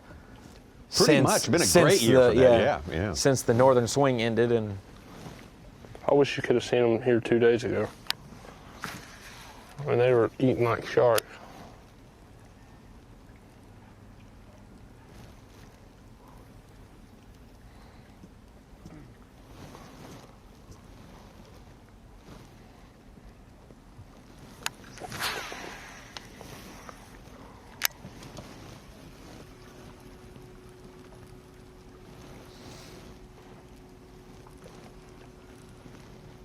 I'll pose this question to you, Tommy. We were talking about the Elite Series season wrapping up right there. And how many 20-plus pound bags were weighed in for the 9 Elite Series events, would you guess?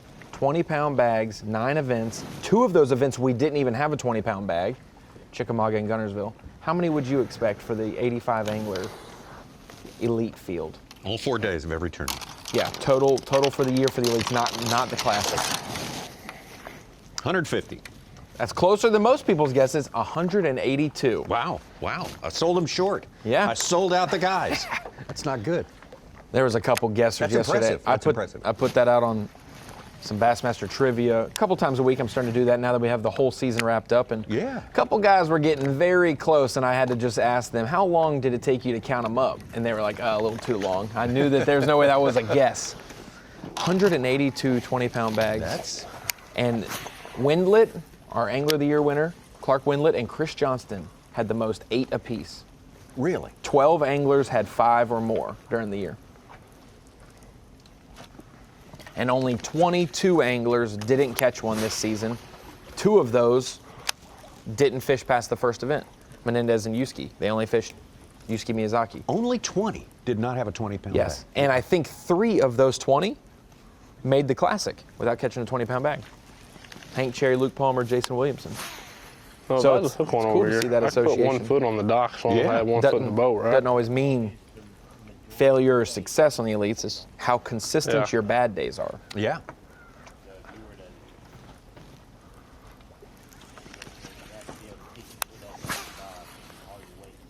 Right. That's what I thought it was.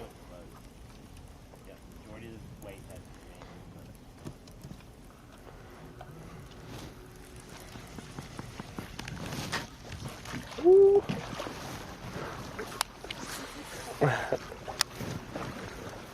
You gotta keep you awake back there. I know it's about nap time for you. 2 hours ago. We all need our rest. I love that every year during the bracket, I guess maybe frustrations I think or it's pretty the little impressive jokes I that haven't you want to taken a make all leak year all with day. Hank Weldon as an angler. That's pretty impressive. They get I've to had to do go it since during the about 10 bracket when o'clock. they're his marshal.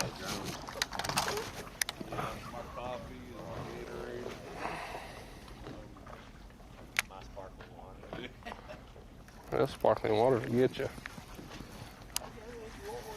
No. Hey, don't knock it till you try it. Well, they're probably good. I think a lot of women probably like them.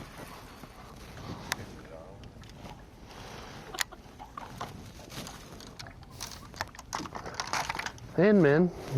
Tell you what, a lot more joking and laughter in the boat of the leader with Yeah. 1 pound 5 ounce advantage. Not unusual. Because as you've pointed out, Blake knows if he hasn't caught keeper, he knows he's sparkling water. He is in the bad place. Hey, and I'm not saying Trevor's not focused, but him, Hank Weldon, Zach Brown, all chit-chatting, having a good time right now. And I think this is the lake Davey Height had the lead in the Classic on and kind of thought he had it in the bag, started talking. Everybody was coming around, congratulating him, saying he was doing such a good job. And George Cochran out of nowhere, 96. the last hour of the day. So, gotta not saying that's going to happen keep here. keep the nose down.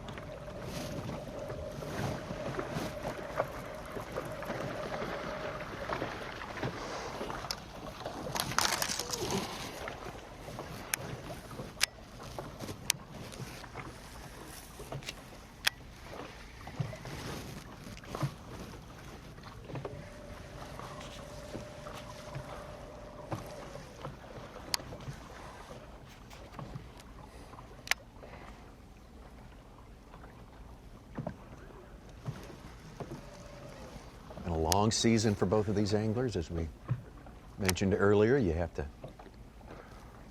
kind of have to make the team. You have to get to the regionals. You have to do well enough in the regionals to get to the national championship. They got there. They had a pretty salty final day performance that got them into the 4th of the top 4 places. The last team in for this bracketed competition. Now they're the last team standing. As individuals, not as a team.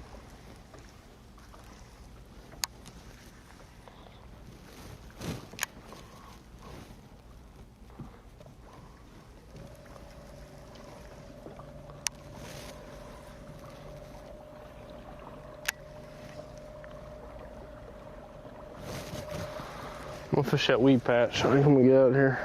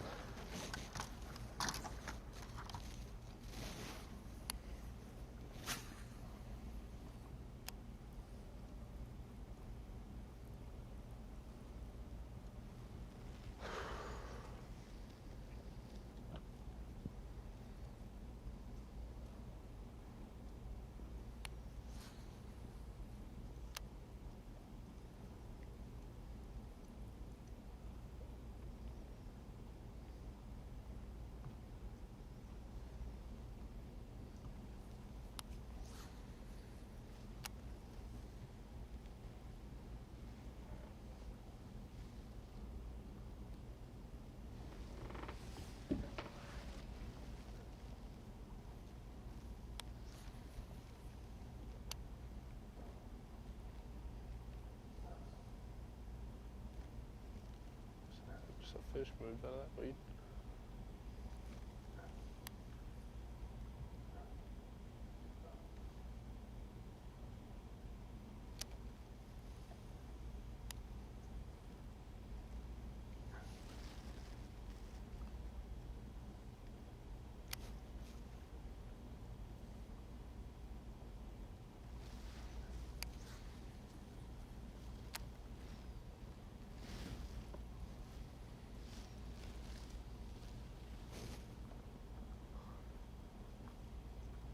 Alright, I'm ready to get out of here. This is garbage.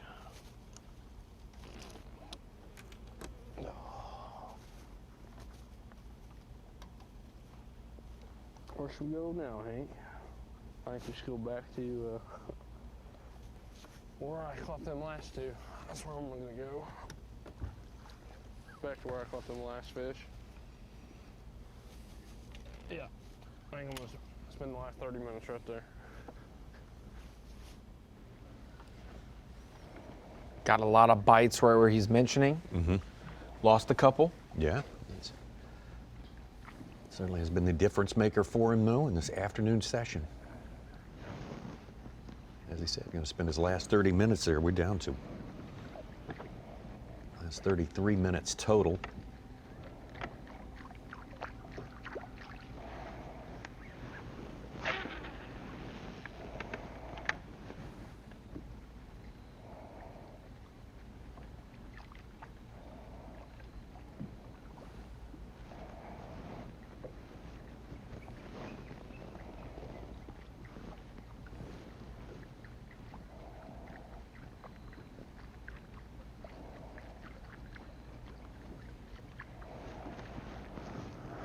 Oh, up here fish this grass patch. After this, I'm gonna run to the back probably.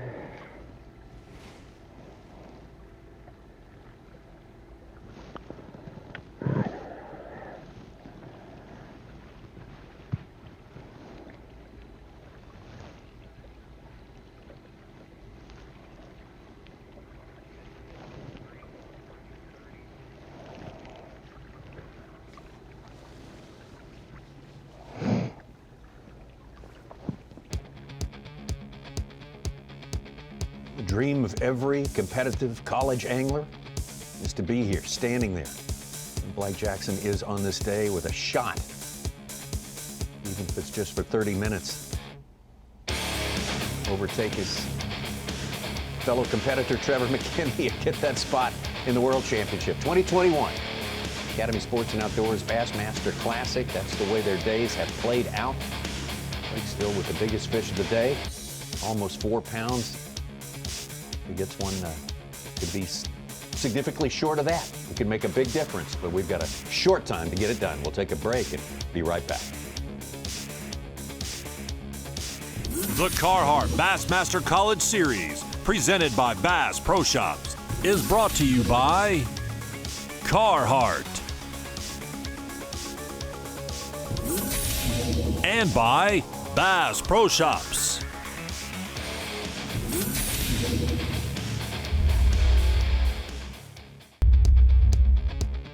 Well, here we go.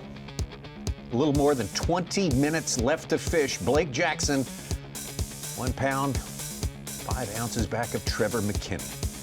You can change that all with one fish, but boy, the clock is ticking. One of these anglers is going to go to the World Championship, the Academy Sports and Outdoors Bassmaster Classic.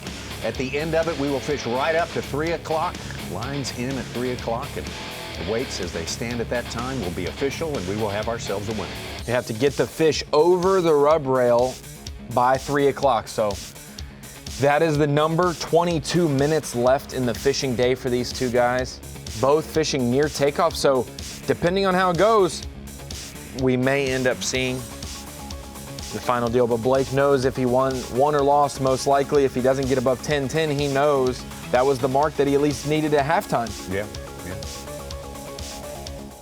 No keepers since the break for Blake.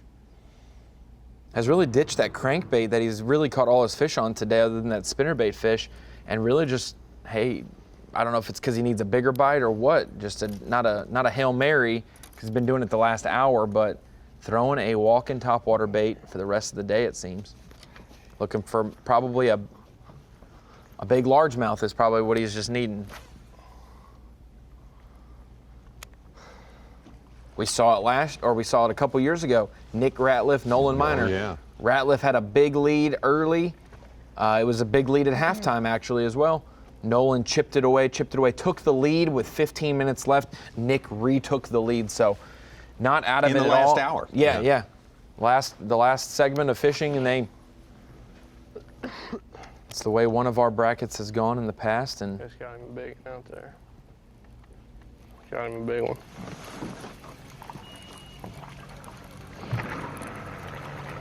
20 minutes.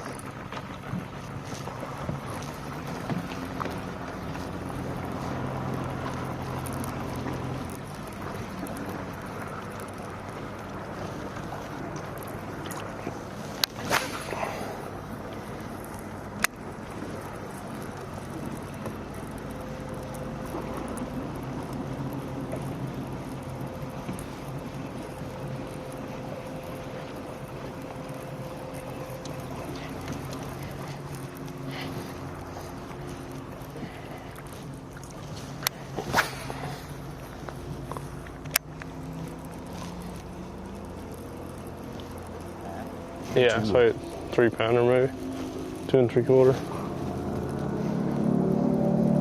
maybe 2 1/2. I don't know.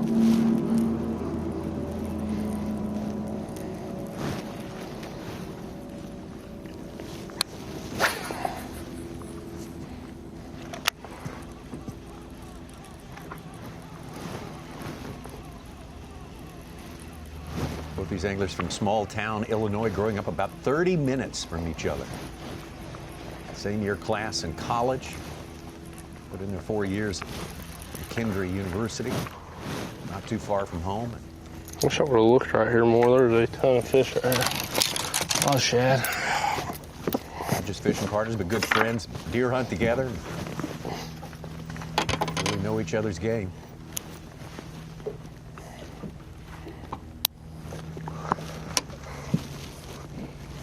Trevor's making adjustments and retying as if he's the one who's down. Yeah. He's still fishing hard. I just got a weird feeling I'm probably down by 3 or 4 pounds. And back here, you got a chance to catch 5 pound largemouth. It's not likely, but there's a chance, and all my stuff I'd relied on, it was vacant today, and I know Trevor caught some more, I'm sure, this afternoon. He was on a good bite, and I'm sure he caught a couple more this afternoon, and I feel like he's probably got 13, 14 pounds, and I feel like I needed one of those 4 or 5 pounders to have a chance, and you know, it could happen. I'm not saying it's gonna by any means, but it's a good creek for bait to get pushed back in. There's a little bit of bait back here, but I'm just fishing for one fish right now. Just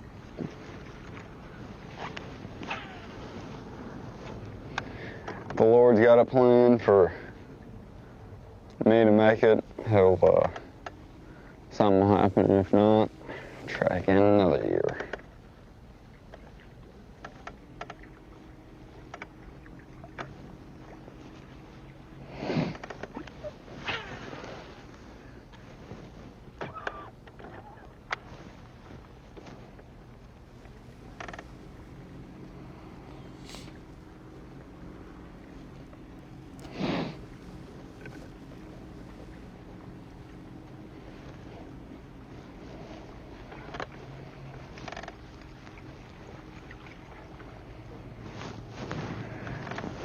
Right on bottom. That's awesome.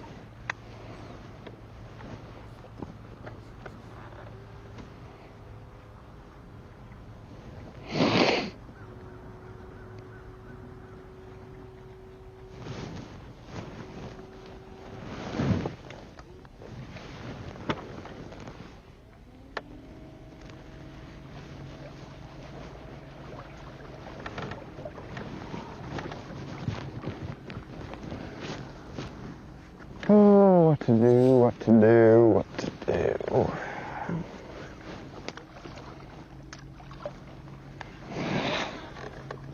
Let's fish it out.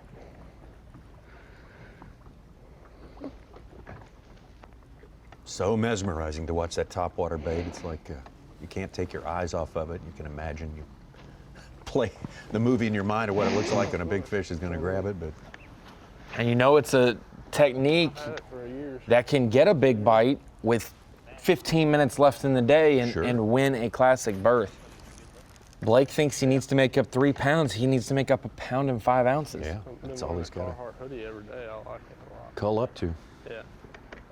Yeah, it's really nice. I like how it's a zip up instead of a pull over. Yeah.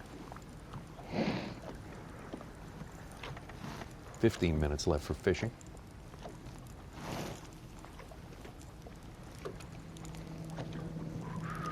Ooh, where's that at? Right behind the boat. Right on that drop.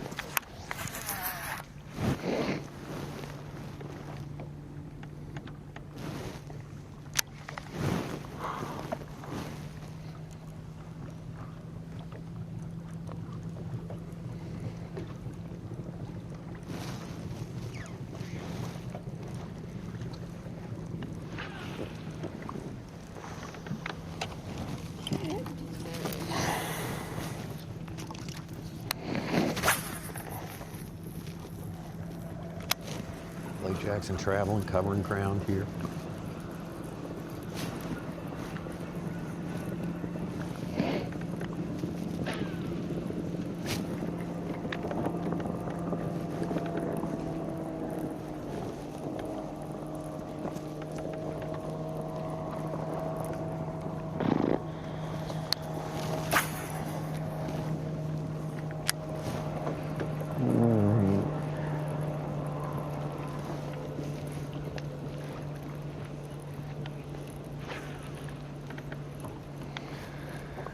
This is tough.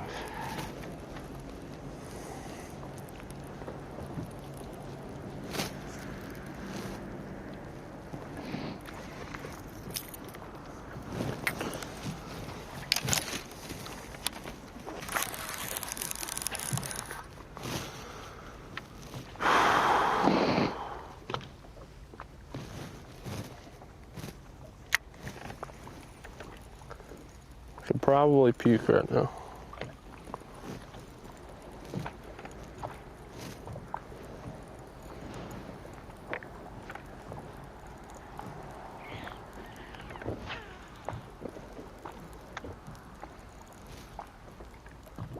And if there's ever a creek to sit down in for the last hour and try to catch one good largemouth, beeswax is probably the one, with how many tournaments are gone out of there and how notoriously it's set up good to be a good largemouth lake. I mean, just over his right shoulder, out of view of the camera, is where KVD won the Classic where it sitting went in down. that same spot. Right. Obviously, Up way against that colder. bank there, Yeah. And 10 of the top 12 that final day of the Classic were in Beeswax, so this is notoriously a place where it can happen. Lots of tournaments in and out of here.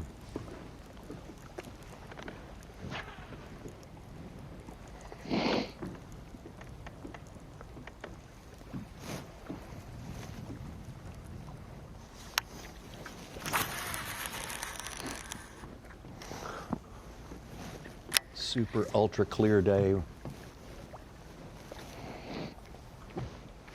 Kind of complicating things a little bit, some of these approaches.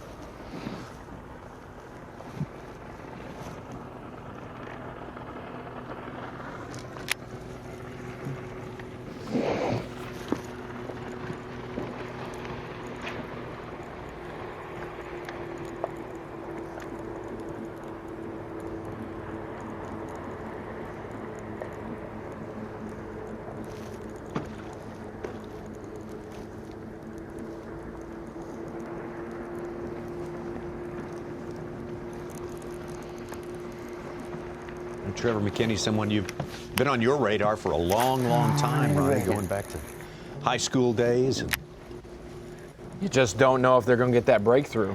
Yeah. And on the verge of it now. It's just weird. It's weird to.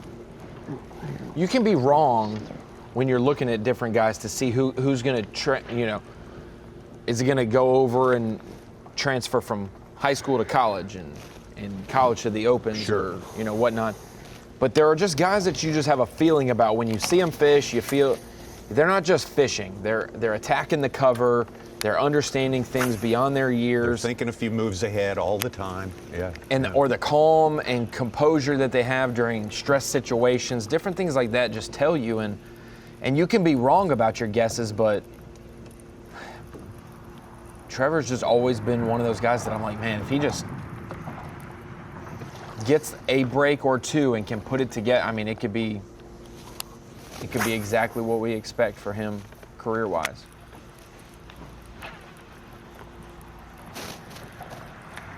He was doing at one point of the day, the only time when he's taken to do a little analysis of his own career, and he said it's time on the water. Man, you fish every tournament you can possibly fish, and he practices what he preaches. I literally results are out there. Unfollowed him on Facebook because I was tired of seeing how many tournaments he won in high school. No, I didn't do that, but he did. It was like every weekend they were towing the boat somewhere, competing in something, and normally doing very well. And I know Trevor and his high school partner Dallas Richardson, their dads very well. Their families are very invested in that, and I know they're sitting at home or at the hotel or at the restaurant down the road watching, and probably with 8 minutes left, more distraught than he is, knowing it cannot go any quicker for them or any slower. It is going to. Time is running like molasses for him right now. I have 11, 10, 11, 11, something like that. I feel like I'm one good one away. Molasses. Yeah, it's just dripping.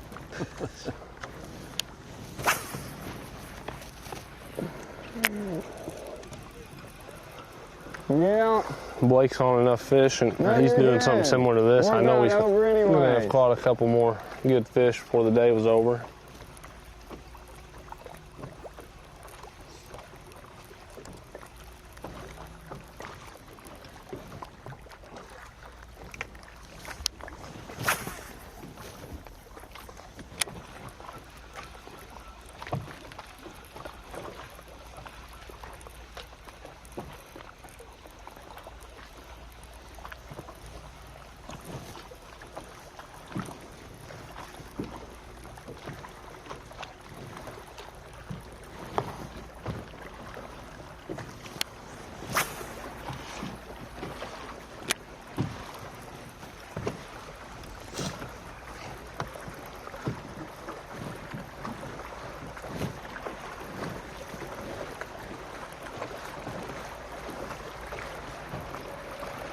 I mean, if a bowling ball falls out of a tree onto that top water, I mean, I would not be surprised right now. Yeah.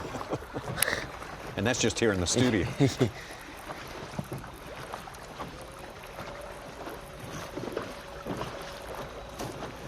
I mean, we get into it. We feel it. We know what's at stake. We've been to the Bassmaster Classic. We've been in those interview rooms talking to the leader going in the final day. Like getting to talk to these guys on the phone last night, and them. They had words for it, but it wasn't really a great sentence. You know what it would mean to make the Classic. They're pretty much speechless. Yeah. Incoherent at times because they just. Oh, it's everything. Well, when you try for this sport, you try to think of a different way to say something that everyone knows. Oh yeah. Then it's tough.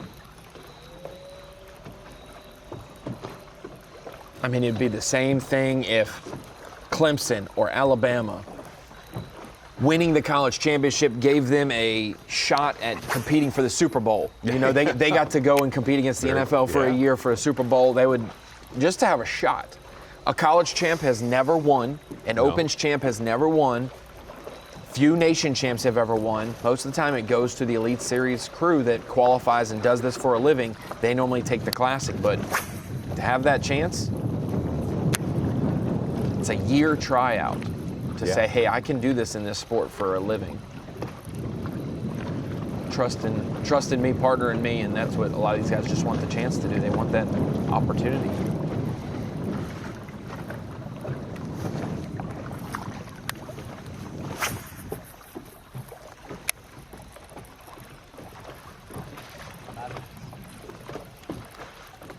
It's a big advantage that you create for yourself in the course of an entire year. Oftentimes your last year of college eligibility.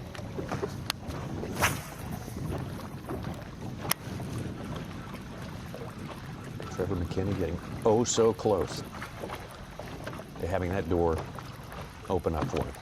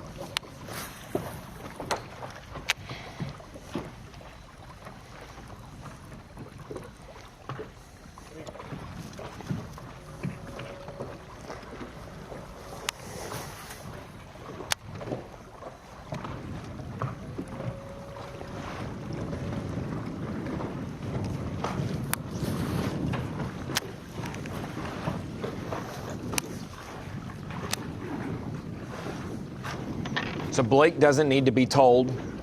If he doesn't get 10-10, he knows that he didn't win. But Trevor, on the other hand, he just knows. He doesn't know. He knows what he has. He'll have to go back to Beeswax. They will do a reveal between the two anglers to crown a champion. 11.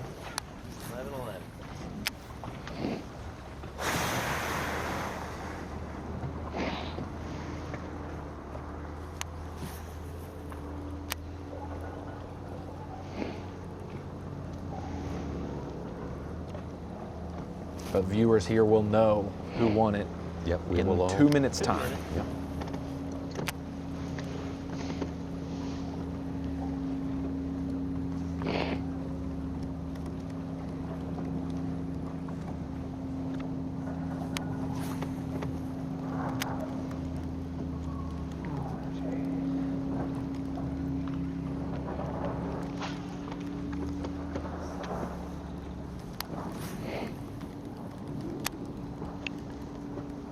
Minute 30 seconds.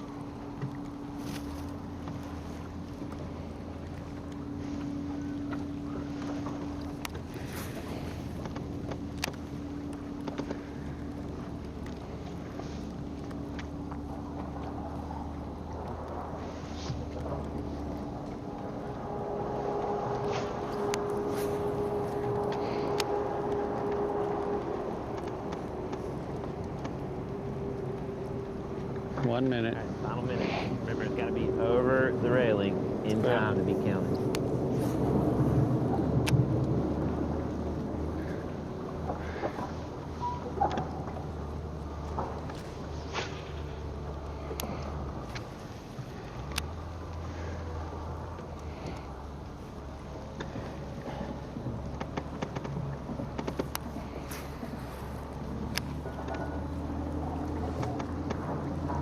Seconds.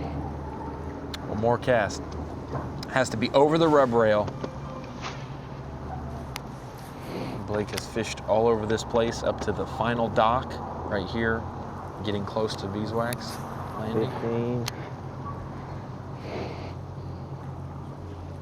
10, 9, 8, 7, 6, 5, 4, 3, 2, 1. End of the match. Thanks.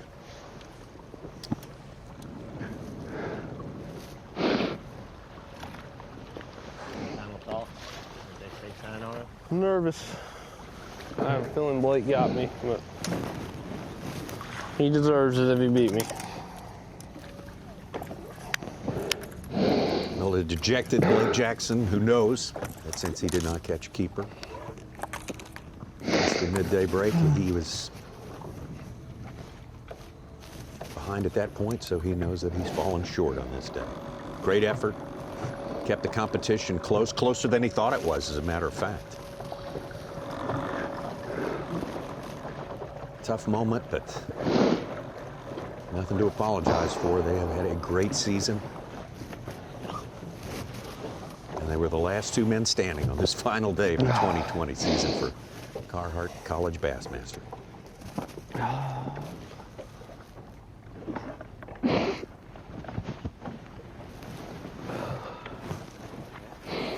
I gotta take a leak. Okay.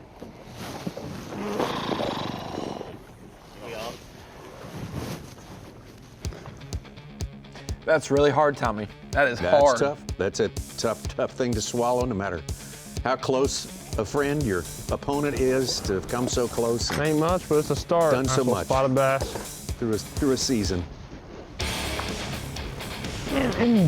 Every single fish has mattered to this duo from every regional they competed in, trying to compete for a Team of the Year title, doing well across the country, qualifying for the championship, making a big jump, had 20 pounds on day one of the championship, fell back on day two, rose up on day three to make the bracket. And every single fish for every matchup of this round, I'll take you. 3 rounds of a bracket has gotten to this point. And to be within a 1 pound, 5 ounces of making the Bassmaster Classic, no wonder Blake definitely emotional about that. No wonder Trevor in denial that he even won it. Sure. As we say, that'll be revealed to him when they get back to the boat dock. Yeah! Beeswax That's State nice. Park Landing. I'll take him. And he will be ecstatic, and he will join the field for the 2021 Academy Sports and Outdoors Bassmaster Classic. Yes, yes, yes, yes, yes. Yes, yes, yes, yes, yes. Two strong anglers. 2-4. They made a great I needed end that of one their bad. season, That's a going big through this confidence field in the booster. bracket competition. Taking on some tough customers as well. Fantastic fireworks. Congratulations, Trevor McKinney. Going to be a great 2020 representative. Beautiful spot. I'm glad to have him. Glad to have him.